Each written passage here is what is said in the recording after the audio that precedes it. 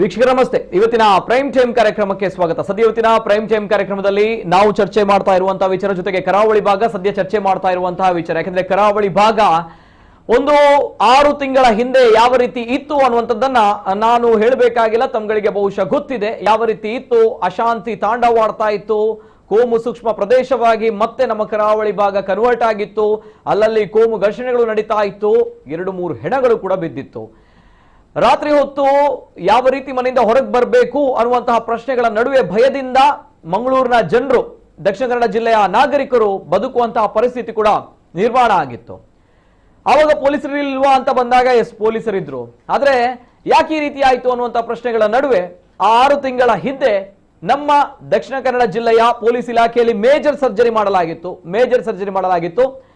Commissioner ಜೊತೆಗೆ SP ಯನ್ನ ಬದಲಾವಣೆ ಮಾಡಲಾಗಿತ್ತು.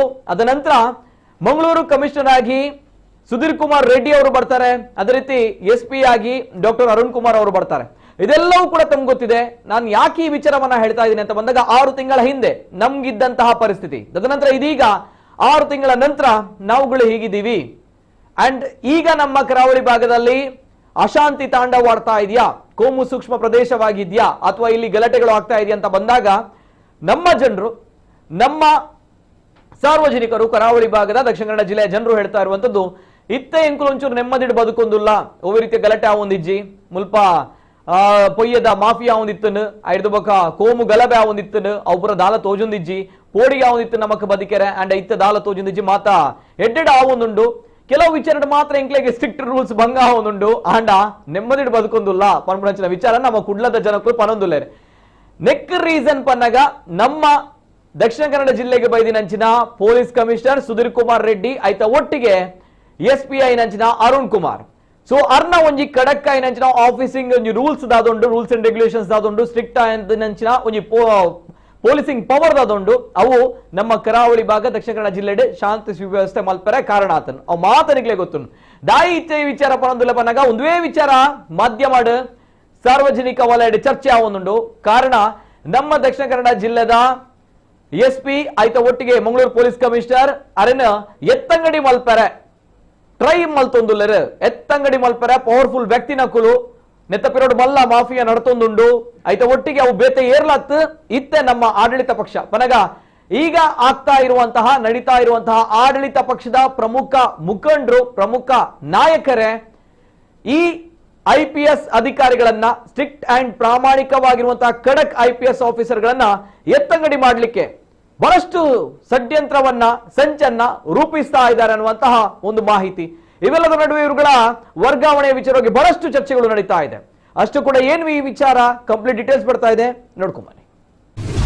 ದಕ್ಷಿಣ ಕನ್ನಡ SP ಕಮಿಷನರ್ ವರ್ಗಾವಣೆಗೆ ಆಡಳಿತ ಪಕ್ಷದ ಭರ್ಜರಿ ಪ್ಲಾನ್. ಕರಾವಳಿ ಜಿಲ್ಲೆಗಳ ಶಾಂತಿಗೆ ಕಾರಣವಾಗಿರೋ IPS ಅಧಿಕಾರಿಗಳ ವಿರುದ್ಧ ಷಡ್ಯಂತ್ರ. ಸಾಲು ಹತ್ತಿ ಕೋಮು ಗಲಭೆಗೆ ನಲುಗಿದ್ದ ಕರಾವಳಿಯ ದಕ್ಷಿಣ ಕನ್ನಡ ಜಿಲ್ಲೆಯಲ್ಲಿ ಕಳೆದ 6 ತಿಂಗಳಿಂದ ಶಾಂತಿಯುತ ಕಾನೂನು ಸುವ್ಯವಸ್ಥೆ ಕಾಪಾಡಿಕೊಂಡು ಕರಾವಳಿಗರ ನೆಮ್ಮದಿ ಮತ್ತು ಪ್ರಶಂಸೆಗೆ ಪಾತ್ರವಾಗಿದ್ದಾರೆ ಇಬ್ಬರು IPS ಅಧಿಕಾರಿಗಳು. ಕಮಿಷನರ್ ಸುಧೀರ್, SP ಅರುಣ್ ವರ್ಗಾವಣೆಗೆ ಒತ್ತಡ, ಸಾರ್ವಜನಿಕರ ಅಸಮಾಧಾನ, ಬೆಟ್ಟಿಂಗ್ ಸಿಂಡಿಕೇಟ್ಗಳು, ಮಾಫಿಯಾ ಜಾಲಗಳು ಮತ್ತು ರಾಜಕೀಯ ನಾಯಕರ ಒಂದು ಭಾಗದ ಒತ್ತಡದಿಂದಾಗಿ ಮಂಗಳೂರು ಪೊಲೀಸ್ ಆಯುಕ್ತ ಸುಧೀರ್ ಕುಮಾರ್ ರೆಡ್ಡಿ ಮತ್ತು ದಕ್ಷಿಣ ಕನ್ನಡ ಪೊಲೀಸ್ ವರಿಷ್ಠಾಧಿಕಾರಿ ಡಾಕ್ಟರ್ ಅರುಣ್ ಅವರನ್ನ ವರ್ಗಾವಣೆ ಮಾಡಲು ಹುನ್ನಾರ ನಡೆಯುತ್ತಿದೆ ಎಂಬ ಸುದ್ದಿಗಳು ಕೇಳಿ ಬರ್ತಾ ಇವೆ. 6 ತಿಂಗಳಿಂದ ಅಹಿತಕರ ಘಟನೆಗಳಿಲ್ಲದೆ ಶಾಂತಿ ನೆಲೆಸಿದ್ದರೂ ಎತ್ತಂಗಡಿಗೆ ಸಂಚು. ಕಳೆದ 6 ತಿಂಗಳಿನಿಂದ ದಕ್ಷಿಣ ಕನ್ನಡ ಜಿಲ್ಲೆ ಮತ್ತು ಮಂಗಳೂರು ಕಮಿಷನರೇಟ್ ವ್ಯಾಪ್ತಿಯಲ್ಲಿ ಯಾವುದೇ ಗಲಭೆ ಅಥವಾ ಕೋಮು ಗಲಭೆಗಳು ನಡೆದಿಲ್ಲ. ಮರಳು ಗಣಿಗಾರಿಕೆ, ಕೆಂಪು ಕಲ್ಲು ಸಾಗಣೆ, ಮಟ್ಕ ಮತ್ತು ಜೂಜಾಟದ ಅಡ್ಡೆಗಳಂತಹ ಕಾನೂನು ಬಾಹಿರ ಚಟುವಟಿಕೆಗಳನ್ನು ಪರಿಣಾಮಕಾರಿಯಾಗಿ ನಿಗ್ರಹಿಸಲಾಗಿದೆ. ಮರಳು, ಬೀಫ್, ಡ್ರಗ್ ಮಾಫಿಯಾ, ಕೋಮು ಗಲಭೆ, ಬೆಟ್ಟಿಂಗ್, ಅಕ್ರಮ ಗೋ ಹತ್ಯೆಗೆ ಬ್ರೇಕ್. ಕೋಮು ಹಣೆಪಟ್ಟಿ ಕಟ್ಟಿ ಒಂದಿಲ್ಲೊಂದು ಅಕ್ರಮದಲ್ಲೇ ಮಿಂದು ಹೋಗಿದ್ದ ಜಿಲ್ಲೆಯನ್ನ ಕೇವಲ 6 ತಿಂಗಳಲ್ಲಿ ಬಹುತೇಕ ಸ್ವಚ್ಛ ಮಾಡಿದವರು ಅಧಿಕಾರಿಗಳಾದ ಸುಧೀರ್ ಕುಮಾರ್ ರೆಡ್ಡಿ ಮತ್ತು ಡಾಕ್ಟರ್ ಅರುಣ್. ಆದರೆ ಅಕ್ರಮವನ್ನೇ ಉಸಿರನ್ನಾಗಿಸಿದ ಮಾಫಿಯಾಗಳು, ಕೆಲವೊಂದು ಉದ್ಯಮಿಗಳು ಈಗ ಚಡಪಡಿಸುತ್ತಿದ್ದು ಈ ಇಬ್ಬರು ಅಧಿಕಾರಿಗಳನ್ನ ವರ್ಗಾವಣೆಗೊಳಿಸಲು ಹುನ್ನಾರ ನಡೆಸುತ್ತಿದ್ದಾರೆ. ಇದಕ್ಕೆ ರಾಜ್ಯದಲ್ಲಿ ಆಡಳಿತ ನಡೆಸುತ್ತಿರುವ ಪಕ್ಷದ ಕೆಲವೊಂದು ನಾಯಕರು ಕೂಡ ಸಾಥ್ ನೀಡಿ ಹಿರಿಯ ನಾಯಕರ ಬೆನ್ನು ಬಿದ್ದಿರುವ ಅಂಶ ಬೆಳಕಿಗೆ ಬಂದಿದೆ. ಇದರ ನೇರ ಹೊಡೆತ ಸ್ವತಃ ಸ್ಥಳೀಯ ಜನಪ್ರತಿನಿಧಿಗಳಿಗೂ ತಟ್ಟಿದ್ದು ವಿಚಲಿತರಾಗಿದ್ದಾರೆ. ಖಡಕ್ ಆಫೀಸರ್ಗಳ ಎತ್ತಂಗಡಿಗೆ ಬೆಟ್ಟಿಂಗ್, ಮಾಫಿಯಾಗಳ ಒತ್ತಡ. ಸುಧೀರ್ ಕುಮಾರ್ ರೆಡ್ಡಿ ಮತ್ತು ಡಾಕ್ಟರ್ ಅರುಣ್ ಜಿಲ್ಲೆಗೆ ಅಧಿಕಾರಿಗಳಾಗಿ ಬಂದ ಬಳಿಕ ಅಕ್ರಮ ದಂಧೆಕೋರರಿಗೆ ಉಸಿರಾಡಲು ಕಷ್ಟವಾಗಿದೆ. ಈ ಹಿನ್ನೆಲೆಯಲ್ಲಿ ಅವರನ್ನ ವರ್ಗಾವಣೆಗೆ ನಾನಾ ರೀತಿಯ ಕಸರತ್ತನ್ನ ನಡೆಸಲಾಗುತ್ತಿದೆ. ದಕ್ಷಿಣ ಕನ್ನಡ ಜಿಲ್ಲೆಯಲ್ಲಿ ಶ್ರೀಕೃಷ್ಣಾಷ್ಟಮಿ, ಗಣೇಶೋತ್ಸವ ಸಂದರ್ಭ ಧ್ವನಿವರ್ಧಕ ವಿಚಾರದಲ್ಲಿ ಅಧಿಕಾರಿಗಳ ವಿರುದ್ಧ ಆಕ್ರೋಶ ವ್ಯಕ್ತಪಡಿಸಿ ಪ್ರತಿಭಟನೆ ನಡೆಸಿದರೆ, ಇದೀಗ ಧಾರ್ಮಿಕ ಭಾವನೆ, ಆಚರಣೆ, ಸಂಪ್ರದಾಯ ಹೆಸರಿನಲ್ಲೂ ಅಧಿಕಾರಿಗಳನ್ನ ಟಾರ್ಗೆಟ್ ಮಾಡಲಾಗ್ತಾ ಇದೆ. ಮಾಫಿಯಾಗಳಿಗೆ ನಿರಾಸೆ ಮೂಡಿಸಿದ ಡಿಸೆಂಬರ್ ಪಟ್ಟಿ. ಡಿಸೆಂಬರ್ ಪಟ್ಟಿಯಲ್ಲೂ ಹೆಸರಿಲ್ಲ. ಸಾಮಾನ್ಯವಾಗಿ ಐಪಿಎಸ್, ಐಎಎಸ್ ದರ್ಜೆ ಅಧಿಕಾರಿಗಳನ್ನ ಡಿಸೆಂಬರ್ನಲ್ಲಿ ಸಾಮೂಹಿಕ ವರ್ಗಾವಣೆ ಮಾಡಲಾಗುತ್ತದೆ. ಹೀಗಿರುವಾಗ ದಕ್ಷಿಣ ಕನ್ನಡ ಎಸ್ಪಿ ಮತ್ತು ಮಂಗಳೂರು ಪೊಲೀಸ್ ಕಮಿಷನರ್ ಡಿಸೆಂಬರ್ ತಿಂಗಳಿನಲ್ಲಿ ಪ್ರಮೋಷನ್ ಅಥವಾ ವರ್ಗಾವಣೆ ಆಗಬಹುದು ಎಂಬ ನಿರೀಕ್ಷೆಯಲ್ಲಿ ಮಾಫಿಯಾ ಕುಳಗಳಿದ್ದರು. ಆದರೆ ಡಿಸೆಂಬರ್ ಪಟ್ಟಿಯಲ್ಲೂ ಇವರ ಹೆಸರು ಇಲ್ಲದಿರುವುದು ಮಾಫಿಯಾಗಳಿಗೆ ನಿರಾಸೆ ಮೂಡಿಸಿದೆ. ಜಿಲ್ಲಾ ಉಸ್ತುವಾರಿ ಸಚಿವರು, ಕೆಪಿಸಿಸಿ ಹಿರಿಯ ಮುಖಂಡರು ಸೇರಿದಂತೆ ಬೆಂಗಳೂರಿನ ಹಿರಿಯ ನಾಯಕರು ಮಾತ್ರ ಈ ವರ್ಗಾವಣೆಗೆ ಸುತಾರಾಂ ಒಪ್ಪುತ್ತಿಲ್ಲ ಎಂಬುದು ತಿಳಿದು ಬಂದಿದೆ. ಸದ್ಯ ಇದು ಆರಕ್ಷಕರಿಗೆ, ನಮ್ಮನ್ನು ರಕ್ಷಣೆ ಮಾಡುವಂತಹ ಆರಕ್ಷಕರಿಗೆ ಎತ್ತಂಗಡಿ ಭಾಗ್ಯ ಆಗ್ತಾ ಇದೆ ನಮ್ಮ ಕರಾವಳಿ ಭಾಗದಲ್ಲಿ ಅನ್ನುವಂಥ ಪ್ರಶ್ನೆ. ಇವೆಲ್ಲದರ ನಡುವೆ ಇದು ಆಡಳಿತ ಪಕ್ಷದ ಮುಖಂಡರು, ಹೈ ಪ್ರೊಫೈಲ್ ಆಗಿರುವಂತಹ ವ್ಯಕ್ತಿಗಳು, ಪವರ್ಫುಲ್ ವ್ಯಕ್ತಿಗಳು ಮಾಡ್ತಾ ಇರುವಂತಹ ದೊಡ್ಡ ಒಂದು ಸಂಚು, ಷಡ್ಯಂತ್ರ ಅನ್ನುವಂತಹ ಭಾಗ ಒಂದ್ ಕಡೆ. ಆದ್ರೆ ಇಲ್ಲಿ ವಿರೋಧ ಪಕ್ಷ ಅಂದ್ರೆ ಬಿಜೆಪಿಯ ನಾಯಕರು, ಬಿಜೆಪಿಯ ಶಾಸಕರು ಇದರ ವಿರುದ್ಧ ಸಿಡಿದೆದ್ದಿದ್ದಾರೆ. ಯಾಕಂದ್ರೆ ಇಂತಹ ಖಡಕ್ ಆಗಿರುವಂತಹ strict rules and regulations follow ಮಾಡುವಂತಹ ಪ್ರಾಮಾಣಿಕವಾಗಿರುವಂತಹ ಪೊಲೀಸ್ ಆಫೀಸರ್ ನಮ್ಮ ಕರಾವಳಿ ಭಾಗಕ್ಕೆ, ಮಂಗಳೂರಿಗೆ ಬೇಕು. ಇವರನ್ನ ಸ್ಟ್ರಿಕ್ಟ್ ಆಗಿ ಇವರು ಮಾಡುವಂತ ಕೆಲಸ ಕಾರ್ಯಗಳ ಮೇಲೆ ನಾವುಗಳು ಸಪೋರ್ಟ್ ಮಾಡಬೇಕು, ಇವರನ್ನ ವರ್ಗಾವಣೆ ಮಾಡಬಾರದು ಅನ್ನೋ ನಿಟ್ಟಿನಲ್ಲಿ ಬಿಜೆಪಿಯ ಶಾಸಕರು ಎದ್ದಿದ್ದಾರೆ. ಸೊ ಆ ಬಗ್ಗೆ ಶಾಸಕರು ವೇದವ್ಯಾಸ್ ಕಾಮತ್ ಅವರು ಜೊತೆಗೆ ಭರತ್ ಕೂಡ ಮಾತಾಡಿದ್ದಾರೆ. ವೇದವ್ಯಾಸ್ ಅವರು ಏನ್ ಹೇಳಿದ್ದಾರೆ ನೋಡ್ಕೊಂಬನ್ನಿ. ಇನ್ನು ಮಂಗಳೂರಿನ ಪೊಲೀಸ್ ಕಮಿಷನರ್ ಮತ್ತು ದಕ್ಷಿಣ ಕನ್ನಡ ಜಿಲ್ಲೆಯ ಎಸ್ಪಿ ಅವರನ್ನ ವರ್ಗಾವಣೆ ಮಾಡಲು ತೆರೆಮರೆಯಲ್ಲಿ ಕೆಲಸ ನಡೆಯುತ್ತಿದೆ ಎಂಬುದಾಗಿ ಕೆಲವು ಸಾಮಾಜಿಕ ಜಾಲತಾಣಗಳಲ್ಲಿ ಊಹಾಪೋಹದ ಸುದ್ದಿಗಳು ಹರಿದಾಡ್ತಾ ಇವೆ. ಒಂದೊಮ್ಮೆ ಈ ವದಂತಿಗಳು ನಿಜವೇ ಆಗಿದ್ದಲ್ಲಿ ಅದನ್ನ ತಾನು ವಿರೋಧಿಸುತ್ತೇನೆ ಎಂದು ಶಾಸಕ ವೇದವ್ಯಾಸ್ ಕಾಮತ್ ತಿಳಿಸಿದ್ದಾರೆ. ಅವರು ಮಾಧ್ಯಮ ಪ್ರತಿನಿಧಿಗಳ ಜೊತೆ ಮಾತನಾಡಿ, ಮರಳು ಮಾಫಿಯಾ, ಬಂಡವಾಳ ಶಾಹಿಗಳು ಅಥವಾ ದಂಧೆಕೋರರು ಪೊಲೀಸ್ ಕಮಿಷನರ್ ಮತ್ತು ಎಸ್ಪಿ ಅವರ ವರ್ಗಾವಣೆಗೆ ಪ್ರಯತ್ನಿಸುತ್ತಿದ್ದಾರೆ ಎಂದರು. ನನಗೆ ಮತ್ತು ಕಮಿಷನರ್ ಅವರಿಗೆ ಕೆಲವೊಂದು ವಿಚಾರಗಳಲ್ಲಿ ಭಿನ್ನಾಭಿಪ್ರಾಯ ಇರಬಹುದು. ಆದರೆ ಕಮಿಷನರ್ ಮತ್ತು ಎಸ್ಪಿ ಅವರು ಭ್ರಷ್ಟಾಚಾರ ಇಲ್ಲದೆ ಕಾರ್ಯನಿರ್ವಹಿಸ್ತಾ ಇದ್ದಾರೆ. ಡ್ರಗ್ಸ್, ಕಾನೂನು ಸುವ್ಯವಸ್ಥೆ ವಿಷಯಗಳಲ್ಲಿ ಖಡಕ್ ಆಗಿ ಕೆಲಸ ನಿರ್ವಹಿಸುತ್ತಿದ್ದಾರೆ. ಹಾಗಿರುವಾಗ ಅವರನ್ನ ವರ್ಗಾವಣೆ ಮಾಡುವುದು ಸರಿಯಲ್ಲ ಎಂದು ಕಾಮತ್ ತಿಳಿಸಿದರು. ಸರ್ಕಾರಿ ಅಧಿಕಾರಿಗಳಿಗೆ ವರ್ಗಾವಣೆ ಸಹಜ ಪ್ರಕ್ರಿಯೆ, ಆದರೆ ಅವಧಿ ಪೂರ್ವ ವರ್ಗಾವಣೆ ಮಾಡುವುದು ಸರಿಯಲ್ಲ. ಸರ್ಕಾರ ಯಾರ ಒತ್ತಡಕ್ಕೆ ಮಣಿಯುತ್ತಿದೆ? ಜೂಜುಕೋರರ, ಅಹಿತಕರ ಘಟನೆ ಮಾಡುವವರ ಅಥವಾ ದಂಧೆಕೋರರ ಒತ್ತಡಕ್ಕೆ ಮಣಿಯುತ್ತಿದೆ ಎಂದು ಪ್ರಶ್ನಿಸಿದ ಶಾಸಕ ಕಾಮತ್, ಮಂಗಳೂರು ಮತ್ತು ದಕ್ಷಿಣ ಕನ್ನಡ ಜಿಲ್ಲೆಯಲ್ಲಿ ಕಾನೂನು ಸುವ್ಯವಸ್ಥೆ ಕಾಪಾಡಬೇಕೆಂದು ಕಾಂಗ್ರೆಸ್ ಸರ್ಕಾರ ಈ ಇಬ್ಬರು ಅಧಿಕಾರಿಗಳನ್ನ ಇಲ್ಲಿ ನಿಯೋಜನೆ ಮಾಡಿತ್ತು. ಆದ್ರೆ ಈಗ ಅವರನ್ನ ವರ್ಗಾವಣೆ ಮಾಡುವುದಾದರೆ ಕಾನೂನು ಸುವ್ಯವಸ್ಥೆಗೆ ಧಕ್ಕೆ ತರುವವರು ಮತ್ತು ಕಾನೂನಿಗೆ ಗೌರವ ಕೊಡದವರು ಕಾಂಗ್ರೆಸ್ಸಿಗರೇ ಎಂದು ಭಾವಿಸಬೇಕಾಗುತ್ತದೆ. ಮತ್ತೊಮ್ಮೆ ಕಾನೂನು ಸುವ್ಯವಸ್ಥೆ ಹದಗೆಟ್ರೆ ಅದಕ್ಕೆ ಕಾಂಗ್ರೆಸ್ಸಿಗರೇ ಕಾರಣ ಎಂದಿದ್ದಾರೆ. ಎಲ್ಲೋ ಹೊರಗೆ ನಿಂತು ಕೆಲವು ಕಾಂಗ್ರೆಸ್ ಕಾರ್ಯಕರ್ತರು ಹೇಳುವುದನ್ನ ನಾಯಕರು ಕೇಳುವುದಾದ್ರೆ ಅವರ ಮಾನಸಿಕತೆ ಎಂತಹುದು ಎಂಬುದನ್ನ ನಾವು ಅರ್ಥ ಮಾಡಿಕೊಳ್ಳಬೇಕು ಎಂದಿದ್ದಾರೆ. ಗಾಂಜಾ, ಡ್ರಗ್ಸ್ ಮತ್ತು ಈ ರೀತಿಯ ವಿಚಾರಗಳಿಗೆ ಬಹಳ ಖಡಕ್ ಆಗಿ ಕೆಲಸ ಕಾರ್ಯಗಳು ಮಾಡ್ತಿರುವಂಥ ಪೊಲೀಸ್ ಅಧಿಕಾರಿಗಳನ್ನು ಇಲ್ಲಿಂದ ಎತ್ತಂಗಡಿ ಮಾಡುವಂಥ ಒಂದು ವಾತಾವರಣ ಇದು ಸರಿಯಲ್ಲ. ನಾನು ಹೇಳ್ತೇನೆ, ಸಹಜವಾಗಿ ಆಡಳಿತದಲ್ಲಿ 1 ವರ್ಷ 2 ವರ್ಷ ಹೋದಾಗ ಹಿರಿಯ ಅಧಿಕಾರಿಗಳು ಟ್ರಾನ್ಸ್ಫರ್ ಆಗ್ತಾರೆ. ಆದರೆ ಟ್ರಾನ್ಸ್ಫರ್ ಆಗುವಂಥದ್ದು ಆಡಳಿತದ ವ್ಯವಸ್ಥೆಯಲ್ಲಿ ಅವರ ಪ್ರಕ್ರಿಯೆಯಲ್ಲಿ ಮಾಡಬೇಕು ಬಿಟ್ಟರೆ, ಯಾರೋ ಭ್ರಷ್ಟಾಚಾರ ನಿರತರು, ಯಾರೋ ಅವ್ಯವಹಾರಗಳನ್ನು ಮಾಡುವಂಥ ವ್ಯಕ್ತಿಗಳು ಆಡಳಿತವನ್ನು ನಡೆಸಬಾರ್ದು. ಅವ್ಯವಹಾರ ಮಾಡುವಂಥ ವ್ಯಕ್ತಿಗಳು ಆಡಳಿತ ನಡೆಸಿಕೊಂಡು ಪೊಲೀಸ್ ಅಧಿಕಾರಿಗಳನ್ನು ತೆಗಿತಾರೆ ಅಂತೇಳಿ ಆದರೆ ನ್ಯಾಯ ಮತ್ತು ಅನ್ಯಾಯದ ಪರವಾಗಿ ಅನ್ಯಾಯದ ವಿರುದ್ಧವಾಗಿ ಹೋರಾಡುವಂಥ ಪೊಲೀಸರಿಗೆ ಅನ್ಯಾಯ ಮಾಡುವವರು ಎತ್ತಂಗಡಿ ಮಾಡ್ತಾರೆ ಅಂತ ಹೇಳಿದ್ರೆ ಅನ್ಯಾಯವಾದಂಥ ಮಾಡುವಂಥ ವ್ಯಕ್ತಿಗಳಿಗೆ ಕೈ ಎತ್ತಿದ್ದಿಂದ ಆಗ್ತದೆ. ಅದಕ್ಕೆ ನಾನು ಸಹಮತ ಕೊಡಲ್ಲ. ಆಡಳಿತವನ್ನು ನಡೆಸಬೇಕಾದವರು ಆಡಳಿತ ನಡೆಸಬೇಕಾದ ಸರ್ಕಾರ ಬಿಟ್ಟರೆ ಯಾರೋ ಈ ರೀತಿಯ ಭ್ರಷ್ಟಾಚಾರಿಗಳು, ಯಾರೋ ಈ ರೀತಿಯ ಅವ್ಯವಹಾರ ಮಾಡುವವರು, ಯಾರೋ ಈ ರೀತಿಯ ಬೇರೆ ಬೇರೆ ದಂಧೆಯನ್ನು ಮಾಡುವಂಥ ವ್ಯಕ್ತಿಗಳು ಆಡಳಿತ ಮಾಡಿದರೆ ಒಪ್ಪಿಕೊಳ್ಳಲ್ಲ. ಅದಕ್ಕಾಗಿ ನಾನು ಶಾಸಕನಾಗಿ ಹೇಳುವುದು, ಇವತ್ತು ಬಹಳಷ್ಟು ಕಡೆಗಳಲ್ಲಿ ಅವರ ಪೊಲೀಸ್ ಕಮಿಷನರ್ ಬಗ್ಗೆ ನಾನು ಹೇಳ್ತೇನೆ, ಪೊಲೀಸ್ ಇಲಾಖೆಯಲ್ಲಿ ಭ್ರಷ್ಟಾಚಾರವಿಲ್ಲದೆ ಈ ಡ್ರಗ್ಸ್ ದಂಧೆ ಮತ್ತು ಬೇರೆ ಬೇರೆ ಅಹಿತಕರ ಘಟನೆಗಳಿಗೆ ಅವರು ಮುಂಚೂಣಿಯಲ್ಲಿ ನಿಂತು ಕೆಲಸ ಕಾರ್ಯಗಳನ್ನು ಪೊಲೀಸ್ ಇಲಾಖೆಯಲ್ಲಿ ಇವತ್ತಿನ ಪೊಲೀಸ್ ಕಮಿಷನರ್ ಮಾಡ್ತಾರೆ. ನಾನು ಹಲವಾರು ಬಾರಿ ಅವರನ್ನು ಅಭಿನಂದನೆ ಮಾಡಿದ್ದಾರೆ. ನಾನು ವಿಧಾನಸೌಧದಲ್ಲಿ ಅವರು ಮಾಡಿದಂಥ ಕಾರ್ಯವೈಖರಿ ಡ್ರಗ್ಸ್ ಮತ್ತು ಗಾಂಜಾವನ್ನು ಹಿಡಿದಾಗ ವಿಧಾನಸೌಧದಲ್ಲಿ ಅಭಿನಂದನೆ ಮಾಡಿದ್ದಾರೆ. ಹಾಗಾಗಿ ನಾನು ಯಾವುದೇ ವ್ಯಕ್ತಿಗಳಿರ್ಬೋದು, ಪೊಲೀಸ್ ಇಲಾಖೆಯವರು ತಪ್ಪಿದ್ರೆ ಅವರ ತಪ್ಪನ್ನು ನಾನು ಖಂಡಿಸ್ತೇನೆ.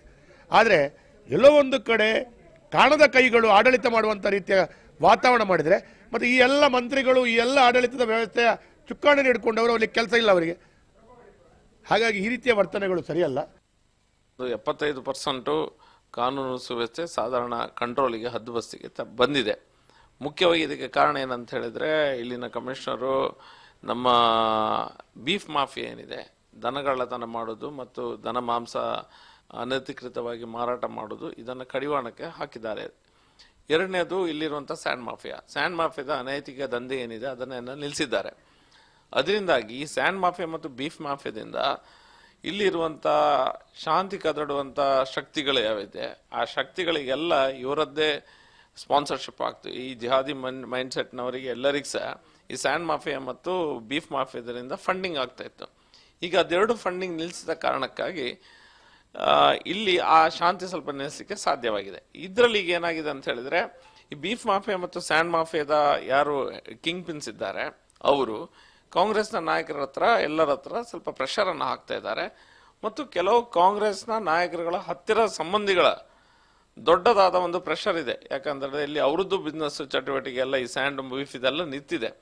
ಅದಕ್ಕೋಸ್ಕರ ಅವರದ್ದು ಪ್ರೆಷರ್ ಇದೆ, ಇವರಿಬ್ಬರನ್ನ ಟ್ರಾನ್ಸ್ಫರ್ ಮಾಡಬೇಕೆನ್ನುವಂಥ ಒಂದು ಹುನ್ನಾರ ನಡೀತಿದೆ.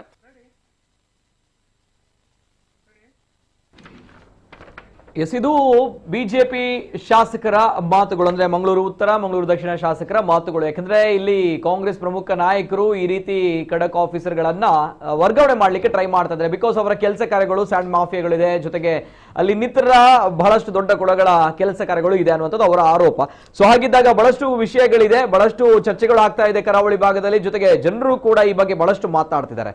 ಹಾಗೆ ಇವತ್ತಿನ ನಮ್ಮ ಕಾರ್ಯಕ್ರಮವನ್ನು ಪ್ರಾರಂಭ ಮಾಡಬೇಕು. ನಮ್ಮ ಜೊತೆ ಅತಿಥಿಗಳು ಜಾಯಿನ್ ಆಗಿದ್ದಾರೆ, ಆತ್ಮೀಯರಂತ ಸ್ವಾಗತವನ್ನ ಮಾಡ್ತಾ ಇದ್ದೇನೆ. ಮೊದಲಾಗಿ ನಮ್ಮ ಜೊತೆ ಇವತ್ತಿನ ಕಾರ್ಯಕ್ರಮದಲ್ಲಿ ಕಾಂಗ್ರೆಸ್ ವಕ್ತಾರರು ದಿನೇಶ್ ಕುಂಪಲ್ ಅವರು ಇದ್ದಾರೆ, ಆತ್ಮೀಯರಂತ ಸ್ವಾಗತ ಸರ್ ತಮಗೆ. ನಮಸ್ತೆ ಸರ್. ಅದೇ ರೀತಿ ನಮ್ಮ ಜೊತೆ ಇವತ್ತಿನ ಕಾರ್ಯಕ್ರಮದಲ್ಲಿ ಬಿಜೆಪಿ ವಕ್ತಾರರು ರಾಧಾಕೃಷ್ಣ ಸರ್ ಇದ್ದಾರೆ, ಆತ್ಮೀಯರಂತ ಸ್ವಾಗತ ಸರ್ ತಮಗೂ ಕೂಡ. ನಮಸ್ತೆ ಸರ್. ಅದೇ ರೀತಿ ನಮ್ಮ ಜೊತೆ ಇವತ್ತಿನ ಕಾರ್ಯಕ್ರಮದಲ್ಲಿ ಸಾಮಾಜಿಕ ಕಾರ್ಯಕರ್ತರು ದೀಪು ಶೆಟ್ಟಿಗರ್ ಅವರು ಇದ್ದಾರೆ, ಆತ್ಮೀಯರಂತ ಸ್ವಾಗತ ಸರ್ ತಮಗೂ ಕೂಡ. ಎಸ್, ಮೂವರು ಅತಿಥಿಗಳು ಕೂಡ ಕಾರ್ಯಕ್ರಮದಲ್ಲಿ ಜಾಯಿನ್ ಆಗಿದ್ದಾರೆ. ಜೊತೆಗೆ ಈ ಒಂದು ವಿಚಾರದ ಬಗ್ಗೆ ಬಹಳಷ್ಟು ಜನಗಳಿಗೆ ಅಂದ್ರೆ ತಮ್ಗಳಿಗೆ ಗೊತ್ತಿದೆ, ನಮ್ಮ ಕುಡ್ಲದ ಜನಕ್ಲೆ ಗೊತ್ತುಂಡು, ದಕ್ಷಿಣ ಕನ್ನಡ ಜಿಲ್ಲೆದ ಜನಕ್ಲೆ ಗೊತ್ತು ಇಂಚಿನ ವಿಚಾರ ಆವೊಂದುಂಡು ಪಂಡದು ಐದು ಬೊಕ್ಕ ಮಂಗಳೂರು ಪೊಲೀಸ್ ಕಮಿಷನರ್ ಅದು ಪಡೆ SP ಅದು ಪಡೆ ಆಕಲ್ನ ಕೆಲಸ ಕಾರ್ಯ ನಿಕುಲ್ಪುರ ತೂತಿನ ಅಕ್ಲೆ ದಯಪಣಗ ದುಂಬುದ ಕೆಲಸ ಕಾರ್ಯ ಎಲ್ಲ ತೂತ ಇತ್ತದ ಕೆಲಸ ಕಾರ್ಯ ಎಲ್ಲ ತೂತ ಸೊಂಜದುಪುರಗೆ ಈ ವಿಚಾರ ಮಸ್ತ್ ಚರ್ಚೆ ಆವೊಂದುಂಡು. ನಿಖಲ ಅಭಿಪ್ರಾಯ, ನಿಖಲ ಅಭಿವ್ಯಕ್ತಿ ಸ್ವಾತಂತ್ರ್ಯ ಐಕ್ಲ ಮುಕ್ತವಾದ ಅವಕಾಶ ಉಂಡು. ಎಸ್, ಎಡ್ಡೆ ಆಫೀಸರ್ ಅಂಡ ಎಡ್ಡೆ ಆಫೀಸರ್ ಅಕ್ಲು ಉಪ್ಪೋಡು ಆತದ ಇಜ್ಜಿ ಕಿರಿಕಿರಿ ಬಂದಿದೆ ಅವು ನಿಖಲ ಅಭಿವ್ಯಕ್ತಿ ಸ್ವಾತಂತ್ರ್ಯ ನಿಖಲ ವಿಚಾರ. ಎಸ್, ನಿಖಲ ಅನಿಸಿಕೆ ದಿತ್ತೋನ್ವಾ before that and first reaction ಹೋಗ್ತಾ ಇದ್ದೀನಿ. ಎಸ್, ಬಿಜೆಪಿ ವಕ್ತಾರರು ರಾಧಾಕೃಷ್ಣ ಅವರು. ಎಸ್ ಸರ್, ಭಾರತೀಯ ಜನತಾ ಪಾರ್ಟಿಯ ಶಾಸಕರು ಜೊತೆಗೆ ಇತರರು ಈ ಬಗ್ಗೆ ಬಹಳಷ್ಟು ಚರ್ಚೆಯನ್ನ ಮಾಡ್ತಾ ಇದ್ದಾರೆ, ಬಹಳಷ್ಟು ಆಕ್ರೋಶವನ್ನು ಕೂಡ ವ್ಯಕ್ತಪಡಿಸ್ತಾ ಇದ್ದಾರೆ. ಫಸ್ಟ್ ರಿಯಾಕ್ಷನ್ ನೋಡಿ, ಈ ಜಿಲ್ಲೆಯಲ್ಲಿ ಶಾಂತಿ ಬೇಕು ಅನ್ನೋ ಒಂದು ಉದ್ದೇಶದಿಂದ ಒಳ್ಳೆ ಆಫೀಸರ್ ಅನ್ನು ತಂದದ್ದು ಸರ್ಕಾರ. ಈಗ ಎತ್ತಂಗಡಿ ಮಾಡಲಿಕ್ಕೆ ಪ್ರಯತ್ನ ಪಡುವುದು ಅವರೇ. ಅವರು ಅಂತ ಹೇಳಿದ್ರೆ ಅವರ ಹಿಂಬಾಲಕರು. ಸುಮ್ಮನೆ ಯಾರು ಹೇಳುದಿಲ್ಲ, ಬೆಂಕಿ ಇಲ್ಲದೆ ಹೊಗೆ ಬರುವುದಿಲ್ಲ. ಅದರಿಂದ ಯಾವುದೋ ಒಂದು ಮೂಲದಿಂದ ಒಂದು ಮಾಹಿತಿ ಇಲ್ಲದೆ ಈ ರೀತಿ ಅವರು ಯಾರು ಹೇಳುವುದಿಲ್ಲ, ಸರಿಯಲ್ಲ. ಈಗ ನೀವು ಸಹ ಹೇಳಿದ್ದು ಅದನ್ನೇ. ಏನು ನಷ್ಟ ಆಗಿದೆ ಈಗ ಜನರಿಗೆ, ಏನು ನಷ್ಟ ಆಗಿದೆ ಈಗ ದಂಧೆ ಮಾಡುವವರು, ಮಾಫಿಯಾ ಮಾಡುವವರು, ಇನ್ನೊಂದು ಮಾಡುವವರು, ಮತ್ತೊಂದು ಮಾಡುವವರು ಎಷ್ಟು % ಇದ್ದಾರೆ? 0.5% ಅಥವಾ 1%? 99% ಜನರಿಗೆ ತೊಂದರೆ ಆಗಲಿಲ್ಲ, ಅವರಿಗೆ ಒಳ್ಳೇದಾಗಿದೆ. ಈಗ ಇವರು ಹಾಗಾದರೆ ಟ್ರಾನ್ಸ್ಫರ್ ಮಾಡುವುದಾದ್ರೆ ಈ 99% ಜನರ ವಿರೋಧವಾಗಿ ಮಾಡ್ತಾರ, ಅವರ ಶಾಂತಿಯನ್ನು ಕದಡ್ತಾರ, ಕಾನೂನು ಸುವ್ಯವಸ್ಥೆಗೆ ಅಡ್ಡಿಪಡಿಸ್ತಾರ, ಅಥವಾ ಯಾವ ರೀತಿಯಲ್ಲಿ ಬಾಧಕ ಆಗುವ ಹಾಗೆ ಈ ಜಿಲ್ಲೆಯಲ್ಲಿ ಇನ್ನೊಮ್ಮೆ ಇಂದಿನ ವಾತಾವರಣಗಳು ಬರುವ ಹಾಗೆ ಮರುಕಳಿಸುವ ಹಾಗೆ ಇವರು ಮಾಡ್ತಾರ ಅನ್ನುವಂಥದ್ದು ಜನರ ಪ್ರಶ್ನೆ. ಈಗ ಸುಧೀರ್ ಕುಮಾರ್ ರೆಡ್ಡಿ ಅವರನ್ನು ಟ್ರಾನ್ಸ್ಫರ್ ಮಾಡಬೇಕಾದ್ರೆ ಅವ್ರದ್ದು ಏನಾದ್ರೂ ಫಾಲ್ಟ್ ಇರ್ಬೇಕು, ಏನು ಫಾಲ್ಟ್ ಇದೆ ತೋರಿಸ್ಲಿ, ಅಥವಾ ಅರುಣ್ ಕುಮಾರ್ ಅವ್ರದ್ದು ಏನು ಫಾಲ್ಟ್ ಇದೆ ತೋರಿಸ್ಲಿ. ದಂಧೆ ಮಾಡುವವರಿಗೆ ತೊಂದರೆ ಆಗಿರ್ಬೋದು, ಆಗ್ಲಿಲ್ಲ ಆಗುದಿಲ್ಲ ಅಂತೇಳಿ ಹೇಳುದಿಲ್ಲ, ಎಲ್ಲೋ ಒಂದ್ ಕಡೆ ಆಗ್ಬೋದು. ದಂಧೆ ಮಾಡುವವರು ಅವರು ಯಾವಾಗ್ಲೂ ದಂಧೆ ಮಾಡ್ಲಿಕ್ಕೆ ಇರು. ಈಗ ಹೊಯ್ಗೆ ದಂಧೆ ಹೇಳುದು, ಹೊಯ್ಗೆ ದಂಧೆ ಎಲ್ಲವನ್ನು ಫ್ರೀ ಮಾಡಿ ದಂಧೆ ಆಗುದಿಲ್ಲ ಅಲ್ವ? ಕರೆಕ್ಟ್. ಈಗ ಅವರನ್ನು ಉದ್ದೇಶ ಏನು, ಅವರ ಉದ್ದೇಶ ಏನು ಅಂತ ಹೇಳಿ ಸ್ಪಷ್ಟಪಡಿಸಲಿ. ಯಾಕೆ ಟ್ರಾನ್ಸ್ಫರ್ ಮಾಡಬೇಕು, ಏನಾಗಿದೆ, ಏನ್ ತೊಂದರೆ ಆಗ್ಲಿಲ್ಲ, ಜಿಲ್ಲೆಯಲ್ಲಿ ಎಲ್ಲ ಸರಿಯಾಗಿದೆ. ಅವ್ರು ಬಂದ ಮೇಲೆ ಎಲ್ಲಾ ಮನೆಯವರು ಹೇಳ್ತಾರೆ ಒಳ್ಳೇದಾಯ್ತು ಅಂತ. ಅವರನ್ನು ಬೇಡ ಅಂತ ಹೇಳುವವರು ಎಷ್ಟು % ಜನ ಇದ್ದಾರೆ? ಇವರೇ ಅಲ್ವಾ? ಈಗ ಪ್ರಜಾಪ್ರಭುತ್ವ ವ್ಯವಸ್ಥೆಯಲ್ಲಿ ಹಾಗಾದ್ರೆ ಜಿಲ್ಲೆಯಲ್ಲಿ ಒಂದು ಇದು ಮಾಡುವ, ಅವ್ರು ಹೋಗ್ಬೇಕಾ ಬೇಡ ಅಂತೇಳಿ ಜನರೇ ತೀರ್ಮಾನ ಮಾಡ್ಲಿ. ಸರ್ಕಾರ ಬೇಡ, ಸರ್ಕಾರವನ್ನು ಜನ ಮಾಡಿದ್ದಲ್ಲ. ಇಲ್ಲಿ ಪೊಲೀಸ್ ಕಮಿಷನರ್ ಅನ್ನು ಆಫೀಸರ್ ಜನರೇ ತೀರ್ಮಾನ ಮಾಡುವಾಗ ವೋಟಿಂಗ್ ಮಾಡ್ಬೇಕಾದ್ರೆ ಅವ್ರು ಬೇಕು ಅಂತಂದ್ರೆ ಬೇಕು. ಈಗ ಅವರು ಬಂದ ನಂತರ ಜಿಲ್ಲೆಯಲ್ಲಿ ಶಾಂತಿ ಸುವ್ಯವಸ್ಥೆ ಇರುವಂತದ್ದು ಸತ್ಯ ಹಾಗಾದ್ರೆ ಸರಿ ಅಲ್ವಾ? ಅದು ಓಪನ್ ಸೀಕ್ರೆಟ್ ಆಗಿ ಉಂಟಲ್ಲ. ಏನೆಲ್ಲ ಬಿಸ್ನೆಸ್ ಗಳಿಗೆ ಕಡಿವಾಣ ಬಿದ್ದಿದೆ ಅಂತ ತಮ್ಮ ಪ್ರಕಾರ? ಅಂದ್ರೆ ಬಿಜೆಪಿ ವಿರೋಧ ಪಕ್ಷದವರು ತಾವುಗಳಲ್ಲಿ ತಮ್ಮ ನಾಯಕರೇ ಇದ್ದಾರೆ ಇಲ್ಲಿ ಶಾಸಕರಾಗಿ. ಸೊ ಏನೆಲ್ಲ ಕಡಿವಾಣಕ್ಕೆ ಬಿದ್ದಿದೆ? ಯಾಕಂದ್ರೆ ಒಬ್ರು ಏನಾದ್ರು ಮಾಡ್ತಾ ಇದ್ರೆ ಏನಾದ್ರು ಅದಕ್ಕೆ ರೀಸನ್ಸ್ ಬೇಕಲ್ಲ, ಏನೆಲ್ಲ ಕಡಿವಾಣಕ್ಕೆ ಬಿದ್ದಿದೆ ಅಂತ ತಾವು ಹೇಳ್ತೀರಿ ತಮ್ಮ ಪ್ರಕಾರ? ನೋಡಿ, ಹೊಯ್ಗೆ ವ್ಯಾಪಾರದಲ್ಲಿ ಎಷ್ಟು ಗಲಾಟೆ ಆಗ್ತಾ ಇತ್ತು, ಮಾಡಲಾದದ್ದು ಹೊಯ್ಗೆ ವ್ಯಾಪಾರದವರು, ಹೊಯ್ಗೆ ವ್ಯಾಪಾರದ ಕೆಲಸದವರು ಅಂತೇಳಿ ಗೊತ್ತಿದೆ. ಅದು ಮತ್ತೊಂದು ಕಡೆಯಲ್ಲಿ ಮಟ್ಕ, ಮತ್ತೊಂದು ಕಡೆಯಲ್ಲಿ ಡ್ರಗ್ಸ್, ವಿಪರೀತವಾದಂತಹ ಡ್ರಗ್ಸ್ ಇಲ್ಲಿ ಇತ್ತು. ಬಾಕಿ ಎಲ್ಲ ಒಂದು ಕಡೆ ಆದ್ರೆ ಈ ಡ್ರಗ್ಸ್ ಅನ್ನ ಕಂಟ್ರೋಲ್ ಮಾಡಿದವರಲ್ಲಿ ಇಷ್ಟರವರೆಗೆ ಈ ಜಿಲ್ಲೆಯಲ್ಲಿ ಪೊಲೀಸ್ನವರಲ್ಲಿ ಇವರಷ್ಟು ಯಾರು ಮಾಡಲಿಲ್ಲ. ಒಂದೆರಡು ದಿವಸ ಪ್ರಯತ್ನ ಪಟ್ಟಿರ್ಬೋದು, ಆದ್ರೆ ಅವರು ನಿರಂತರವಾಗಿ ಅದರ ಬಗ್ಗೆ ಹೋರಾಟ ಮಾಡಿಕೊಂಡು ಅದನ್ನು ಬೆನ್ನು ಹಿಡಿದುಕೊಂಡು ಆ ಡ್ರಗ್ಸ್ ಅನ್ನು ಎಷ್ಟು ಜನರನ್ನ ಇದು ಮಾಡಿದ್ರು. ಸಾಧಾರಣ ನಿಯಂತ್ರಣಕ್ಕೆ ಬಂದಿದೆ, ಅದು ಬರಬಾರದು ಅಂತ ಹೇಳಿ ಇವರ ಪ್ರಯತ್ನ ಇದೆಯಾ? ಮೇನ್ಲಿ ಡ್ರಗ್ ಇಶ್ಯೂ ಅಂತ ಹೇಳಿ, ಡ್ರಗ್ ಇಶ್ಯೂನ ಹಿಂದೆ ಇವರಿದ್ದಾರಾ? ಡ್ರಗ್ ಇಶ್ಯೂನ ಹಿಂದೆ ಇರುವಂತ ವ್ಯಕ್ತಿಗಳೇ ಅವರನ್ನು ಟ್ರಾನ್ಸ್ಫರ್ ಮಾಡ್ಲಿಕ್ಕೆ ನೋಡುವಂತದ್ದು ಮೇನ್ಲಿ ಡ್ರಗ್ ಇಶ್ಯೂ ಅಂತ ಹೇಳಿ. ಯಾಕಂದ್ರೆ ನಾನು ಯಾಕೆ ಈ ವಿಚಾರಣೆ ಜನಕುಲ್ಕೇನು ಕೇಳ್ತಾ ಇದ್ದಾರೆ, ಈ ಇದಾದಕ್ಕೂ ಮಾತ್ರ ಸಮೌಂಡ್ ಟ್ರಾನ್ಸ್ಫರ್ ಮಾಡ್ಬಿಡು ಅಪ್ಲೆಲ್ಲ ಎತ್ತ ಬೈದಿನಿ ಹಕ್ಕುಲ್ ಕಡ ನಾನು ಹೇಳಿದಾಗೆ 99% ಜನ ಹೇಳುದು ಎಲ್ಲ ಸರಿ ಇದೆ, ಯಾಕೆ ಟ್ರಾನ್ಸ್ಫರ್ ಮಾಡಬೇಕು? ಹಾಗಾದ್ರೆ ಅದಕ್ಕೆ ಬಲವಾದ ಕಾರಣ ಏನು? ಓಕೆ ಎಸ್ ಸರ್, ಬರ್ತೀನಿ. ಎಸ್ ಸರ್, ಕಾಂಗ್ರೆಸ್ ವಕ್ತಾರರು ದಿನೇಶ್ ಕುಂಪಲ್ ಅವರು. Yes sir, first reaction. ಇವತ್ತು ಒಬ್ಬ ದಕ್ಷ ಪೊಲೀಸ್ ಅಧಿಕಾರಿಯವರನ್ನು ನಮ್ಮ ಮಂಗಳೂರು ನಗರ ಮತ್ತು ಗ್ರಾಮಾಂತರಕ್ಕೆ ಇಲ್ಲಿ ಕರೆತಂದದ್ದು ಕಾಂಗ್ರೆಸ್ನವರು. ನಮ್ಮ ಸರ್ಕಾರ ಇನ್ನು 2.5 ವರ್ಷ ಅವಧಿ ಇದೆ, ನಂತರದು ಮತ್ತೆ ಈ 2.5 ವರ್ಷ ತನಕ ನಮ್ಮ ಕಾಂಗ್ರೆಸ್ ಸರ್ಕಾರ ಯಾವುದೇ ಕಾರಣಕ್ಕೆ ಈ 2 ಅಧಿಕಾರಿಯವರನ್ನು ವರ್ಗಾವಣೆ ಮಾಡುವುದಿಲ್ಲ. ಇದು ಸುಖ ಸುಮ್ಮನೆ. ಯಾಕಂತ ಹೇಳಿದ್ರೆ ಇವತ್ತು ಭಾರತೀಯ ಜನತಾ ಪಕ್ಷದವರು ಇವತ್ತು ಹೇಳಿದ್ರು, ಕೆಲವೊಂದು ದಂಧೆಗಳ ಹಿಂದೆ ಕೈವಾಡ ಇದೆ, ಆ ತರ ಇದೆ, ಬೆಟ್ಟಿಂಗ್ ದಂಧೆ ಕೈವಾಡ ಇದೆ ಅಂತ ಹೇಳಿ. ಈ ಎಲ್ಲ ದಂಧೆಯನ್ನು ನಿಲ್ಲಿಸಲಿಕ್ಕೋಸ್ಕರ, ಇಂಥದ್ದು ಬೆಟ್ಟಿಂಗ್ ಅನ್ನು ನಿಲ್ಲಿಸಲಿಕ್ಕೋಸ್ಕರ ಈ ಜಿಲ್ಲೆಯಲ್ಲಿ ಶಾಂತಿ ಸುವ್ಯವಸ್ಥೆಯನ್ನು ಕಾಪಾಡಲಿಕ್ಕೆ, ಶಾಂತಿ ಸುವ್ಯವಸ್ಥೆಯನ್ನು ಪರ್ಮನೆಂಟ್ ಆಗಿ ಇಲ್ಲಿ ನೆಲೆಗೊಳ್ಳಲಿಕ್ಕೆ ಬೇಕಾಗಿ ನಾವು ಇಬ್ಬರನ್ನು ದಕ್ಷ ಅಧಿಕಾರಿಯವರನ್ನು ನಮ್ಮ ಜಿಲ್ಲೆಗೆ ನಾವು ಇವತ್ತು ತಂದಿದ್ದೇವೆ. ಯಾವುದೇ ಕಾರಣಕ್ಕೂ ಕೂಡ ನಾನು ಇವತ್ತು ನಿಮ್ಮ ಕರೆ ಬಂದ ನಂತರ ಕೂಡ ನಮ್ಮ ಉನ್ನತ ಮಟ್ಟದ ನಮ್ಮ ನಾಯಕರಲ್ಲಿ ಕೂಡ ಇದರ ಬಗ್ಗೆ ಚರ್ಚೆ ಮಾಡಿಕೊಂಡು ಇವತ್ತು ಇಲ್ಲಿ ಬಂದಿದ್ದೇನೆ. ನಾನು ಅದಕ್ಕೆ ಸಂಬಂಧಪಟ್ಟ ಅಂತ ನಾಯಕರಲ್ಲಿ ಕೂಡ ನಾನು ಇವತ್ತು ಅವರ ಹತ್ರ ಕೂಡ ಚರ್ಚೆ ಮಾಡಿಕೊಂಡು ಇವತ್ತು ಮಾನ್ಯ ಮುಖ್ಯಮಂತ್ರಿಗಳಾದ ಸಿದ್ದರಾಮಯ್ಯ ಸಾಹೇಬ್ ಕೂಡ ಇವತ್ತು ಮಂಗಳೂರಿಗೆ ಬಂದಿದ್ದಾರೆ. ಉಪಮುಖ್ಯಮಂತ್ರಿ ಆದಂತ ಡಿ ಕೆ ಶಿವಕುಮಾರ್ ಕೂಡ ನಮ್ಮ ಜಿಲ್ಲೆಗೆ, ನಮ್ಮ ಮಂಗಳೂರಿಗೆ ಬಂದಿದ್ದಾರೆ. ಬಹಳಷ್ಟು ಚರ್ಚೆಗಳು ನಡೀತಾ ಇದೆ. ನಮ್ಮ ಜಿಲ್ಲೆಯಲ್ಲಿ ಕಾಂಗ್ರೆಸ್ನ ಶಾಸಕರು ಬೆರಳಿಕೆಯಲ್ಲಿ ಇದ್ರೂ ಕೂಡ ಈ ಜಿಲ್ಲೆಯನ್ನು ಬಹಳಷ್ಟು ರಾಷ್ಟ್ರ ಮಟ್ಟದಲ್ಲಿ, ರಾಜ್ಯ ಮಟ್ಟದಲ್ಲಿ, ರಾಷ್ಟ್ರ ಮಟ್ಟದಲ್ಲಿ ಗುರುತಿಸುವಂತ ಮಾಡೆಲ್ ಮಂಗಳೂರು ಮಾಡಬೇಕು, ಮಾಡೆಲ್ ಕರ್ನಾಟಕಕ್ಕೆ ಮಂಗಳೂರು ಮಾಡೆಲ್ ಆಗ್ಬೇಕೆಂಬ ಒಂದು ಆಸೆಯನ್ನು ಇಟ್ಟುಕೊಂಡು ಇವತ್ತು ಉಪಮುಖ್ಯಮಂತ್ರಿಗಳು ಮುಖ್ಯಮಂತ್ರಿಗಳು ಬಂದು ಬಹಳಷ್ಟು ಬೆಳಿಗ್ಗೆಯಿಂದ ಇನ್ನು ನಾಳೆ ಮಧ್ಯಾಹ್ನ ತನಕ ಇದರ ಬಗ್ಗೆ ಒಂದು ಚರ್ಚೆಯ ಬಹಳ ಒಂದು ದೊಡ್ಡ ಕಾರ್ಯಕ್ರಮ ಕೂಡ ಆಗ್ತಾ ಇದೆ. ಬಹಳಷ್ಟು ಒಂದು ಲಕ್ಷಾಂತರ ಮಂದಿಗೆ ಇಲ್ಲಿ ಉದ್ಯೋಗ ಕೂಡ ಸಿಗ್ಲಿಕ್ಕಿದೆ. ಈ ಉದ್ಯೋಗ ಸಿಗ್ಬೇಕಾದ್ರೆ ದೊಡ್ಡ ದೊಡ್ಡ ಕಂಪನಿಗಳು ಈಗ ನಮ್ಮ ಮಂಗಳೂರು ನಗರಕ್ಕೆ ಬರಬೇಕಾದ್ರೆ ಇಲ್ಲಿಯನ್ನು ನಾವು ಪ್ಲಾಟ್ಫಾರ್ಮ್ ಅವರಿಗೆ ಒದಗಿಸಿಕೊಡ್ಬೇಕು. ಇಲ್ಲಿ ಪ್ಲಾಟ್ಫಾರ್ಮ್ ಯಾವ ರೀತಿ ಇದೆ ಅಂತ ಹೇಳಿದ್ರೆ ಇವತ್ತು ಹೊರ ದೇಶ ಬಿಡಿ ಹೊರ ಜಿಲ್ಲೆಯವರಿಗೆ ನಮ್ಮ ಜಿಲ್ಲೆಗೆ ಬರ್ಲಿಕ್ಕೆ ಹೆದರಿಕೆಯಲ್ಲಿ ಇರುವಂತಹ ಕುಟುಂಬಗಳು ತುಂಬಾ ಇದೆ, ನಾವು ಕಾಣ್ತಾ ಇದ್ದೇವೆ. ಇವತ್ತು ಟೂರಿಸ್ಟ್ ಅಂತ ಹೇಳಿದ್ರೆ ಕೂಡ ಎಲ್ಲಿ ಕೂಡ ಒಂದು ಹೋಟೆಲ್ಗೆ ಹೋಗಿ ಚಾ ಕುಡ್ಲಿಕ್ಕೆ ಹೆದರಿಕೆ ಆಗ್ತದೆ. ಮಂಗಳೂರು ಅಂತ ಹೇಳುವಾಗ ಬೆಚ್ಚಿ ಬೀಳ್ತಾರೆ. ಇವತ್ತೊಂದು ಗಲಾಟೆ ಆದ್ರೆ ಎಷ್ಟೋ ಬುಕ್ಕಿಂಗ್ ಎಲ್ಲ ಕ್ಯಾನ್ಸಲ್ ಆಗ್ತಾ ಉಂಟು. ಅದು ಟೂರಿಸ್ಟ್ ವಾಹನಕ್ಕೆ ಆಗಿರ್ಬೋದು, ಹೋಟೆಲ್ ಬುಕ್ಕಿಂಗ್ ಆಗಿರ್ಬೋದು, ಎಲ್ಲ ಕಡೆ ಕ್ಯಾನ್ಸಲ್ ಆಗ್ತಾ ಒಂದು ಪರಿಣಾಮ ಒಂದು 6 ತಿಂಗಳ ಹಿಂದೆ ಇತ್ತು. ಅಂತಹ ಒಂದು ವ್ಯವಸ್ಥೆ, ಅಂತಹ ಒಂದು ವಾತಾವರಣ ಇಲ್ಲಿ ಇವಾಗ ಇಲ್ಲ. ಇಂತಹ ಒಂದು ವಾತಾವರಣವನ್ನು ಪರ್ಮನೆಂಟ್ ಆಗಿ ನಮ್ಮ ಮಂಗಳೂರು ನಮ್ಮ ಜಿಲ್ಲೆಯಲ್ಲಿ, ದಕ್ಷಿಣ ಕನ್ನಡ ಜಿಲ್ಲೆಯಲ್ಲಿ ನೆಲೆ ಕಾಣಬೇಕಾಗಿ ಆ ಕಾರ್ಯಕ್ರಮದ ಭಾಗವಾಗಿ ಆ ಒಂದು ಒಳ್ಳೆ ಆಫೀಸರ್ ಅನ್ನು ನಾವು ಕಾಂಗ್ರೆಸ್ನವರು ಇವತ್ತು ತಂದಿದ್ದೇವೆ.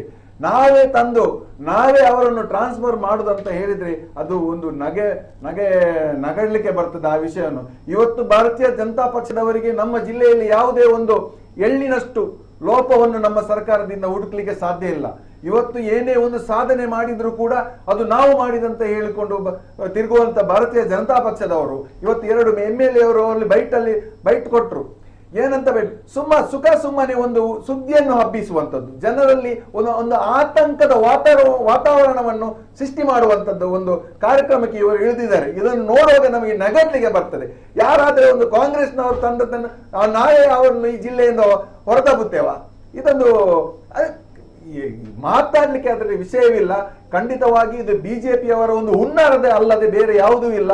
ನಾವು ಕಾಂಗ್ರೆಸ್ನವರು ಖಂಡಿತವಾಗಿ ಇಂಥ ಒಳ್ಳೆ ಅಧಿಕಾರಿಯನ್ನು ಎಷ್ಟು ದಿವಸ ನಮಗೆ ಇಲ್ಲಿ ಉಳಿಸ್ಲಿಕ್ಕೆ ಸಾಧ್ಯ ಉಂಟು ಅಷ್ಟು ದಿವಸ ಖಂಡಿತವಾಗಿ ಉಳಿಸ್ಲಿ. ಅದಲ್ಲದೆ ನಾವು 2 ವರ್ಷ ಉಳಿಸ್ಬೇಕಂತ ಹೇಳಿ ನಮ್ಮ ಜಿಲ್ಲೆಯಲ್ಲಿ ನಮ್ಮ ಜಿಲ್ಲಾಧ್ಯಕ್ಷರ ನೇತೃತ್ವದಲ್ಲಿ ಮೀಟಿಂಗ್ ಅನ್ನು ಮಾಡಿಕೊಂಡು ಬಹಳಷ್ಟು ಲೆಟರ್ ಅನ್ನು ಕೊಡಿ. ಮೊನ್ನೆ ವಾಟ್ಸಪ್ ಅಲ್ಲಿ ಬರುವಾಗ ಬಹಳಷ್ಟು ಗೊಂದಲ ಆಯ್ತು.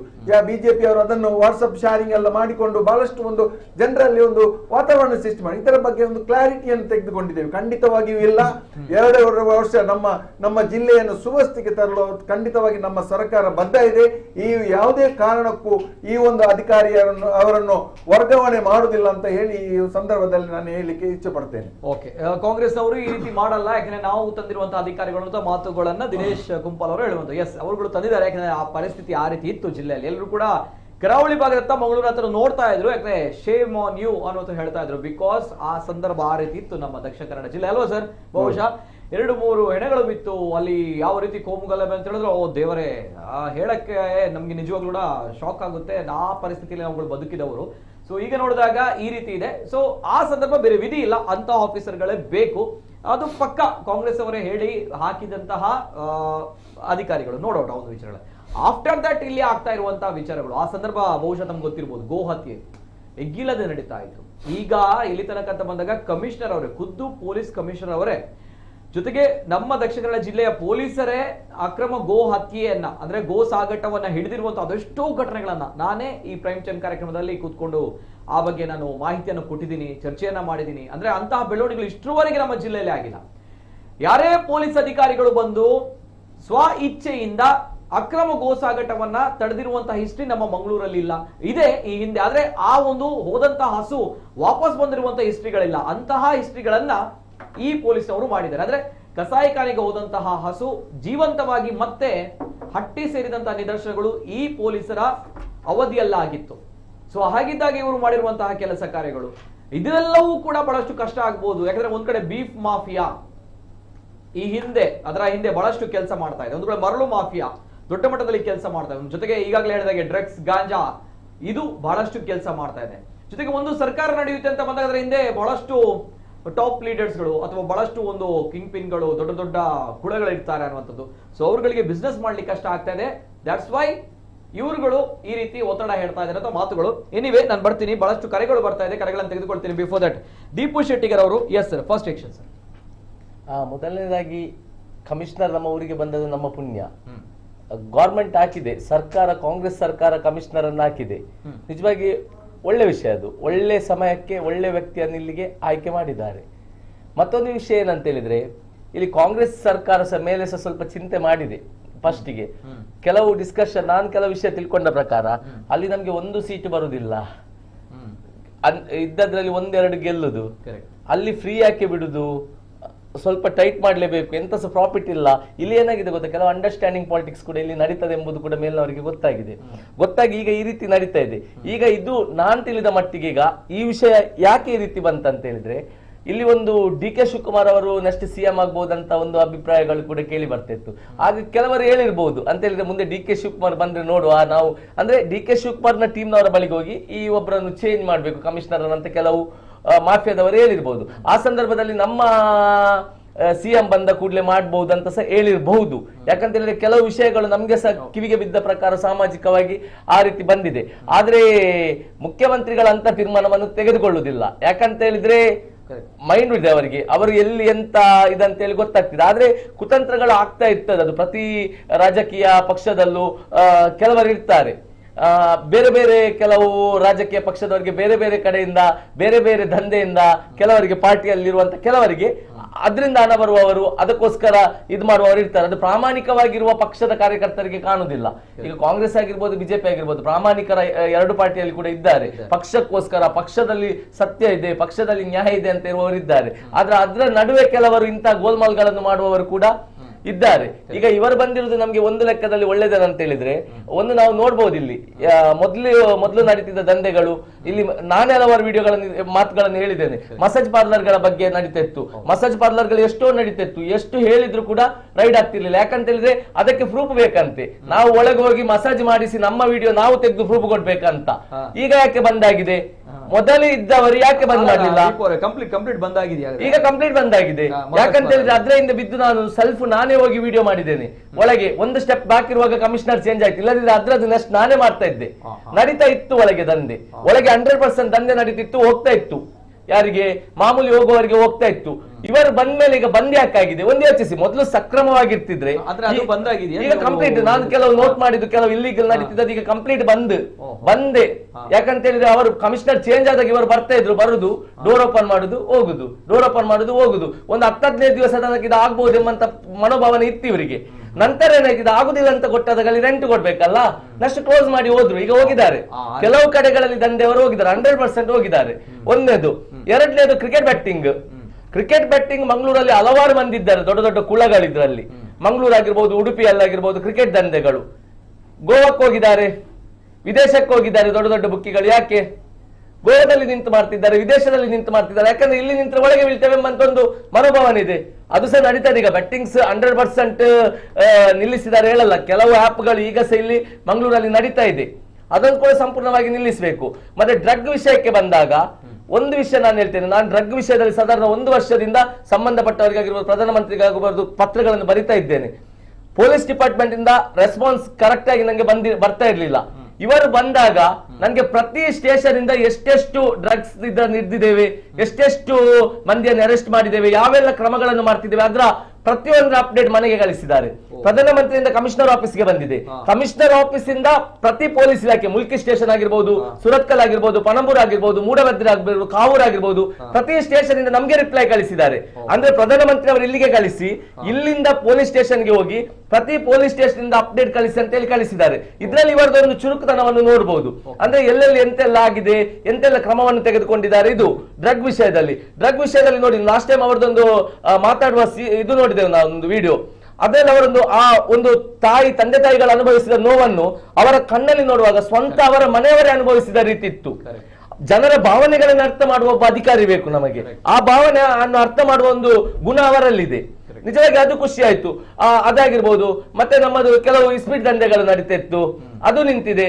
ಮತ್ತೊಂದು ಸ್ಪೆಷಲ್ ಆಗಿ ಹೇಳೋದ್ರಿಂದ ಅಂತ ಹೇಳಿದ್ರೆ ಕೋಳಿ ಅಂಕಣದ ವಿಷಯ ಬಂದಾಗ ಇಲ್ಲಿ ನಾವೊಂದು ಯೋಚಿಸ್ಬೇಕೇನಂತ ಹೇಳಿದ್ರೆ, ಕೋಳಿ ಅಂಕಣ ನಿಲ್ಲಿಸಿದ್ರು. ನಮ್ಮ ಜಾನಪದ ಇದಕ್ಕೆ ಇದಾಯ್ತಂತ. ನಾವು ಜಾನಪದ, ಕೋಳಿ ಅಂಕಣ ನಿಜವಾಗಿ ನಮ್ಮದೊಂದು ಜಾನಪದ. ಓಕೆ, ಅದು ನಮಗೆ ಬೇಕು, ನಮ್ಮದೊಂದು ಸಂಸ್ಕೃತಿ. ಆ ಜಾನಪದದಲ್ಲಿ ಬೆಟ್ಟಿಂಗ್ ಹಾಕಿ ಜೂಜಾಕಿ ಎಷ್ಟೋ ಮಂದಿ ಮನೆ ಕಳೆದುಕೊಳ್ಳುವಾಗ, ಆ ಜೂಜಿನಲ್ಲಿ ಎಷ್ಟೋ ಮಂದಿ ಸಂಸಾರ ಬೀದಿಗೆ ಬೀಳುವಾಗ ಆ ಜಾನಪದ ಕಲೆಗೆ ಒಂದು ಅಂಟು ರೋಗ ಬಂದದ್ದು ನಮಗೆ ಕಾಣಲಿಲ್ಲ. ಒಂದು ಜಾನಪದ ಕಲೆ ಅಥವಾ ನಮ್ಮದೊಂದು ಸಂಸ್ಕೃತಿ ಎಲ್ಲೆಲ್ಲ ತಲುಪಿತು. ಎಷ್ಟೋ ಮಂದಿ ಬೀದಿಗೆ ಬಿದ್ರು. ಬೆಳಗ್ಗೆ ಸ್ಟಾರ್ಟ್ ಆಗಿ ಎಷ್ಟೋ 7-8 ದಿವಸ ನಡೆದು ಎಷ್ಟೋ ಮಂದಿ ಕೋಟಿಗಟ್ಟಲೆ ಹಣ ಕಳ್ಕೊಂಡವರಿದ್ದಾರೆ. ಎಷ್ಟೋ ಮಂದಿ ಪಡೆದಿರ್ತಾರೆ, ಎಷ್ಟೋ ಮಂದಿ ಕಳ್ಕೊಂಡಿರ್ತಾರೆ. ಅಲ್ಲಿ ಹಣ ಕಳ್ಕೊಂಡವರು ಎಷ್ಟೋ ಮಂದಿ ಇದ್ದಾರೆ. ಅದು ನಾವು ಏನ್ ಮಾಡಿದೆವು, ಅಲ್ಲಿ ಕೂಡ ನಾವು ತಪ್ಪಿದೆವು. ಈಗ ಸಹ ನಾನು ಹೇಳುದೇನಂತ ಹೇಳಿದ್ರೆ, ಸಂಪ್ರದಾಯ ಹೇಳ್ತಾರಲ್ಲ, ಒಂದೇ ಹೇಳುದು, ಓಕೆ ಕೋಳಿ ಅಂಕಣಕ್ಕೆ ಕಮಿಷನರ್ ಹತ್ರ ಹೇಳುದು, ಓಕೆ ಸಂಪ್ರದಾಯ ಪರ್ಮಿಷನ್ ಕೊಡಿ. ಪರ್ಮಿಷನ್ ಕೊಡುವಾಗ ಇವರು ಏನ್ ಹೇಳ್ಬೇಕಂತ ಹೇಳಿದ್ರೆ, ಅಲ್ಲಿ ಒಂದು 10 ಪೊಲೀಸ್ನವರನ್ನ ಹಾಕ್ತೇವೆ, ನಡೆಸಿ ಹೇಳ್ಬೇಕು. ನಡೆಸ್ಲಿ, 10 ಪೊಲೀಸ್ನವರು ಇರ್ಬೇಕಲ್ಲಿ. ಯಾವುದು ಕೋಳಿ ಅಂಕಣ ಆಗುವಾಗ 10 ಪೊಲೀಸ್ನವರು ಇರ್ಬೇಕು. ಆಗ ನಮ್ಮ ಸಂಸ್ಕೃತಿಯನ್ನು ಕಾಪಾಡ್ತೇವೆ ಅಂತ ಬಂದವರು ಎಷ್ಟು ಮಂದಿ ಅಂತ ಗೊತ್ತಾಗ್ತದೆ. ನಿಜವಾಗಿ ಸಂಸ್ಕೃತಿ ಅಂತ ಕಾಪಾಡುವವರು 10 ಮಂದಿ ಪೊಲೀಸ್ನವರು ಎದುರು ನಿಂತು ಒಂದು ದಿವಸ ಕೋಳಿ ಅಂಕಣ ನಡೆದ್ರೆ ಓಕೆ ಅಂತ ಹೇಳಿದ್ರೆ ಅದು ಸಂಸ್ಕೃತಿಯನ್ನು ಕಾಪಾಡುವವರು. 10 ಮಂದಿ ಪೊಲೀಸ್ನವರು ಎದುರಿದ್ದಾಗ ಅದು ಕೋಳಿ ಅಂಕಣ ಆಗುದಿಲ್ಲ ಅಂತ ಹೇಳಿದ್ರೆ ಅದು ಬೇರೆ ವಿಷಯಕ್ಕೆ ಹೋಗ್ತದೆ. ಇಂಥ ವಿಷಯವನ್ನು ಕೂಡ ನಾವಿಲ್ಲಿ ಸ್ವಲ್ಪ ನೋಡ್ಕೊಳ್ಬೇಕಾಗ್ತದೆ. ಸೊ ಇದೇ ನಾನು ಹೇಳ್ತಿರೋದು. ಯಾಕಂತ ಹೇಳಿದ್ರೆ ಈಗ ಇಂಥ ಒಂದು ಅನೈತಿಕ ಅಕ್ರಮ ಬೇಡದ ಚಟುವಟಿಕೆಗಳನ್ನು ಒಂದು ನಿಲ್ಲಿಸಿದ್ದಾರೆ ಅಂತ ಹೇಳಿದ್ರೆ ಅಂತವರನ್ನು ನಾವು ಕಳ್ಕೊಳ್ಬಾರ್ದು. ಈಗ ಇಲ್ಲಿಯ ಕಾಂಗ್ರೆಸ್ನವರು ಈಗ ಇವರು ಬಂದು ದಿನೇಶ್ ಗುಂಪಲ್ ಅವರು ಬಂದಿದ್ದಾರೆ, ಅವರು ಹೇಳಿದ್ರು ನಾವು ಅವರನ್ನು ಯಾವುದೇ ಕಾರಣಕ್ಕೆ ಇದು ಮಾಡಲ್ಲ ಅಂತ.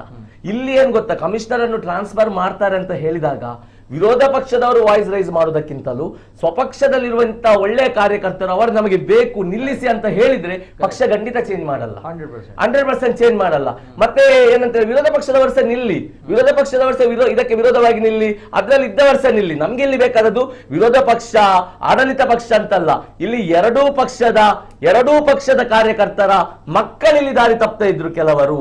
ಯಾವುದು ಡ್ರಗ್ ಮಾಫಿಯಾಕ್ಕಾಗಿರ್ಬೋದು, ಬೇರೆ ಬೇರೆ ಮಾಫಿಯಾಕ್ಕಾಗಿರ್ಬೋದು.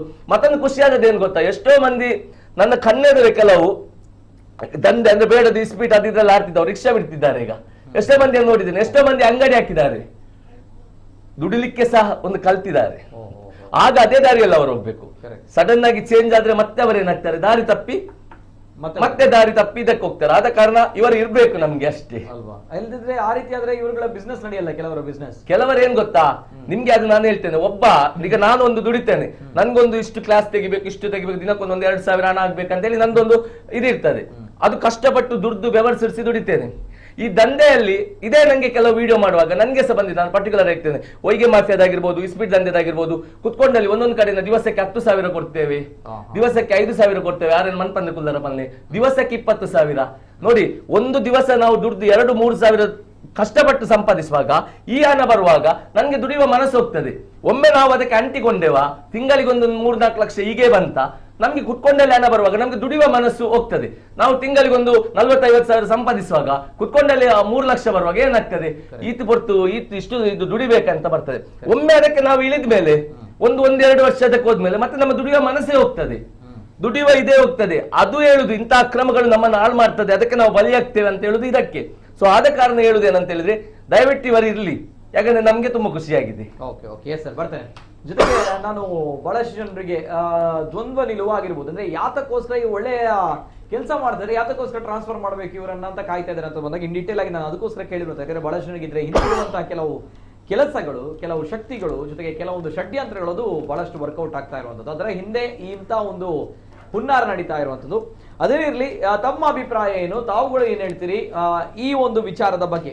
ತಮ್ಮ ಅಭಿಪ್ರಾಯ, ಇಂತಹ ಕಮಿಷನರ್ಗಳು SP ಗಳು ಇರಬೇಕಾ ನಮ್ಮ ಜಿಲ್ಲೆಯಲ್ಲಿ ಅಥವಾ ಎತ್ತಂಗಡಿ ಆಗ್ಬೇಕಾ? ತಾವುಗಳು ಅಲ್ಟಿಮೇಟ್ಲಿ ರಿಸಲ್ಟ್ ಕೊಡುವವರು. ಸೊ ದಟ್ಸ್ ವೈ ಪ್ರಥಮ ಕರೆ ಇದೆ. ಹಲೋ ಸರ್, ನಮಸ್ತೆ. ನಮಸ್ತೆ, ಸೂರ್ಯಪ್ರಸಾದ್ ಬಂಟ್ವಾಳ. ಸರ್ ಮಾತಾಡಿ ಸರ್. ಅಂದ್ರೆ ನಮ್ಗೆ ಸ್ವಲ್ಪ ಅನುಮಾನ ಬರುದು, ಇವತ್ತು ಮುಖ್ಯಮಂತ್ರಿಗಳು ಮತ್ತೆ ಉಪಮುಖ್ಯಮಂತ್ರಿಗಳು ನಮ್ಮ ಜಿಲ್ಲೆಗೆ ಬಂದಿದಾರಲ್ಲ, ಈಗ ಆರಕ್ಷಕರನ್ನು ಎತ್ತಂಗಡಿ ಮಾಡುವ ಬಗ್ಗೆ ಏನಾದ್ರು ಗುಪ್ತ ಮಾಹಿತಿ, ಏನಾದ್ರು ರಹಸ್ಯ ಒಪ್ಪಂದಗಳು ನಡೆದಿದೆಯಾ ಅಂತ ನಮ್ಗೆ ಒಂದು ಡೌಟ್ ಇದೆ. ಇನ್ನೊಂದು ಏನಪ್ಪಾ ಅಂದ್ರೆ, ಇಂತ ಒಳ್ಳೆ ಅಧಿಕಾರಿಗಳನ್ನು ಯಾಕೆ ನೀವು ಎತ್ತಂಗಡಿ ಮಾಡ್ತೀರಿ? ಏನಾದ್ರೂ ಕಾರಣ ಕೊಡ್ಬೇಕಲ್ಲ. ಈಗ ಸಾರ್ವಜನಿಕರಾಗಿ ನಾವು ಕೇಳ್ತಾ ಇದ್ದೇವೆ, ಜಿಲ್ಲೆಯ ಜನತೆಯಾಗಿ ನಾವು ಕೇಳ್ತಾ ಇದ್ದೇವೆ, ಯಾವುದೇ ರೀತಿಯಾಗಿರ್ಲಿ ದೊಂಬಿ ಗಲಭೆ ಆಗ್ಲಿ, ಯಾವುದೇ ಆಕ್ರಮಣ ಮತ್ತೆ ಈಗ ಕೆಲವು ನಡೀತಾ ಇರಬಹುದು ಒಳಗೊಳಗಿಂದ, ಅದನ್ನು ಕೂಡ ಅದನ್ನು ಕಂಟ್ರೋಲ್ ಮಾಡ್ಲಿಕ್ಕೆ ಟ್ರೈ ಮಾಡ್ತಿದ್ದಾರೆ. ಯಾಕಂದ್ರೆ ಈಗ ಅಣ್ಣ ತಮ್ಮಂದ್ರಾಗಿ, ಯಾಕಂದ್ರೆ ರಾಮ ಲಕ್ಷ್ಮಣ ಹೇಗಿದ್ದಾರೆ ಹಾಗೆ ಇಬ್ರು ಅಧಿಕಾರಿಗಳು ಇಲ್ಲಿ ಕೆಲಸ ಮಾಡ್ತಿದ್ದಾರೆ. ಏನೋ ಕೆಲವೊಂದು ಇರ್ತವೆ, ಯಾಕಂದ್ರೆ ಎಲ್ಲವೂ ಸರಿ ಅಂತ ಹೇಳಲಿಕ್ಕೆ ಆಗುದಿಲ್ಲ. ಕೆಲವೊಂದು ನ್ಯೂನತೆಗಳು ಇರ್ಬೋದು, ಅದನ್ನು ಸರಿ ಮಾಡಿಕೊಂಡು ಹೋಗ್ಬೋದು. ಬಟ್ ನಾವು ಪ್ರಜ್ಞಾವಂತ ನಾಗರಿಕರಾಗಿ ಒಂದು ನಾಗರಿಕ ಪ್ರಜ್ಞೆ ನಮಗೂ ಬೇಕು, ಪ್ರತಿಯೊಬ್ಬರಿಗೂ. ಇಲ್ಲಿಯ ಶಾಸಕರಿಗಾಗ್ಲಿ, MP MLAಗಳಾಗ್ಲಿ, ಅಥವಾ ಎಲ್ಲ ರಾಜಕೀಯ ಪಕ್ಷಗಳಿಗಾಗ್ಲಿ. ಯಾಕಂದ್ರೆ ಅವರ ಬೇಳೆ ಬೇಯಿಸಲಿಕ್ಕೋಸ್ಕರ, ಯಾಕೆ ನನ್ನ ಬೇಳೆ ಬೇಯುವುದಿಲ್ಲ ಅಂತ ಹೇಳೋ ಉದ್ದೇಶದಿಂದ ಅವರನ್ನು ನಾವು ಹೇಳಿದಾಗೆ ಕೇಳುದಿಲ್ಲ ಅಂತ ಉದ್ದೇಶದಿಂದ ಅವರ ಜೊತೆ ಆಟ ಆಡುದಲ್ಲ. ಯಾಕಂದ್ರೆ ಇವರಿದ್ರೆ 5 ವರ್ಷ ಮಾತ್ರ, ಅವರು 60 ವರ್ಷ ಇದ್ದಾರೆ ಡ್ಯೂಟಿಯಲ್ಲಿ, ಅದನ್ನ ನೆನಪಿಟ್ಕೊಳ್ಳಿ. ನೀವು ಇವತ್ತು ಒಂದು ಕಡೆಯಿಂದ ಇದು ಮಾಡಿದ್ರೆ ಇನ್ನೊಂದು ನಾಳೆ ಅದು ನಿಮ್ಗೆ ತಿರುಗುಬಣವಾಗಿ ಹೋಗ್ತವೆ. ಅದಕ್ಕೋಸ್ಕರ ನಾನು ಈಗಲೂ ಹೇಳ್ತಿದ್ದೇನೆ, ನೋಡಿ ಒಳ್ಳೆ ಕೆಲಸ ಮಾಡ್ತಿದ್ದಾರೆ, ಒಳ್ಳೆ ಕೆಲಸ ಮಾಡುವವರನ್ನು ಒಳ್ಳೆ ಕೆಲಸ ಮಾಡ್ಲಿಕ್ಕೆ ಬಿಡಿ. ಯಾಕೆಂದ್ರೆ ಒಳ್ಳೆ ಒಂದು ನೋಡಿ ಮೊದಲು ಭರತ್ಲಾಲ್ ಮೀನಾ ಎಲ್ಲ ಇದ್ರು ನೋಡಿ, ಅವರನ್ನು ನಾವು ಈಗ ನೆನೆಸ್ಕೊಳ್ತೇವೆ ನಾವು, ಒಳ್ಳೆಯ ಕೆಲಸ, ಒಳ್ಳೆ ವ್ಯಕ್ತಿ ಇತ್ತು ಅಂತ. ಇಲ್ಲಾಂದ್ರೆ ನಾವು ಏನ್ ಗೊತ್ತಾ, ಎಲ್ಲ ನಮ್ಮ ಜಿಲ್ಲೆಯ ಜನತೆ ಎಲ್ಲವೂ ಇದು ಮಾಡ್ಬೇಕು, ವಾಪಸ್ ಮಾಡ್ಬೇಕು, ಸ್ಟ್ರೈಕ್ ಮಾಡ್ಬೇಕು, ಹಾಗಂತ ನನ್ನ ಒಂದು ಅನಿಸಿಕೆ. ತಮ್ಮ ಪ್ರಕಾರ ಈ ಇಬ್ರು ಆಫೀಸರ್ಗಳು ಒಳ್ಳೆ ಕೆಲಸ ಮಾಡ್ತಾ ಇದ್ದಾರೆ, ಇವ್ರು ಇರ್ಬೇಕಂತ ತಮ್ಮ ಅಭಿಪ್ರಾಯ ಆಗಿದ್ರೆ? ಅಲ್ಲ, ನಮ್ಗೆ ಕಣ್ಣಿಗೆ ಕಾಣ್ತಾ ಇದೆಯಲ್ಲ ಸರ್, ನೀವು ಕೂಡ ನೋಡ್ತಾ ಇದ್ದೀರಲ್ಲ, ಹೌದಲ್ವಾ? ಏನೋ ಹೆಚ್ಚು ಕೆಲವೊಂದು ನೋಡಿ, ಅದು ಈ ಕಂಬಳದ ವಿಷಯದಲ್ಲಿ, ಕೋಳಿ ಅಂಕದ ವಿಷಯದಲ್ಲಿ ಸ್ವಲ್ಪ ಇದಾಯ್ತು, ಅದು ಪರವಾಗಿಲ್ಲ, ಅದು ತಿದ್ಕೊಳ್ಬಹುದು ಅವರಿಗೆ. ಯಾಕಂದ್ರೆ ಇವರು ಮನವರಿಕೆ ಮಾಡಿ ಕೊಡ್ಬೇಕಾಗಿತ್ತು. ಇಲ್ಲಿಯ ಶಾಸಕರು, ಸಚಿವರು, ಇವರೆಲ್ಲ ರಾಜಕೀಯ ವ್ಯಕ್ತಿಗಳಿದ್ದಾರಲ್ಲ, ಇವರು ಅವರಿಗೆ ಆ ವಿಚಾರವಾಗಿ ಸ್ವಲ್ಪ ಕುಲಂಕಷವಾಗಿ ಹೇಳ್ಬೇಕಿತ್ತು. ಹೇಳ್ತಿದ್ರೆ ಏನಾಗ್ತಿರ್ಲಿಲ್ಲ. ಇಲ್ಲಿ ನೋಡಿ, ಉಸ್ತುವಾರಿ ಸಚಿವರಿದ್ದಾರೆ, ಗೃಹ ಸಚಿವರಿದ್ದಾರೆ, ಅವರಿಗೂ ಮಾಹಿತಿ ಕೊಡ್ಬೇಕಲ್ವಾ? ಇಲ್ಲಿ ನಡೆದು ಬಂದ ಸಂಪ್ರದಾಯಗಳೇನು, ಇಲ್ಲಿ ಇದು ಎಲ್ಲವನ್ನು ನಾವು ಒಂದೇ ತಕ್ಕಡಿಯಲ್ಲಿ ತೂಗ್ಲಿಕ್ಕೆ ಆಗುದಿಲ್ಲ ಅಲ್ಲ. ಅದು ನಮ್ದು ಕೂಡ ನ್ಯೂನತೆಗಳು, ಫಾಲ್ಟ್ ಇದೆ. ಹಾಗಂತ ಹೇಳಿ ನಾವು ಎಲ್ಲವನ್ನು ಹೇಳ್ತಾರಲ್ಲ, ಕಪ್ಪು ಕನ್ನಡಕ್ಕಾಗಿ ನೋಡುದಲ್ಲ. ನನ್ನ ಪ್ರಕಾರ, ಇಲ್ಲಿ ನೋಡ್ತಾ ಇರುವ ಪ್ರಕಾರ ಒಳ್ಳೆಯ ವ್ಯಕ್ತಿಗಳು ಅವರಿಬ್ರು ಬಂದದ್ದು. ಇಷ್ಟರವರೆಗೆ ನಾವು ಬಂದನ್ನು ನೋಡುವಾಗ ಈಗ ಒಳ್ಳೆಯವರು. ದೀಪ್ತಿ ಶೆಟ್ಟಿಗರು ಕೂಡ ಪಾಪ ಹೇಳ್ತಾ ಇದ್ದಾರೆ ನೋಡಿ. ನನ್ನ ಪ್ರಕಾರ ಅವರು ಇರ್ಲಿ, ಅವರ ಎಷ್ಟು ವರ್ಷ ಇರ್ತಾರೆ ಇರ್ಲಿ, ಅಷ್ಟು ವರ್ಷ ದುಡಿಲಿ. ಇನ್ನು ಮುಂದಕ್ಕೆ ಬರುವವರು ಕೂಡ ಪ್ರಾಮಾಣಿಕರಾಗಿ ಆಗಿರುವವರೇ ಬರಲಿ ಅಂತ ನನ್ನ ಅನಿಸಿಕೆ. ಥ್ಯಾಂಕ್ ಯು ಧನ್ಯವಾದಗಳು. ಎಸ್, ಒಳ್ಳೆ ಕೆಲಸ ಮಾಡಿದ್ರೆ ಇವ್ರುಗಳು ಇರ್ಬೇಕು ಅನ್ನುವಂಥದ್ದು ಇವರು ಹೇಳ್ತಾ ಇರೋದು. ಮತ್ತೊಂದು ಕರೆ ಇದೆ. ಹಲೋ ಸರ್, ನಮಸ್ತೆ. ನಮಸ್ತೆ ಶೇಖರ್ ಅವರೇ. ನಮಸ್ತೆ ಸರ್, ಮಾತಾಡಿ ಸರ್, ಏನ್ ಹೇಳ್ತೀರಿ? ನೋಡಿ ಸರ್, ಈಗ ಸುನೀಲ್ ಕುಮಾರ್ ರೆಡ್ಡಿ ಅವ್ರನ್ನು ವರ್ಗಾವಣೆ ಮಾಡಕ್ಕೆ ಯಾವ ತರ ಒಂದು ಫಾಲ್ಟ್ ತೋರಿಸ್ಬೇಕಲ್ಲ, ಅವ್ರದ್ದು ತಪ್ಪುಂಟು, ಯಾವ್ದು ತಪ್ಪಿಲ್ಲ. ನೋಡಿ, ಒಳ್ಳೆ ಅಭ್ಯರ್ಥಿ. ನೋಡಿ, ನಾವೊಂದು ಹೇಳ್ತಾ ಇದ್ದೆ, 2024ರಲ್ಲಿ ಇಲ್ಲಿ ಗಣೇಶ ಮಂಗಳೂರಲ್ಲಿ ಬೀದಿಗೆ ಬಂದಿದೆ, ಪೊಲೀಸ್ ಸ್ಟೇಷನ್ಗೆ ಹೋಗಿದೆ. ಇವತ್ತು 2025ರಲ್ಲಿ ಯಾಕೆ ಹೋಗಿಲ್ಲ? 10 ಗಂಟೆಗೆ ಎಲ್ಲ ಕ್ಲೋಸ್ ಮಾಡಿ ಮನೆಗೆ ಹೋಗಿದ್ರು ಆರಾಮಾಗಿ. ಯಾವ್ದಾದ್ರು ಲಪಡ ಇತ್ತಾ, ಜಿಂಜಾಟಿತ್ತಾ? ಇಂಥೊಂದು ಅಧಿಕಾರಿಗಳನ್ನು ನಾವು ತೆಗೆದು ಅಂದ್ರೆ ಎಂತ ಅವಸ್ಥೆ. ಇವ್ರುಗಳು ಇರ್ಬೇಕಂತ ತಾವು ಹೇಳ್ತಾ ಇರುವಂತದ್ದು. ಇರ್ಲೇಬೇಕು. ಯಾಕೆಂದ್ರೆ ನೋಡಿ, ಕೋಲಿ ಅಂಕ ಹೌದು, ಕೋಲಿ ಅಂಕ ಒಂದು 3 ಗಂಟೆ ಕೊಟ್ಟರೆ ಸಾಕು, ಅಷ್ಟು 3 ಗಂಟೆನೂ ಸಾಕು. ಒಂದು 2 ಗಂಟೆ, 2:30 ಇಂದ 5 ಗಂಟೆವರೆಗೆ ಮಾಡಿ ಹೋಗಿ ಅಂತೆ. ಬೂಜಿ ಕಟ್ಬೇಡಿ. ಧನ್ಯವಾದಗಳು ಸರ್, ಧನ್ಯವಾದಗಳು. ಎಸ್, ಮತ್ತೊಂದು ಕರೆ ಇದೆ. ಹಲೋ ಸರ್, ನಮಸ್ತೆ. ಓಕೆ, ಕರೆ ಕಟ್ ಆಗಿದೆ. ಕರೆ ಮಾಡಿದಾಗ ಟಿವಿಯಲ್ಲಿ ಮ್ಯೂಟ್ ಮಾಡಿ ಕರೆ ಮಾಡಿ, ಇಲ್ಲದ್ರೆ ಕರೆ ಕಟ್ ಆಗುತ್ತೆ. ಜೊತೆಗೆ ಇಬ್ರು ಹೇಳುವಂತದ್ದು ಕೂಡ ಅದೇ, ಯಾಕಂದ್ರೆ ಇಂತಹ ಒಂದು ಆಫೀಸರ್ಸ್ಗಳು ಬೇಕು ಅನ್ನುವಂಥದ್ದು. ಯಾಕಂದ್ರೆ ಮಂಗಳೂರಿನಲ್ಲಿ ಶಾಂತಿ ನೆಲೆಸುವಂತೆ ಮಾಡಿದಂತಹ IPS ಅಧಿಕಾರಿಗಳು ಇವುಗಳು. ಆದ್ರೆ ಕೆಲವು ವಿಚಾರಗಳು, ಅಂದ್ರೆ ಒಂದು ಸರ್ಕಾರ ನಡೆಯುತ್ತಂತ ಬಂದಾಗ ಅದರ ಹಿಂದೆ ಒಂದು ಬಹಳಷ್ಟು ಏನು ದೊಡ್ಡ ದೊಡ್ಡ ಕುಳಗಳಿರ್ತಾರೆ ಅಂತ ಹೇಳ್ತಾರೆ. ಅಂದ್ರೆ ಒಳ್ಳೆಯ ಹಣ ಇದ್ದವರು, ಹಣ ಉಳ್ಳವರು ಅಥವಾ ಬಿಸ್ನೆಸ್ ಮ್ಯಾನ್ಗಳು, ಅವರ ಕೆಲಸಗಳು ಆಗ್ಬೇಕು ಅನ್ನೋದು. ಇವೆಲ್ಲದರ ನಡುವೆ ಪ್ರಮುಖವಾಗಿ ನಮ್ಮ ದಕ್ಷಿಣ ಕನ್ನಡ ಜಿಲ್ಲೆಯಲ್ಲಿ ಒಂದ್ ಕಡೆ ಮರಳು ಮಾಫಿ, ಅದ್ರ ಬಗ್ಗೆ ಈಗ ಕಮೆಂಟ್ಸ್ ಹಾಕ್ತಾ ಇದ್ದಾರೆ. ಒಂಜಿ ಪಾಪದಕ್ಕೆ ಬಾರಿ ಬಂಗ ಒಂದೊಂದು ಇಲ್ಲಿ ಕಟ್ಟಾರೆ ಅಂತ ಹೇಳ್ತಾ ಇದ್ದಾರೆ.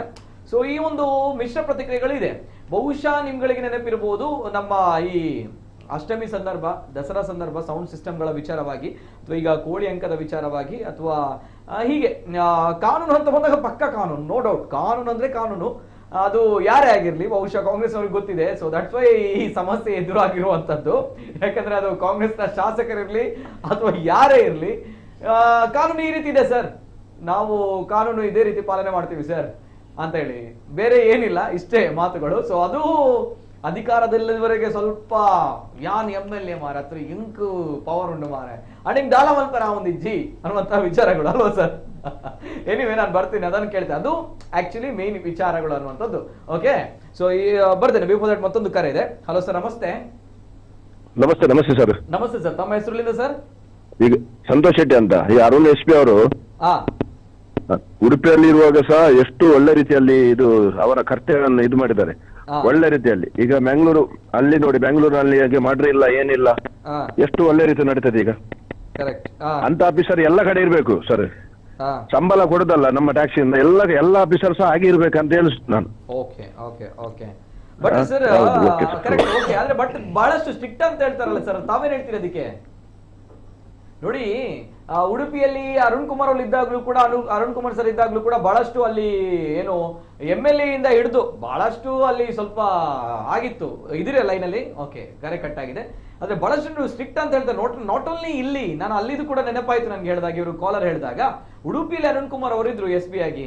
ಅಲ್ಲಿದ್ದಾಗ ಅಲ್ಲಿಯ ಶಾಸಕರು, ಅಲ್ಲಿ BJP ಶಾಸಕರು ಇದ್ದದ್ದು, ಅಲ್ಲಿ ಅವರೇ ಸ್ವಲ್ಪ ಜಟಪಟಿ ಜೋರಿತ್ತು BJP ಶಾಸಕ. ಯಾಕಂದ್ರೆ ಈ ಅಧಿಕಾರಿಗಳು ಇವ್ರು ಯಾವ ರೀತಿ ಅಂತ ಬಂದಾಗ ಪಕ್ಕ ಕಾನೂನು, ಪಕ್ಕ ರೂಲ್ಸ್ ಅಂಡ್ ರೆಗ್ಯುಲೇಷನ್ಸ್, ಅದು ಕಾಂಗ್ರೆಸ್ ಆಗ್ಲಿ BJP ಆಗ್ಲಿ ನಮ್ಗಳಿಗೆ ಕ್ಯಾರ್ ಇಲ್ಲ. ಯಾಕಂದ್ರೆ ನಾವು ಕಾನೂನಿನ ಪ್ರಕಾರ ಹೋಗುವವರು, ವಿತ್ ಲಾ ಅಂಡ್ ಆರ್ಡರ್.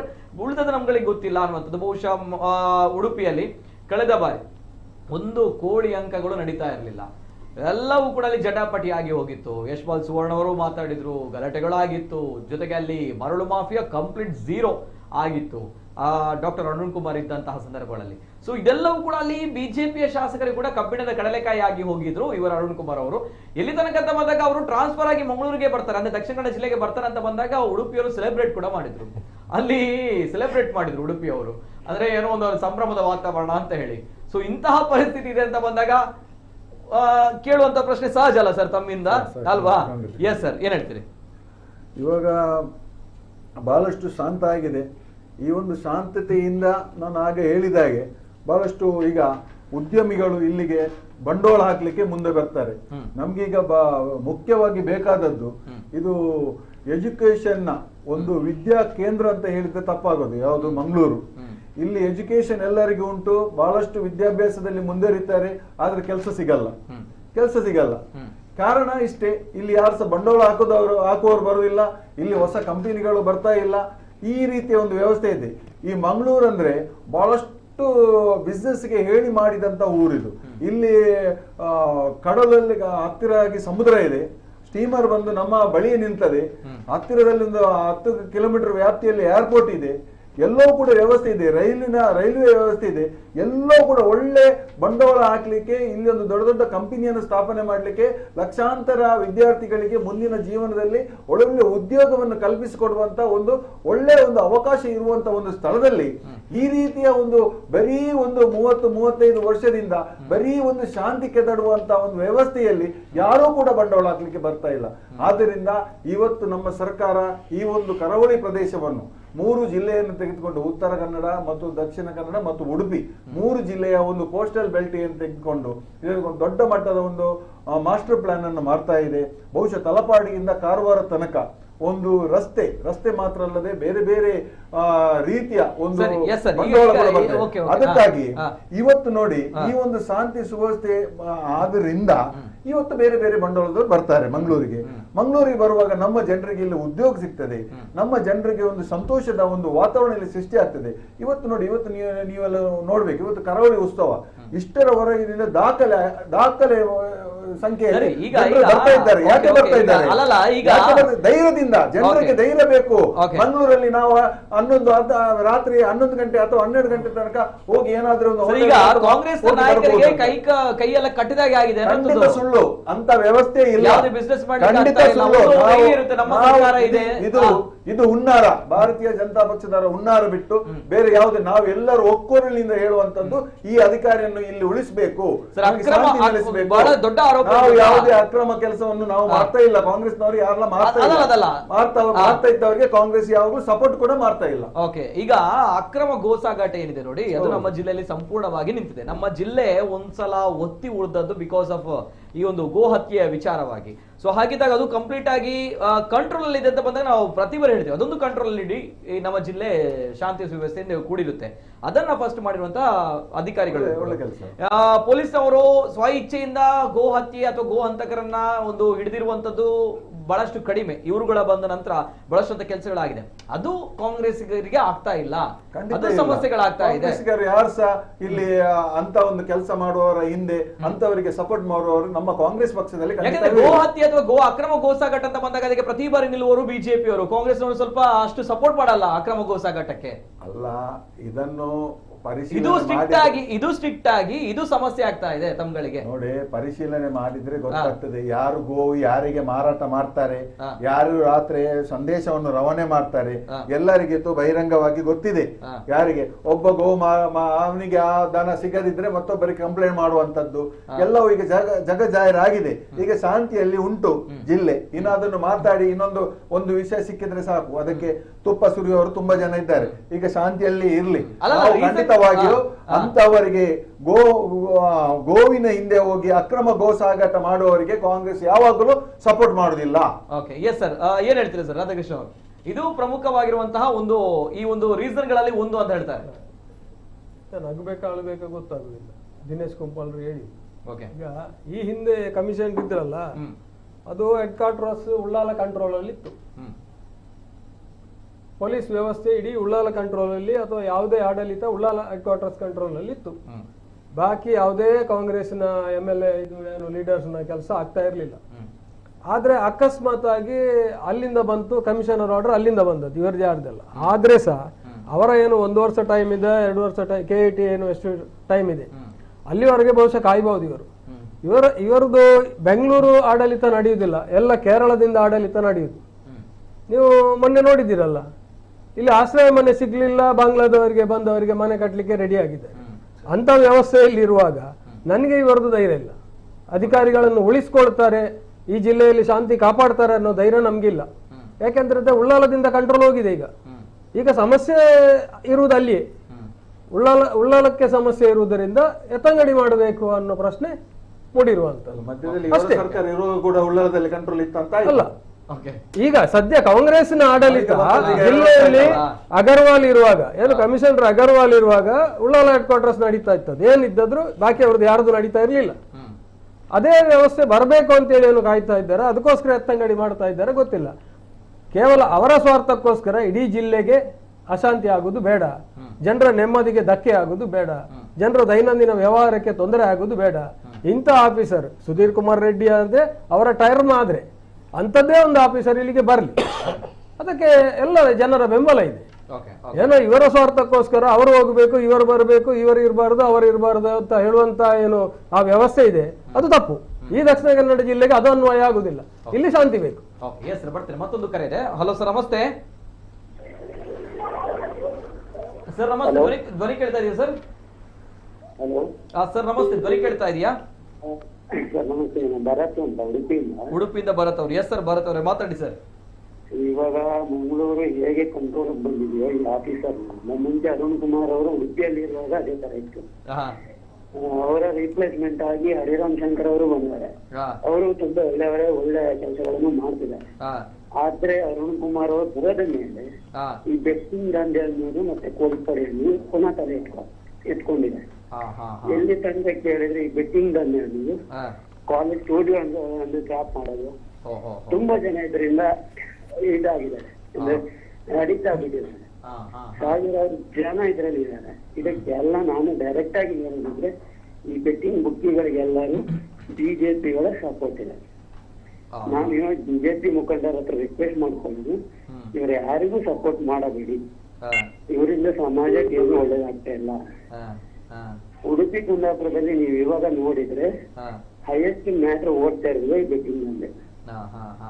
ಸದ್ಯಕ್ಕೆ ಒಬ್ಬ ವ್ಯಕ್ತಿ ರವಿ ಶೆಟ್ಟಿ ಬೈಂದೂರ್ ಅಂತ ನಾನು ಫೇಸ್ಬುಕ್ ಅಲ್ಲಿ ನೋಡಿದೀನಿ.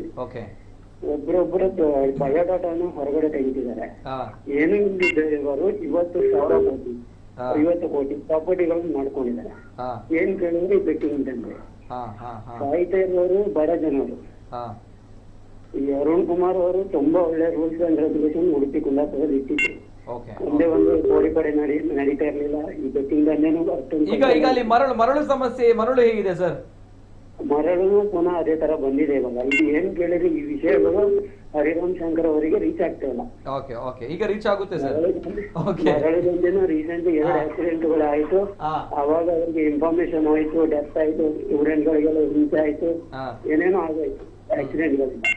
ಅದಾದ್ಮೇಲೆ ಅವರು ಹರಿರಾಮ್ ಶಂಕರ್ ಅವರು ಇಮಿಡಿಯೇಟ್ ಆಕ್ಷನ್ ತಗೊಂಡು ಒಳ್ಳೆ ಕೆಲಸಗಳನ್ನು ಇವಾಗ ಏಕೆ ಕೇಳಿದ್ರೆ ಇಲ್ಲಿ ತನಕ ಅವ್ರಿಗೆ ಹೋಗ್ತಾನೆ ಇರ್ಲಿಲ್ಲ ಈ ಮ್ಯಾಟ್ರ್ಗಳು. ಇವಾಗ ಒಂದೊಂದಾಗಿ ಮ್ಯಾಟ್ರ್ಗಳು ಅವ್ರನ್ನ ರೀಚ್ ಆಗ್ತಿದೆ. ಮೋಸ್ಟ್ಲಿ ಅವರು ಇನ್ನೇನು ಆಕ್ಷನ್ ತಗೊಳ್ಬಹುದು, ಇನ್ನೂ ಕಠಿಣ ಕ್ರಮಗಳನ್ನು ತಗೋಬಹುದು ಎಂಬ ನಂಬಿಕೆ ಇದೆ. ಥ್ಯಾಂಕ್ ಯು, ಧನ್ಯವಾದಗಳು. ಎಸ್ ಸರ್, ಇದು ಒಬ್ಬ ಪ್ರಜ್ಞಾವಂತ ನಾಗರಿಕ, ಆತನ ಮಾತುಗಳು ಈ ರೀತಿ ಇರುತ್ತೆ. ಯಾಕಂದ್ರೆ ನಮ್ಮ ಸ್ಟ್ರಿಕ್ಟ್ ಅಂಡ್ ಏನು ಖಡಕ್ ಆಗಿರುವಂತಹ ಆಫೀಸರ್ಗಳು ಯಾಕೆ ಬೇಕು ಅಂತ ಇದು ಪ್ರಜ್ಞಾವಂತ ನಾಗರಿಕರು ಮಾತ್ರ ಹೇಳುವಂಥದ್ದು. ಈ ರೀತಿ ಬಿಸ್ನೆಸ್ ಮ್ಯಾನ್ಗಳು, ಪೊಲಿಟಿಷಿಯನ್ಸ್ಗಳು, ಅದು ನಾಟ್ ಓನ್ಲಿ ಕಾಂಗ್ರೆಸ್, ಇಲ್ಲಿ ಕಾಂಗ್ರೆಸ್ ಇರ್ಬೋದು, ಆ ಕಡೆ ಬಿಜೆಪಿ, ಉಡುಪಿಯಲ್ಲಿ ಎಲ್ಲರೂ ಕೂಡ ಶಾಸಕರು. ಆದ್ರೆ ಅಲ್ಲಿ ನೋಡಿ ಅವರು ಹೇಳಿದ ಪ್ರಕಾರ ಅರುಣ್ ಕುಮಾರ್ ಇಲ್ಲಿ ಶಿಫ್ಟ್ ಆದಾಗ ಸೊ ಅಲ್ಲಿ ಸ್ವಲ್ಪ ಲೂಸ್ ಆಯ್ತಂತೆ. ಸೊ ಅಲ್ಲಿ ಅರುಣ್ ಕುಮಾರ್ ಈ ಕಡೆ ಬಂದಾಗ ಬಿಜೆಪಿ ಅವರೇ ಸೆಲೆಬ್ರೇಟ್ ಮಾಡಿದ್ದಾರೆ ಆ ಭಾಗದಲ್ಲಿ, ಆ ಭಾಗದ ಶಾಸಕರು. ಸೊ ಹಾಗಿದ್ದಾಗ ಇಲ್ಲಿ ಯಾರು ಬಿಜೆಪಿ ಅವರು ಇರಬೇಕು ಅಂತ ಹೇಳ್ತಾ ಇದ್ದಾರೆ. ಸೊ ಇದು ದ್ವಂದ್ವ ನಿಲುವುಗಳು ಯಾಕೆ ಅಂತ ಬಂದಾಗ ಬಿಕಾಸ್ ಆಫ್ ಅವರವರ ಕೆಲಸ ಕಾರ್ಯಗಳು ಆಗ್ಲಿಕ್ಕೆ ಬಹಳಷ್ಟು ಕಷ್ಟ ಇದೆ ಅನ್ನುವಂಥ ವಿಚಾರಗಳ ನಡುವೆ ಎಲ್ಲಿ ತನಕ ಇವರುಗಳು ಸ್ಟ್ರಿಕ್ಟ್ ಇದ್ರು ಅಂತ ಬಂದಾಗ ಈ ಗಲಾಟೆಗಳ ನಡುವೆ ಒಂದ್ ಕಡೆ ನಮ್ಮ ಕರಾವಳಿ ಭಾಗದಲ್ಲಿ ಬಹಳಷ್ಟು ತಲೆಬಿಸಿ ತಂದಿರುವಂತದ್ದು ಒಂದು ಸೋಷಿಯಲ್ ಮೀಡಿಯಾದಲ್ಲಿ ವಾರ್ ಆಗ್ತಾ ಇತ್ತು. ಅಂದ್ರೆ ಸೋಷಿಯಲ್ ಮೀಡಿಯಾದಲ್ಲಿ ಕಿಲ್ಲಿಂಗ್ ಪೋಸ್ಟ್ ಗಳನ್ನ ಹಾಕ್ತಾ ಇದ್ರು, ನಿನ್ನ ತೆಗಿತೀನಿ, ನಿನ್ನನ್ನು ಹೊಡಿತೀನಿ, ನನ್ನ ದೆಪ್ಪೋ ಅಂತ ಹೇಳಿ. ಸೊ ಅಂತಹ ಪೋಸ್ಟ್ ಗಳು ಹರಿದಾಡ್ತಾ ಇತ್ತು. ಯಾರಿಂದ ಏನು ಮಾಡಕ್ ಆಗ್ತಾ ಇರಲಿಲ್ಲ, ಅಂತಹ ಕೇಸ್ಗಳು, ಅಂತಹ ಫೇಕ್ ಅಕೌಂಟ್ಸ್ ಗಳು ಜಾಸ್ತಿ ಆಗ್ತಾ ಇತ್ತು, ಪೋಸ್ಟರ್ಗಳು ಹರಿದಾಡ್ತಾ ಇತ್ತು. ಅದು ಮತ್ತಷ್ಟು ಸಂಚಲನ ಸೃಷ್ಟಿ ಮಾಡ್ತಾ ಇತ್ತು. ಆದ್ರೆ ಇವರು ಬಂದ ನಂತರ, ಸುಧೀರ್ ಕುಮಾರ್ ರೆಡ್ಡಿ ಅವರು ಬಂದ ನಂತರ ಎಲ್ಲಿ ತನಕ ಅಂತ ಬಂದಾಗ ಫಾರಿನ್ ಅಲ್ಲಿ ಇದ್ರೂ ಕೂಡ ಅವರನ್ನ ಅರೆಸ್ಟ್ ಮಾಡಿದಂತಹ ಘಟನೆಗಳು ನಡೆದಿತ್ತು. ಯಾವುದೇ ರೀತಿಯ ಸೋಷಿಯಲ್ ಮೀಡಿಯಾದಲ್ಲಿ ಇಂತಹ ಪ್ರೊವೋಕ್ ಮಾಡುವಂತಹ ಸಂದೇಶಗಳು ಯಾರು ಹಾಕ್ತಾರೆ ನೋಡಿ, ಪಕ್ಕ ಅವರನ್ನ ಅರೆಸ್ಟ್ ಮಾಡಿ ಕೈಕಾಲು ಕಟ್ಟಿ ಹಾಕ್ತಾ ಇದ್ರು. ಸೊ ಇದು ತಾಕತ್ ಅಂತ ಹೇಳ್ತಾ ಇರುವಂತದ್ದು. ಇಂಥದ್ದು ನಾವು ಇಮ್ಯಾಜಿನೇ ಮಾಡ್ಕೊಳ್ಳಕ್ ಆಗ್ತಿರ್ಲಿಲ್ಲ ಈ ಹಿಂದೆ. ಅದು ಆಗ್ತಾ ಇದೆ ಅಂತ ಬಂದಾಗ ಎಲ್ಲವನ್ನು ಕೂಡ ಹಿಡಿದಿಟ್ಕೊಂಡಿದ್ದಾರೆ ಅಂತ ಬಂದಾಗ ಇಟ್ಸ್ ರಿಯಲಿ ಗ್ರೇಟ್ ಆ ಒಂದು ವಿಚಾರ, ನೋ ಡೌಟ್. ಸೊ ಇದೆಲ್ಲವೂ ಕೂಡ ಬಹಳಷ್ಟು ಏನು ನಮ್ಮ ಜಿಲ್ಲೆಗೆ ಒಂದು ಶಾಂತಿ ವ್ಯವಸ್ಥೆ ತರುವಲ್ಲಿ ಯಶಸ್ವಿ ಆದ್ರೆ, ಇನ್ನೊಂದ್ ಕಡೆ ಬಿಸ್ನೆಸ್ಗಳು, ಪ್ರತಿಯೊಂದು ವಿಚಾರಗಳಲ್ಲಿ ಬಿಸ್ನೆಸ್ಗಳು, ಯಾವುದೇ ಸರ್ಕಾರಗಳು ಬರಲಿ, ನಾಯಕರುಗಳು ನಮ್ಮ ಮುಂದೆ ಇದ್ರೆ ಅದರ ಹಿಂದೆ ಬಹಳಷ್ಟು ಬಿಸ್ನೆಸ್ಗಳು ನಡೀತಾ ಇರುತ್ತೆ. ಮತ್ತೊಂದು ಕರೆ ಇದೆ. ಹಲೋ ಸರ್, ನಮಸ್ತೆ. ಹಲೋ ಸರ್, ನಮಸ್ತೆ.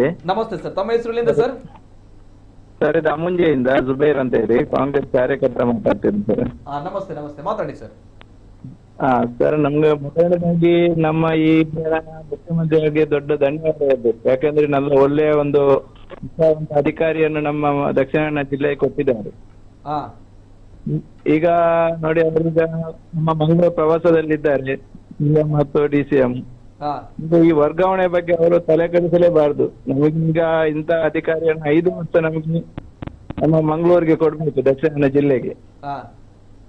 ಈಗ ನೋಡಿ, ಎಷ್ಟೋ ದಂಧೆಗಳು ಈಗ ನಡೆಯುತ್ತಾ ಇಲ್ಲ, ಎಲ್ಲ ನಿಂತಿದೆ. ಈಗ ನಮ್ಮ ಮಂಗಳೂರಲ್ಲಿ 12 ಗಂಟೆ ರಾತ್ರಿಗೂ ಈಗ ತಿರುಗಾಡುವಂತ ಒಂದು ಧೈರ್ಯ ಬಂದಿದೆ ಈಗ ಜನರಿಗೆ. ಮೊದಲು 7 ಗಂಟೆ ಆಗುವಾಗ ಮನೆಗೆ ಹೋಗಿ ಮುಟ್ಟುವಂತ ಪರಿಸ್ಥಿತಿ ಇತ್ತು. ಈಗ ನೋಡಿ, ಒಳ್ಳೆ ರೀತಿಯಲ್ಲಿ ಜನರಿಗೆಲ್ಲ ಧೈರ್ಯ ಬಂದಿದೆ. ಮೊದಲನೇದಾಗಿ ಅವರನ್ನು ಈಗ ಟ್ರಾನ್ಸ್ಫರ್ ಮಾಡುವಂತ, ವರ್ಗಾವಣೆ ಮಾಡುವಂತ ಒಂದು ಯಾವುದೇ ಒಂದು ಇದಕ್ಕೆ ಹೋಗಬಾರ್ದು. ಅವರನ್ನು ನಮ್ಮ ಮಂಗಳೂರಲ್ಲಿ 5 ವರ್ಷ ನಿಲ್ಲುವಂತೆ ಅವರನ್ನು ಮಾಡಿಸಬೇಕು. ಅಂದ್ರೆ ಮಂಗಳೂರು ದಕ್ಷಿಣ ಕನ್ನಡ ಈಗ ಫುಲ್ ಎಲ್ಲ ಶುದ್ಧ ದಕ್ಷಿಣ ಕನ್ನಡ ಆಗ್ತದೆ, ಎಲ್ಲಾ ದಂಧೆಗಳು ನಿಲ್ತದೆ ಈಗ. Thank you. Yes sir, thank you, ಧನ್ಯವಾದಗಳು. ಮತ್ತೊಂದು ಕರೆ ಇದೆ. ಹಲೋ ಸರ್, ನಮಸ್ತೆ. ಓಕೆ, ಕರೆ ಕಟ್ ಆಗಿದೆ. ಎಸ್ ಸರ್, ದೀಪು ಶೆಟ್ಟಿಗರ್ ಅವರು. ಯಾಕಂದ್ರೆ ಇಲ್ಲಿ ಬಹಳಷ್ಟು ಜನರು ಹೇಳ್ತಿರೋದು ಇಷ್ಟೇ, ನೀವು ಹೇಳಿದಾಗೆ, ಇವರು ಕೂಡ ಹೇಳಿದಾಗ್ಲೂ ಕೂಡ ಯಾವ ರೀತಿ ಅಂತ ಬಂದಾಗ ಜನಸಾಮಾನ್ಯರು ಹೇಳ್ತಾ ಇರುವಂತದ್ದು ಇವುಗಳು ಬೇಕು, ಆದ್ರೆ ಎಲ್ಲೋ ಒಂದ್ ಕಡೆ ಬಿಸ್ನೆಸ್ ಮಾಡ್ಲಿಕ್ಕೆ ಬಹಳಷ್ಟು ಕಷ್ಟ ಆಗುತ್ತೆ ಅನ್ನುವಂತಹ ವಿಚಾರಗಳು. ಅಂದ್ರೆ ಇಲ್ಲಿ ಕಾಂಗ್ರೆಸ್ ಬಿಜೆಪಿ ಅನ್ನೋಂಥದ್ದು ಇಲ್ಲ, ಇಂಥ ಅಧಿಕಾರಿಗಳು ಬಂದಾಗ ಇಬ್ರು ಕೂಡ ತಡಕಾಡುವಂತ ಪರಿಸ್ಥಿತಿ ಬರುತ್ತೆ. ಏನ್ ಹೇಳ್ತೀರಿ, ಏನ್ ಕಾರಣ, ಏನ್ ವಿಚಾರ? ಯಾಕಂದ್ರೆ ಅಲ್ಲೂ ಕೂಡ ಅದೇ, ಇಲ್ಲೂ ಕೂಡ ಅದೇ ಆಗಿರುವಂತದ್ದು. ನೀವು ನೋಡಿ, ಮೊದಲು ಬಿಜೆಪಿ ಗವರ್ಮೆಂಟ್ ಇರುವಾಗ ಫೈನಲ್ ಒಮ್ಮೆ ಇವರಂತಂದ್ರೆ ಕುಲ್ದೀಪ್ ಜೈನ್ ಅಂತಂದಿದ್ರು, ತುಂಬಾ ಸ್ಟ್ರಿಕ್ಟ್ ಇದ್ರು ಅವರು ಕೂಡ ಡ್ರಗ್ ಮ್ಯಾಟರ್ ಅಲ್ಲಿ ಸ್ವಲ್ಪ ಒಳ್ಳೆ ರೀತಿಯಲ್ಲಿ ವರ್ಕ್ ಮಾಡಿದ್ದಾರೆ. ಯಾಕಂತ ಹೇಳಿದ್ರೆ ನಾವು ಕೆಲವು ಹೇಳಿದ ವಿಷಯದಲ್ಲಿ ಇದು ಮಾಡಿದ್ರು. ಆನಂತರ ಕಾಂಗ್ರೆಸ್ ಗವರ್ಮೆಂಟ್ ಬಂತು, ಅವರನ್ನು ಮುಂದುವರಿಸಿಕೊಂಡು ಹೋಗುವಾಗ ಏನ್ ಹೇಳಿದ್ರು, ಅವರ ಗ್ರೇಡ್ ಇದಿಲ್ಲ, ಅವರನ್ನು ಮುಂದುವರಿಸಿಕೊಂಡು ಹೋಗ್ಲಿಕ್ಕೆ ಆಗುದಿಲ್ಲ. ಅದು ಪ್ರಕ್ರಿಯೆ ಇರುವಾಗ ಚುನಾವಣಾ ಪ್ರಕ್ರಿಯೆಗೆ ಬಂದದ್ದು. ಆದ್ದರಿಂದ ಅವರನ್ನು ಇದು ಮಾಡಿ ಯಾರು ಚೇಂಜ್ ಮಾಡಿ ಇವರು ಬಂದ್ರು, ಯಾರು ನೆಕ್ಸ್ಟ್ ಮತ್ತೊಬ್ರು ಕಮಿಷನರ್ ಬಂದ್ರು. ನಾನು ಹೇಳ್ತೇನೆ, ನನ್ನ ಎಕ್ಸ್ಪೀರಿಯನ್ಸ್ ಪ್ರಕಾರ ಎಷ್ಟೋ ಕಮಿಷನರ್ಗೆ ಕಾಂಟ್ಯಾಕ್ಟ್ ಆಗಿ ಇಲ್ಲಿಗಲ್ ಆಕ್ಟಿವಿಟೀಸ್ ಗಳ ಬಗ್ಗೆ ಹೇಳಿದಾಗ ಆಕ್ಷನ್ ತಗೊಂಡಿದ್ದಾರೆ. ಮೊದಲು ಲಾಸ್ಟ್ ಟೈಮ್ ಆಲ್ಮೋಸ್ಟ್ ಆಗ್ತಾನೆ ಇರ್ಲಿಲ್ಲ ಅಂತೇಳಿ ಅವರನ್ನು ಬೇರೆ ಸೈಡ್ ಕಂಟ್ರೋಲ್ ಮಾಡ್ತಿದ್ದದ್ದು ಸಹ ನಮ್ಗೆ ವಿಷಯ ಕೆಲವು ಗೊತ್ತುಂಟು. ಯಾಕಂತೇಳಿ ನಮ್ಗೆ ಬೇರೆ ಕಡೆಯಿಂದ ಕರೆ ಬರುವಾಗ ನಮ್ಗೆ ಅಂದಾಜಾಗ್ತಿತ್ತು ಎಲ್ಲಿಂದ ಎಲ್ಲಿ ಯಾರು ಕಂಟ್ರೋಲ್ ಮಾಡ್ತಿದ್ದಾರೆ ಅಂತ. ನಿಜ ಪ್ರಾಬ್ಲಮ್ ಏನಾಗುದು ಅಂತ ಹೇಳಿದ್ರೆ ಈ ರಾಜಕೀಯ ವ್ಯಕ್ತಿಗಳು ಕಂಟ್ರೋಲ್ ಮಾಡಿದಾಗ ಅಲ್ಲಿ ಪ್ರಾಬ್ಲಮ್ಸ್ ಆಗಿಯೇ ಆಗ್ತದೆ. ಈಗ ಇಲ್ಲಿಗೆ ಒಂದು ನಾನು ಹೇಳುದಾದ್ರೆ ರಾಜಕೀಯವಾಗಿ ಯಾರು ಇಷ್ಟಪಟ್ಟು ಒಳ್ಳೆ ಅಧಿಕಾರಿ ಅಂತ ಅರುದಿಲ್ಲ. ಇಲ್ಲಿ ಸಮಸ್ಯೆಯಾಗಿ ಅಧಿಕಾರಿ ಬಂದದ್ದು ಅದು ಸಹ ನಮ್ಮ ಒಂದು ತಲೆಯಲ್ಲಿದೆ. ಹಾಕಿದ್ದಾರೆ, ಒಳ್ಳೆಯವರನ್ನ ಹಾಕಿದ್ದಾರೆ. ಯಾಕಂತ ಹೇಳಿದ್ರೆ ಸಮಸ್ಯೆ ಆದ್ರೆ ನೆಕ್ಸ್ಟ್ ಮತ್ತೆ ಇದು ಪ್ರಾಬ್ಲಮೆಟಿಕ್ ಆಗ್ತದೆ ಎಂಬ ಉದ್ದೇಶದಿಂದ ಬಂದದ್ದು. 2 ವರ್ಷ ಗೌರ್ಮೆಂಟ್ಗೆ ಜನರು ಬೈತಾರೆ, ಅದಕ್ಕೆ ತಂದಿದ್ದಾರೆ. ಆದ್ರೆ ಇದ್ರಲ್ಲಿ ಏನ್ ಹೇಳುದು ಗೊತ್ತಾ, ನಾನು ಅದೇ ಹೇಳುದು, ಪಾರ್ಟಿಯಲ್ಲಿ ಸಿನ್ಸಿಯರ್ ಆಗಿದ್ದವರು ಇರ್ತಾರೆ, ಅದೇ ರೀತಿ ಕೆಟ್ಟವರು 2 ಪಕ್ಷದಲ್ಲಿ ಇರ್ತಾರೆ. ಅಲ್ಲಿ ಒಬ್ರು ಹೇಳಿದ್ರು ಏನಂತ ಹೇಳಿದ್ರೆ ಬಿಜೆಪಿ ಇರುವಾಗ ಬೆಟ್ಟಿಂಗ್ ನಡೀತಿತ್ತು, ಬಿಜೆಪಿ ಅವರು ಬೆಟ್ಟಿಂಗ್ ಅಲ್ಲಿ ಇದ್ದಾರೆ. ಬಿಜೆಪಿ ಅವರಂತಲ್ಲ, ದುಷ್ಟರು 2 ಪಕ್ಷದಲ್ಲಿ ಬೆಟ್ಟಿಂಗ್ ಅಲ್ಲಿ ಇದ್ದಾರೆ. ಯಾಕಂದ್ರೆ ನಾನು ನೋಡಿದ್ದೇನೆ ಯಾವ ಪಕ್ಷದಲ್ಲಿ ಯಾರ್ಯಾರು ಬೆಟ್ಟಿಂಗ್ ನವರು ಇದ್ದಾರೆ, ಹತ್ತಿರದಿಂದ ಸಹ ನೋಡಿದ್ದೇನೆ ಯಾರ್ಯಾರೆಲ್ಲ ಇದ್ದಾರಂತ. ಅದು ನಿಮ್ಗೆ ಪಕ್ಷ ಅಂತ ಬರುದಿಲ್ಲ, ಅದೇನ್ ಬರ್ತದೆ ಅವರಿಗೊಂದು ದುಡ್ಡು ಮಾಡುವ ಇದಿರ್ತದೆ, ಮತ್ತೆ ಯಾವ್ದಾರ ಒಂದು ಪಕ್ಷದಲ್ಲಿ ಇರ್ತಾರೆ, ಗುರುತಿಸ್ಕೊಳ್ತಾರೆ, ಆಗೇನಾಗ್ತದೆ ಸಮಸ್ಯೆ ಆ ರೀತಿ ಆಗ್ತದೆ. ಇಲ್ಲಿ ಮಾಡ್ಬೇಕಾದದ್ದು ಯಾರು, ಇದು ಪಕ್ಷದಲ್ಲಿ ನಾನು ಹೇಳುದಿಷ್ಟೇ, ಪಕ್ಷದಲ್ಲಿ ಒಳ್ಳೆಯವರು ಇರ್ತಾರೆ, ಒಳ್ಳೆಯವರು ಅದನ್ನು ಹಿಡಿದ ತಗೊಳ್ಬೇಕು. ಇಂಥದ್ದು ನಡಿಬಾರ್ದು, ಇಂಥ ಅಧಿಕಾರಿಗಳು ಬೇಕು, ನಮ್ಮ ಪಕ್ಷಕ್ಕೆ ಕೆಟ್ಟ ಹೆಸರು ಬರ್ತದೆ, ಇದರಿಂದ ಪಕ್ಷ ಹಾಳಾಗ್ತದೆ ಎಂಬಂತ ಮನೋಭಾವನೆಯನ್ನು ಒಳ್ಳೆ ವ್ಯಕ್ತಿಗಳು ತಂದಾಗ. ಮತ್ತೊಂದು ನೋಡಿ, ಈಗ ದಕ್ಷಿಣ ಕನ್ನಡದಲ್ಲಿ ನಾನು ನೋಡಿದ ಪ್ರಕಾರ ಈಗ ಕಾಂಗ್ರೆಸ್ ಪಕ್ಷ ಈಗ ಬಂದಿದೆ ಅಧಿಕಾರಕ್ಕೆ. ಈ ಇಲೆಕ್ಷನ್ ಬರೋದಕ್ಕಿಂತ ಮುಂಚೆ ಕಾಂಗ್ರೆಸ್ ಪಕ್ಷದಲ್ಲಿ ಕೆಲವು ಕಾರ್ಯಕರ್ತರು ಮಾತ್ರ ಗುರುತಿಸಿಕೊಳ್ತಾ ಇದ್ರು.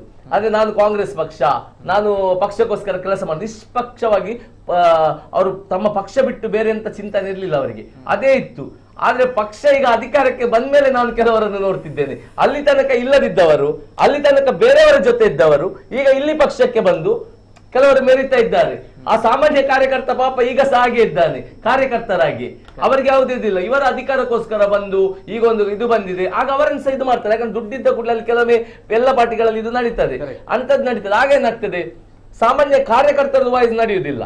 ಈಗ ಪಕ್ಷದೊಳಗೆ ಸಹ ಸಾಮಾನ್ಯ ಕಾರ್ಯಕರ್ತರು ನಡೆಯುವುದಿಲ್ಲ, ವಾರಿ ಬಂದಿರ್ತಾನೆ, ಅವನಿಗೊಂದು ಎಂತ ಆಗ್ತದೆ, ಅಲ್ಲಿ ಒಂದು 2-3 ಬೇರೆ ಕನೆಕ್ಟ್ ಇರ್ತದೆ ಇಂಥ ಮಾಫಿಯಾಗಳದ್ದು. ಆಗ ಈ ರೀತಿಯ ಇದು ನಡೀತದೆ. ಯಾಕಂತ ಮಾಡ್ಲಿಕ್ಕೆ ಆಗಲ್ಲ, ಕಷ್ಟ ಆಗುತ್ತೆ ಅಂತ ಹೇಳಿ. ಯಾವುದು ಫಂಡಿಂಗ್ ಮಾಡ್ಲಿಕ್ಕೆ ಕಷ್ಟ ಆಗುತ್ತೆ, ಫಂಡಿಂಗ್ ಅಂತ ಹೇಳಿದ್ರೆ ಆಗಿರ್ತದೆ. ಯಾಕಂತ ಹೇಳಿದ್ರೆ ಈಗ ನೋಡಿ, ಇಲ್ಲಿ ಈಗ ಕಾಂಗ್ರೆಸ್ ಅಲ್ಲಿ ಯಾರಾದ್ರೂ ನಿಲ್ಬೇಕಂತ ಹೇಳಿದ್ರು ಮುಂದೆ, ಅಥವಾ ಬೇರೆ ಯಾವ್ದೊಂದು ಪಕ್ಷದಲ್ಲಿ ಒಬ್ಬ ವ್ಯಕ್ತಿ ನಿಲ್ಬೇಕಂತ ಹೇಳಿದ್ರೆ ಅವರು ತುಂಬಾ ಕೋಟ್ಯಾಧಿಪತಿ ಆಗಿದ್ದವರು ಬಾರಿ ಕಮ್ಮಿ ಹಣ ಬ್ಯಾಕ್ ಇದ್ದಿದ್ರು. ಹಾಗೇನಾಗ್ತದೆ, ಕೆಲವು ಫಂಡಿಂಗ್ ಕೆಲವು ನೋಡ್ತಾರೆ, ಅದು ಕಾಮನ್. ಯಾಕಂದ್ರೆ ಅದು ಜನಗಳೇ ಮಾಡಿದ್ದು. ನಾವು ಜನಗಳು ಒಬ್ಬ ದುಡ್ಡಿಲ್ಲದವನನ್ನು ಗೆಲ್ಲಿಸ್ತಿದ್ರೆ ನಮ್ಗೆ ಏನಾಗ್ತಿತ್ತು, ಅವರಿಗೊಂದು ಮನೋಭಾವನೆ ಬರ್ತಿತ್ತು ಗೆಲ್ಲಿಸ್ತಾರಂತ. ನೋಡಿ, ಈಗ ಯಾರ ಹತ್ರ ಸಹ ಕೇಳಿ, ನೀನು ಕಾಂಗ್ರೆಸ್ಗೆ ಓಟ್ ಹಾಕ್ತೀಯಾ, ಬಿಜೆಪಿಗೆ ಓಟ್ ಹಾಕ್ತೀಯಾ, JDS ಗೆ ಓಟ್ ಹಾಕ್ತೀಯಾ ಅಂತ ಕೇಳಿದ್ರೆ ಕಾಂಗ್ರೆಸ್ ಹೇಳ್ತಾನೊಬ್ಬ, ಇನ್ನೊಬ್ಬ ಬಿಜೆಪಿ ಹೇಳ್ತಾನೆ, JDS ಹೇಳ್ತಾನೆ. ಯಾವುದೇ ವ್ಯಕ್ತಿ ಕೂಡ ಯಾವ ವ್ಯಕ್ತಿ ನಿಂತಿದ್ದಾನಂತ ಕೇಳಲ್ಲ ಪಕ್ಷದಲ್ಲಿ. ಇಲ್ಲಿ ನಾವು ಸೋತದ್ದು. ಯಾವಾಗ ನಾವು ಯಾವ ವ್ಯಕ್ತಿ ನಿಂತಿದ್ದಾನೆ ಅಂತ ಕೇಳಿ ಓಟ್ ಹಾಕ್ತೇವಾ ಆಗ ಒಳ್ಳೇದಾಗ್ತದೆ. ಇಲ್ಲಿ ವ್ಯಕ್ತಿಯನ್ನು ನೋಡಲ್ಲ, ಡೈರೆಕ್ಟ್ ಆಗಿ ಹಾಕ್ತೇವೆ, ಆಗ ಏನಾಗ್ತದೆ, ಪಕ್ಷಕ್ಕೆ ಯಾರನ್ನು ನಿಲ್ಲಿಸಿದರೂ ಪಕ್ಷದಲ್ಲಿ ಗೆಲ್ತಾರೆ ಎಂಬಂತ ಮನೋಭಾವನೆ ಪಕ್ಷಕ್ಕೆ ಬರ್ತದೆ.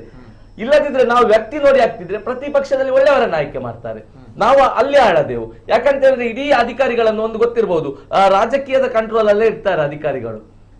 ಅವರ ಆಳ್ವಿಕೆ 5 ವರ್ಷ ಆಗಿರ್ಬೋದು, 10 ವರ್ಷ ಆಗಿರ್ಬೋದು, ಅದು ಬೇರೆ ವಿಷಯ. ಆದ್ರೆ ಬಂದ ಕೂಡಲೇ ಅಲ್ಲಿಯ ರಾಜಕಾರಣಿಗೊಂದು ತಲೆ ಬಗ್ಗೆ ನಡುವಂತ ನಿಜವಾಗಿ ಕಾನೂನಿನ ಅಂಡರಲ್ಲಿ ನಡಿಬೇಕು. ಆದ್ರೆ ಕಾನೂನಿನ ಅಂಡರಲ್ಲಿ ನಡೆದ್ರು ಕೂಡ ಎಷ್ಟೋ ಮಂದಿ ಸಿಟ್ಟಿದ್ದವರನ್ನು ಅವರ ಮಾನ ನಷ್ಟ ಮಾಡಿ ಅವರನ್ನು ಬೀಳಿಸಿದ ರಾಜಕಾರಣಿಗಳಿಗೆ ದೊಡ್ಡ ವಿಷಯ ಅಲ್ಲ. ನಾವು ಎಷ್ಟೋ ಮಂದಿಯನ್ನು ನೋಡಿದ್ದೇವೆ, ಒಳ್ಳೆ ರೀತಿಯಲ್ಲಿ ಇರ್ತಾರೆ, ಅವರನ್ನು ಯಾವ ರೀತಿ ಬೀಳಿಸಬೇಕು, ಯಾವುದರಲ್ಲಿ ಸಿಕ್ಕಿಸಿ ಹಾಕಿಕೊಳ್ಬೇಕು ಅದನ್ನು ನೋಡ್ತಾ ಇರ್ತಾರೆ. ಈಗ ನೋಡಿ, ಇಲ್ಲಿ ಜಾನಪದ ಕಲೆಗೆ ಅಡ್ಡ ಮಾಡ್ತಾ ಇದ್ದಾರೆ, ಅದೇ ಬಂದು ಒಂದು ಓಪನ್ ಆಗಿ ಹೇಳ್ತಾರೆ, ನಮ್ಮ ಕಮಿಷನರ್ ಎಲ್ಲವನ್ನು ನಿಲ್ಲಿಸಿದ್ದಾರೆ. 90% ಹೇಳುದಿಲ್ಲ, 10% ಅನ್ನು ಹೈಲೈಟ್ ಮಾಡ್ತಾರೆ. ಇದು ರಾಜಕೀಯದಲ್ಲಿ ಕೆಲವು ನಡೆಯುವಂತ ಘಟನೆಗಳು. ಅದು ಜನರಿಗೆ ಹೇಗಾಗಿದೆ, ಕೆಲವರಿಗೆ ಇದು ದೇವಸ್ಥಾನಗಳಲ್ಲಿ ರಾತ್ರಿ ಹೊತ್ತು ಇದು ಮಾಡಿದ್ರು. ಅವರು ಓಪನ್ ಆಗಿ ಹೇಳಿದ್ದಾರೆ, ಜಾತ್ರೆ ಮಾಡಿ ಇದು ಮಾಡಿ ಬೇರೆಯವರಿಗೆ ಡಿಸ್ಟರ್ಬೆನ್ಸ್ ಆಗ್ಬಾರ್ದು. ಅಲ್ಲಿ ಪ್ರಾಬ್ಲಮ್ ಏನಾಗುದು ಗೊತ್ತಾ, ನಮ್ಮ ಹಿಂದೂಗಳದ್ದು ಜಾತ್ರೆ ಇದೆ, ಒಂದು ಸೌಂಡ್ಸ್ ಎಂತ ಇದ್ರೆ ನಮ್ಮವರೇ ಕಂಪ್ಲೇಂಟ್ ಕೊಡುದು, ದೇವಸ್ಥಾನದಲ್ಲಿ ಅದಾಗ್ತದೆ ಇದಾಗ್ತದೆ. ನಮ್ದು ಅಲ್ಲಿ ತನಕ ಪರಿಸ್ಥಿತಿ ಎತ್ತಿದೆ, ಬೇರೆಯವರು ಕೊಡುದಿಲ್ಲ, ಬೇರೆ ಧರ್ಮದವರು ಕಂಪ್ಲೇಂಟ್ ಕೊಡುದಿಲ್ಲ, ನಮ್ಮ ಧರ್ಮದವರೇ ಕೊಡುದು.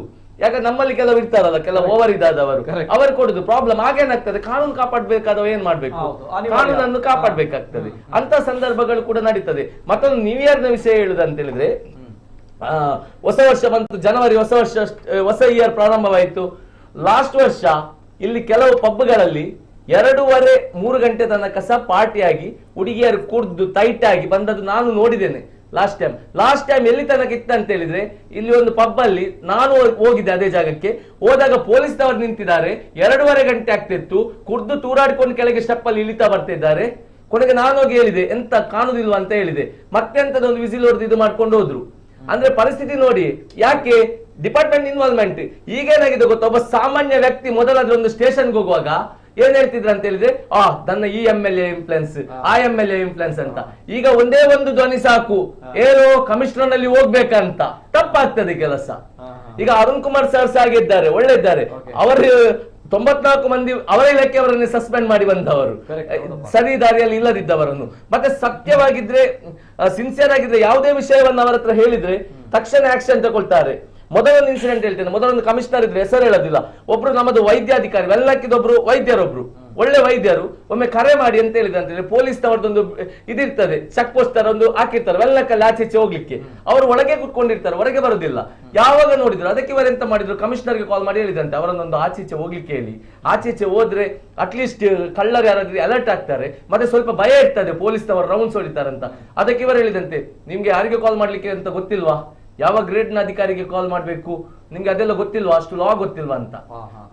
ನಾವು ಒಬ್ಬರು ಕಮಿಷನರ್ಗೆ ಕರೆ ಮಾಡಿದಾಗ ವಿಷಯ ಎಂತ ತಿಳ್ಕೊಳ್ಬೇಕು. ಲಾಟ್ ಬೋರ್ಡ್ ವಿಷಯ ಆದ್ರೆ ಬೇರೆ, ಒಂದು ಒಳ್ಳೆ ವಿಷಯವನ್ನು ತಿಳಿಸಿದಾಗ, ಅದು ಸಹ ಒಂದು ಒಳ್ಳೆ ಹುದ್ದೆಯಲ್ಲಿದ್ದವರು ತಿಳಿಸಿದಾಗ ಅವರ ಮನಸ್ಥಿತಿ ನೋಡಿ. ಅಂತ ಅಧಿಕಾರಿಗಳಿದ್ರೆ ಎಂತ ಆಗ್ಬಹುದು ನಮ್ಮ ಮಂಗಳೂರು. ಈಗ ಏನಾಗಿದೆ, ಈಗ ನಿಮ್ಗೆ ಯಾವುದೇ ವಿಷಯದಲ್ಲಿ ಕೂಡ ಎಕ್ಸಾಂಪಲ್, ನಾನು ಇವರು ಬಂದ ಕೂಡಲೇ ಒಂದು ಘಟನೆ ನಾನು ಹೇಳ್ತೇನೆ. ಕಂಕನಾಡಿಯಲ್ಲಿ ಒಂದು ಬೀಡಿ ಏನ್ ಗೊತ್ತು, ಸಿಗರೇಟ್ ಎಳೆಯುದು. ಸಿಗರೇಟ್ ಎಳೆಯುವಾಗ ಆಚೆ ಒಂದು ಶಾಪ್, ಹೆಂಗಸರೆಲ್ಲ ಹೋಗುದು, ಇಲ್ಲಿ ನಿಂತು ಹೊಗೆ ಬಿಡುದು. ಹೊಗೆ ಬಿಡುವಾಗ ಅಂತ ಘಟನೆಗಳಾಗ್ತಾ ಇತ್ತು. ಅದಕ್ಕಿಂತ ಮುಂಚೆ ಸಹ ನಾನು ಸ್ಟೇಷನ್ಗೆ ಕಾಲ್ ಮಾಡಿದ್ದೆ.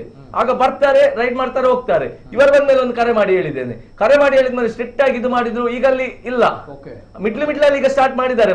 ಮತ್ತೆ ನಿಲ್ಲಿಸ್ತಾರೆ, ನಮ್ಮನ್ನು ನೋಡಿದ ಕೂಡಲೇ ನಿಲ್ಲಿಸುದು, ನಾನು ಬರುವಾಗ ನಿಲ್ಲಿಸುದು, ಅಂತದೆಲ್ಲ ಆಗ್ತಾ ಇದೆ. ಬಟ್ ಅಲ್ಲಿ ಒಂದು ಅಷ್ಟು ಖಡಕ್ ಆಗಿ ಒಂದು ಹೇಳಿಸಿದ್ದಾರೆ. ಅಂದ್ರೆ ಎಲ್ಲ ಕಡೆಗಳಲ್ಲಿ ಈ ರೀತಿ ನಡೆಯುವಾಗ ನಿಮ್ಗೆ ಈಗ ಡ್ರಗ್ ದಿವಸ ಎಂತ ಗೊತ್ತಾ, ಈಗ ಗಾಂಜಾದ ವಿಷಯದಲ್ಲಿ ನಾನು ಹೇಳುದಾರೆ, ಗಾಂಜಾ ಡ್ರಗ್ ವಿಷಯದಲ್ಲಿ ನೀವು ಕರೆಕ್ಟ್ ಆಗಿ ನೋಡ್ಲಿಕ್ಕೆ ಹೋದ್ರೆ, ಯಾವುದೋ ಒಂದು ನೋಡಿ, ಕೆಲವು ಪ್ರದೇಶಗಳಲ್ಲಿ ಒಂದು ಸಣ್ಣ ಗೂಡಂಗಡಿ ಇರ್ತದೆ, ಅಲ್ಲಿಯ ಜನ ನೋಡಿ, ಅಲ್ಲಿ ಜನ ಸೇರುವುದು ನೋಡಿ.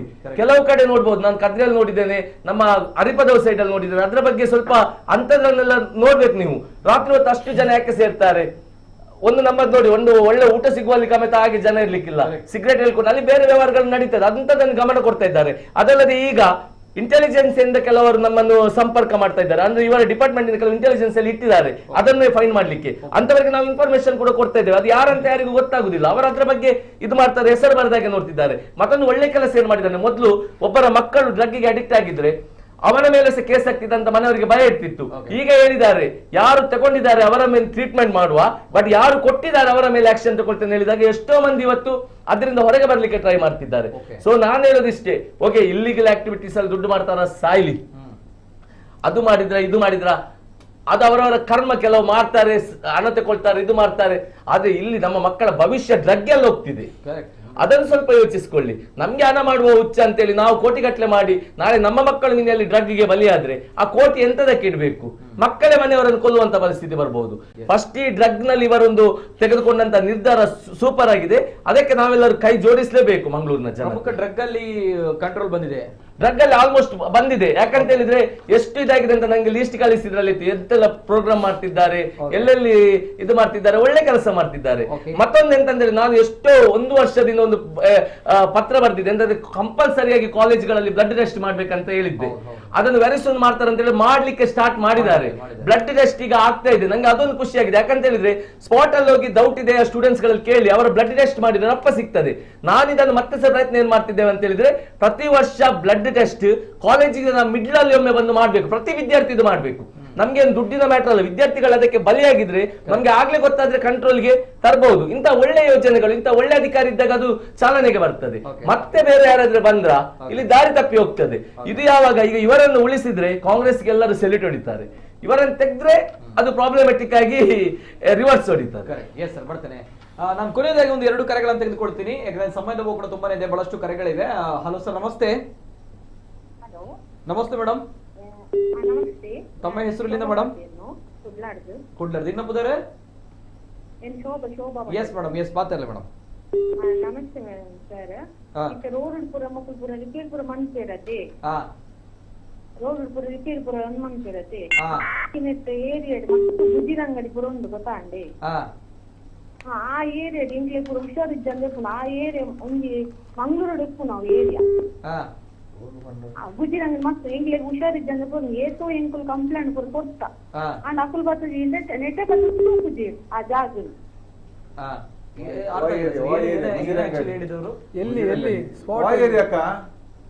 ಅದು ಮಠದ ಕಣಿ ಏರಿಯಾ ಮಠದ ಕಣಿ ಮಂಗಳೂರಲ್ಲಿ ಏರಿಯಾ ಹುಷಾರೇ ಒಪ್ಪುಜಿ ಏರಿಯಾಗ್ಲ ಹುಷಾರೇ ಒಪ್ಪುಜಿ ಅವತ್ತಂದೆ ಕುಡೊಂಜಿ ಜಾಗಲ ಉಂಡು ಅವ್ರು ದೇವೇರ್ನ ಜಾಗಲ ಉಂಡು ಅಲ್ಲ ಫೋನ್ ನಂಬರ್ ತಗೊಳ್ಳಿ. ಎಸ್ ಮೇಡಮ್, ತಮ್ಮ ಒಂದು ಫೋನ್ ನಂಬರ್ ತೆಗೆದುಕೊಳ್ತೀವಿ ನಾವು. ಓಕೆ, ನಮ್ಮ ಈಗ ಕೊಡ್ಬೇಡಿ, ಒಳಗಡೆ ನಮ್ಮ ಟೆಕ್ನಿಕಲ್ ಟೀಮ್ ಅವರು ಮಾತಾಡ್ತಾರೆ, ನಿಮ್ಮ ನಂಬರ್ ಅನ್ನ ಕಲೆಕ್ಟ್ ಮಾಡ್ತಾರೆ, ಅವ್ರಿಗೆ ಕೊಡಿ ಮೇಡಮ್. ಓಕೆ, ನಿಮ್ಗೆ ಆ ಪ್ರಾಬ್ಲಮ್ ಸಾಲ್ವ್ ಆಗ್ಬೇಕಂತ ಹೇಳುವಂತದ್ದು, ನೀವು ಕಮಿಷನರ್ ಅವರಿಗೆ ತಿಳಿಸ್ಬೇಕಂತ ಹೇಳಿ. ಅದೊಂದು ಕಮಿಷನ್ ಅವರಿಗೆ ತಿಳಿಸಿದ್ರೆ ಒಳ್ಳೇದಿತ್ತು. ಅಂದ್ರೆ ಜಾಗ ಖಾಲಿ ಉಂಟು, ಯಾರು ಹೌದೌದು, ಅಲ್ಲ ನೀವು ಒಂದು ಬಾಲ್ಯಲಯ ಮಾಡಿ ಕಟ್ಟಿ ಕುಟ್ಟಿ ಇಟ್ಟಿದ್ದಾರೆ. ಮೊದ್ಲದ್ದು ತುಂಬಾ ಫೇಮಸ್ ಆಗಿತ್ತು ಆ ಜಾಗ. ಈಗ ಗಿಡಗಡೆಲ್ಲ ಹಾಕಿ ತುಂಬಾ ಪ್ರಾಬ್ಲಮ್ ಆಗ್ತಾ ಉಂಟು. ಅಲ್ಲಿ ಏರಿಯಾವ್ರು ಯಾಕೆ ಅದು ನೋಡುದಿಲ್ಲ ಅಂತ ಗೊತ್ತಿಲ್ಲ ನಮ್ಗೆ. ಓಕೆ, ಆ ರೀತಿ ಹೇಳ್ತಾ ಇದ್ರಿ. ಓಕೆ ಸರಿ, ಗುಜಿರಿ ಎಲ್ಲ ಹಾಕಿ. ಓಕೆ, ಓಕೆ ಸರಿ, ಪ್ರಾಬ್ಲಮ್. Thank you. ಎಸ್, ಅಲ್ಲ ಜೆನ್ಯೂನ್ ಪ್ರಾಬ್ಲಮ್, ನೋ ಡೌಟ್. ಅಲ್ಲ ಮೇಡಮ್, ಅರ್ಥ ಆಯ್ತು ಮೇಡಮ್. ನಂಬರ್ ಕೊಡಿ, ಅದು ಸಾಲ್ವ್ ಮಾಡುವ. ಎಸ್ ಎಸ್ ಎಸ್, ಮಾತಾಡೋಣ ಮೇಡಮ್. ಎಸ್, ನಂಬರ್ ತಗೊಳ್ಳಿ. ಎಸ್, ನೆಕ್ಸ್ಟ್ ಕರೆ ಇದೆ. ಹಲೋ ಸರ್, ನಮಸ್ತೆ. ನಮಸ್ತೆ. ನಮಸ್ತೆ ಸರ್, ತಮ್ಮ ಹೆಸರುಲಿಂದ ಸರ್? ನಾನು ಆನಂದ್ ಕಿಣಿ ಅಂತ. ನಮಸ್ತೆ, ಮಾತಾಡಿ. ಮಂಗಳೂರು ಕೊಡೆಲ್ ಬೈಲಿಂದ ಮಾತಾಡಿ ಸರ್. ಏನಿಲ್ಲ, ಈಗಂದ್ರೆ ಈ ಟ್ರಾನ್ಸ್ಫರ್ ಇಬ್ರು ಅಧಿಕಾರಿಗಳು ಒಳ್ಳೊಳ್ಳೆ ಪೋಸ್ಟಿಂಗ್ ಮಾಡಿದ್ದಾರೆ. ಈಗ ಅವರಿಗೆ ಸ್ವಲ್ಪ ಏನು ಕುಚು ಆಗ್ತಾ ಉಂಟು. ಏನಂದ್ರೆ ದುಡ್ಡು ಮಾಡ್ಲಿಕ್ಕೆ ಆಗುದಿಲ್ಲ, ಅದಕ್ಕೆ ಕೆಲವೆಲ್ಲ ಪ್ರೆಷರ್ ತರ್ತಾ ಇದ್ದಾರೆ. ಅದು ಎಲ್ಲ ಏನಂದ್ರೆ ರಾಜಕೀಯ ವ್ಯವಸ್ಥೆ ಎಂಬುದು ಒಂದು ಕೊಳತು ನಾರ್ತಾ ಇದೆ. ಆ ಪಾರ್ಟಿ ಈ ಪಾರ್ಟಿ ಅಂತಲ್ಲ. ಈ IAS IPS ಎಲ್ಲ ಮಾಡಿ ಬರುವವರು ಒಳ್ಳೆ ಸೇವೆ ಮಾಡ್ಬೇಕಂತ ಒಂದು ಮನದಲ್ಲಿ ಒಂದು ಉದ್ದೇಶ ಇಟ್ಕೊಂಡು ಬರ್ತಾರೆ. ಅವರು ಹಾಳಾಗುದಿಲ್ಲ ಅಂದ್ರೆ ಇವರ ಪ್ರೆಷರ್ ಇಂದಾಗಿ, ಇವರ ಹ್ಯಾರಾಸ್ಮೆಂಟ್ ಇಂದಾಗಿ. ಈಗ ಏನಾಗಿದೆ ಅಂದ್ರೆ ಸ್ಟೇಷನ್ ಹೋಗಿ ಇನ್ಸ್ಪೆಕ್ಟರ್ ಹತ್ರ ಗಲಾಟೆ ಮಾಡ್ತಾರೆ. MLA MPಗಳು ಮಾತಾಡಿದ್ರೆ ಅಲ್ಲಿ ಅವರ ಒಪ್ಪಿಗೆ ಸಂಗತಿಗಳು ಕಮಿಷನರಿಗೆ ಫೋನ್ ಮಾಡಿ ಕಮಿಷನರಿಗೆ ಏನು ಅವ್ರು IT ಕ್ಲಾಸ್ ಓದಿರೋದಿಲ್ಲ, ಕಮಿಷನರಿಗೆ ಫೋನ್ ಮಾಡಿ. ಇಂಥದ್ದೆಲ್ಲ ವಿಡಿಯೋ ಕೂಡ ಬಂದಿದೆ ವಾಟ್ಸಪ್ ಅಲ್ಲೆಲ್ಲ, ಗೊತ್ತಾಯ್ತಾ? ಮತ್ತೆ ಈಗ ಅಜಯ್ ಕುಮಾರ್ ಸಿಂಗ್ ಅಂತ DGIGP ಇದ್ರು 2010 ನಲ್ಲಿ. ಅವರು ಯಡಿಯೂರಪ್ಪನಿಗೆ ಕೇರ್ ಮಾಡ್ತಿರ್ಲಿಲ್ಲ, ಚೀಫ್ ಮಿನಿಸ್ಟರ್ಗೆ ಒಂದು ಟ್ರಾನ್ಸ್ಫರ್ ಮಾಡುದಿಲ್ಲ, ಒಂದು ಅಪಾಯಿಂಟ್ಮೆಂಟ್ ಮಾಡುದಿಲ್ಲ. ಏನು ಲೆಟರ್ ತಂದು ನಾನು ಯಡಿಯೂರಪ್ಪ ಅಂತ ಹೇಳಿ ಪಾರ್ಟಿ ವೈಸ್ ಮಾತಾಡೋದಲ್ಲ, ಆಸ್ ಎ ಚೀಫ್ ಮಿನಿಸ್ಟರ್ಗೆ ಅಜಯ್ ಕುಮಾರ್ ಸಿಂಗ್ ಕೇರೆ ಮಾಡಲಿಲ್ಲ. ಅಂತದ್ದು ಈ ಅಧಿಕಾರಿಗಳಿಗೆ ಅಂತದೊಂದು ಪವರ್ಸ್ ಇರ್ತದೆ. ಇವರೆಲ್ಲ ಒಟ್ಟಾಗಿ ಈ ರಾಜಕೀಯ ವ್ಯವಸ್ಥೆಯನ್ನು ಸರಿ ಮಾಡ್ಲಿಕ್ಕೆ ನೋಡಬೇಕು ಫಸ್ಟಿಗೆ. ಮತ್ತೆ ಇದು ಕಲ್ಲು ದಂಧೆ ಅದೆಲ್ಲ ಸೆಕೆಂಡರಿ ಬರ್ತದೆ, ಅದು ಆಟೋಮೆಟಿಕ್ ಸರಿ ಆಗ್ತದೆ. ಮರಳು ಮಾಫಿಯಾ ಎಲ್ಲ ಸರಿ ಆಗ್ತದೆ. ಎಲ್ಲರದ್ದು ಉಂಟು, ಅವರದ್ದು ಇವರದಲ್ವಾ. ಈ IPS IAS ಗಳೆಲ್ಲ ಒಟ್ಟಾಗಿ ಅವ್ರದ್ದು ಎದುರಿಸ್ಬೇಕು ಇಂಥದನ್ನೆಲ್ಲ. Okay okay, yes sir, thank you, ಧನ್ಯವಾದಗಳು ಸರ್. ಬಹಳಷ್ಟು ಜನರು ಹೇಳ್ತಾ ಇರುವಂತದ್ದು ಎಸ್, ಇಂಥ ಆಫೀಸರ್ಸ್ ಗಳು ಬೇಕು ಅಂತ ಹೇಳಿ. ಮತ್ತೊಂದು ಕರೆ ಇದೆ. ಹಲೋ ಸರ್, ನಮಸ್ತೆ. ಓಕೆ, ಕರೆ ಕಟ್ ಆಗಿದೆ. ಎಸ್ ಸರ್, ಬಹಳಷ್ಟು ಜನರು ಹೇಳ್ತಾ ಇರೋದು ಇದೇ ವಿಚಾರ. ಬಟ್ ರಾಧಾಕೃಷ್ಣ ಅವರು, ಈಗ ಈ ಕಮಿಷನರ್ ಜೊತೆಗೆ SP ಅವರ ವಿಚಾರವಾಗಿ ಬಹಳಷ್ಟು BJP ಅವರು ಕೂಡ ಅಸಮಾಧಾನ ವ್ಯಕ್ತಪಡಿಸಿದ್ರು. ಯಾಕಂದ್ರೆ ಇವರುಗಳು ಬಂದ ನಂತರ ಇಲ್ಲಿ ನಮ್ಮ ನಮ್ಮ ಸಂಪ್ರದಾಯಕ್ಕೆ, ನಮ್ಮ ಹಬ್ಬಗಳಿಗೆ ಧಕ್ಕೆ ಆಗುತ್ತೆ, ನಮ್ಗಳಿಗೆ ಸೌಂಡ್ ಸಿಸ್ಟಮ್ಗಳು ಹಾಕ್ಲಿಕ್ಕೆ ಬಿಡಲ್ಲ, ಜೊತೆಗೆ ನಮ್ಗಳಿಗೆ ಕೋಳಿ ಅಂಕ ಮಾಡಕ್ ಬಿಡಲ್ಲ, ಸೌಂಡ್ ಸಿಸ್ಟಮ್ ಬಳಸೋ ಸಮಸ್ಯೆ ಆಗ್ತಾ ಇದೆ. ಸೊ BJP ಅವರೇ ಬಹಳಷ್ಟು ಧ್ವನಿ ಎತ್ತಿರುವಂತದ್ದು. ಕಾಂಗ್ರೆಸ್ ಅವರು ತಂದಿರುವಂತಹ ಯಾವ ರೀತಿ ಅಂತ ಬಂದ, ಇದು ಇವರು ಕಾಂಗ್ರೆಸ್ ನ ವಿರೋಧಿ ಅಧಿಕಾರಿ ಅಂತ ಆ ರೀತಿ ಇತ್ತು.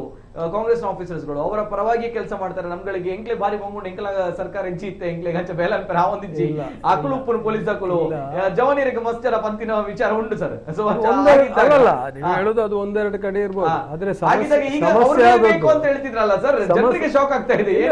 ಏನು ಯಾರಿಗೂ ಕೂಡ ಹೇಳಿದ್ರು ನಮ್ಗೆ ಕೆಲವು ವಿಚಾರಗಳಲ್ಲಿ ಭಿನ್ನಾಭಿಪ್ರಾಯವಿದೆ, ಆದ್ರೆ ನಾವು ಅವ್ರುಗಳು ಬೇಕು ಇರ್ಬೋದು. ಈಗ ರಾಜಕೀಯದಲ್ಲಿ ಆಫೀಸರ್ಗೆ, ಈಗ ಆಡಳಿತದಲ್ಲಿ ಆಫೀಸರ್ಸ್ಗೆ ಮತ್ತೆ ರಾಜಕಾರಣಿಗಳಿಗೆ ವೈಮನಸ್ಸು ಬರುವುದು ಸಾಮಾನ್ಯ. ಈಗ 10 ಕೆಲಸದಲ್ಲಿ ಅವರು 10 ಕೆಲಸ ಮಾಡ್ಲಿಕ್ಕೆ ಆಗುದಿಲ್ಲ, 9 ಕೆಲಸ ಮಾಡ್ತಾರೆ. ನಿಮ್ಗೆ ಇಷ್ಟ ಆಗಿರುವಂತದ್ದು ಯಾವ್ದವರ ಕೆಲಸ ನೋಡಿ, ಇದು ಈ ಜಿಲ್ಲೆಗೆ ಬಯಸದೆ ಬಂದವಂತೂ ಭಾಗ್ಯ, ಕಾಂಗ್ರೆಸ್ನವರು ತಂದದ್ದಲ್ಲ. ತಂದದ್ದಲ್ಲ ಅಂತ ಹೇಳಿದ್ರೆ ಇವರು ಇಲ್ಲಿಯ ಜಿಲ್ಲೆಯವರು ಹೇಳಿ ತಂದದ್ದಲ್ಲ. ನಾನು ಆಗಲೇ ಹೇಳಿದೆ ಸರ್. ಇಲ್ಲ ಕಾಂಗ್ರೆಸ್ ನಾನು ಹೇಳ್ತೇನೆ ಕೇಳಿ. ಇಲ್ಲ ಇಲ್ಲ ಇಲ್ಲ ಇವರೇ ಬೇಕು ಅಂತ ಹೇಳಿ, ಇವರು ಬೇಕು ಅಂತ ಹೇಳಿ ಸುಧೀರ್ ಬೇಕು. ನಾನು ಹೇಳ್ತೇನೆ ನೋಡಿ, ನಾನು ಹೇಳ್ತೇನೆ ಇಲ್ಲಿ ನಮ್ಮ ಬಂಟ್ವಾಳದಲ್ಲಿ ದೊಡ್ಡ ಇಶ್ಯೂ ಆಗಿತ್ತಲ್ಲ ಸರ್. ಸರಿ, ನಾನು ಹೇಳ್ತೇನೆ ನಿಲ್ಲಿ ದಿನೇಶ್ವರಿಗೆ ಎದ್ರು ಅಲ್ಲಿ ಏನಂತ. ಈಗ ವಿಷಯ ಇಷ್ಟೇ, ಈ ಜಿಲ್ಲೆಯವರಿಗೆ ಇವರನ್ನು ತಂದದ್ದಲ್ಲ. ಇಲ್ಲಿ ಕೋಮುಗಲಭೆ ಆಗುವಾಗ ಅಲ್ಲಿ ಅವರು ಬೆಂಗಳೂರಿನಲ್ಲಿ ಮಾತಾಡಿ ಯಾರಾಗಬಹುದು ಅಂತ ಇವರನ್ನು ತಂದ್ರು. ಇದು ಈ ಜಿಲ್ಲೆಗೆ ಬಯಸದೆ ಬಂದಂತ ಭಾಗ್ಯ, ಜನರ ಭಾಗ್ಯ. ಗೊತ್ತಾಯ್ತಲ್ಲ. ಈಗ ಅವರನ್ನು ಈಗ ಕಳಿಸ್ಲಿಕ್ಕೆ ಯಾರು ನೋಡುದು ಅಂತ ಹೇಳಿದ್ರೆ ಬಿಜೆಪಿ ಅವರು ಯಾರು ನೋಡುದಿಲ್ಲ, ಅಧಿಕಾರ ಇಲ್ಲ. ಅವ್ರು ಯಾಕೆ ನೋಡ್ತಾರೆ? ಅವರನ್ನು ಕಳಿಸಿ ಅಂತ ಹೇಳಿದ್ರೆ ಕಳಿಸ್ತಾರ? ಇಲ್ಲ. ಈಗ ತಾಪತ್ರಯ ಆದದ್ದು ಯಾರಿಗೆ? ಕಾಂಗ್ರೆಸ್ಸಿಗರಿಗೆ. ಕಾಂಗ್ರೆಸ್ಸಿಗರಿಗೆ ಏನು 2 ನಂಬರ್ ಬಿಸ್ನೆಸ್ ಹೇಳ್ತಾರೆ, ಅದರಲ್ಲಿ ಎಲ್ಲ ಬರ್ತದೆ. ಅದು ಮಾಡ್ಲಿಕ್ಕೆ ಆಗುದಿಲ್ಲ. ಮೋಸ್ಟ್ಲಿ ಇದು ಡ್ರಗ್ಸ್ ನ ದೊಡ್ಡ ವ್ಯವಹಾರ. ಇದು ಸಣ್ಣ ವ್ಯವಹಾರ ಏನಿಲ್ಲ, ಇದು ಕೋಟಿ ಬಿಲಿಯನ್ ಆ ತರದ ವ್ಯವಹಾರಕ್ಕೆ ಧಕ್ಕೆ ಆಗಿದೆ. ಡ್ರಗ್ನ ಮಾಫಿಯಾವೇ ಇದರ ಹಿಂದೆ ಇರುವುದು. ಈ ಕಮಿಷನರ್ನ ಕಳಿಸಬೇಕು, SP ಅವರನ್ನ ಕಳಿಸಬೇಕು ಅಂದ್ರೆ ಕಾಲೇಜುಗಳು ಇದು ಇಲ್ಲಿ ಜಾಸ್ತಿ.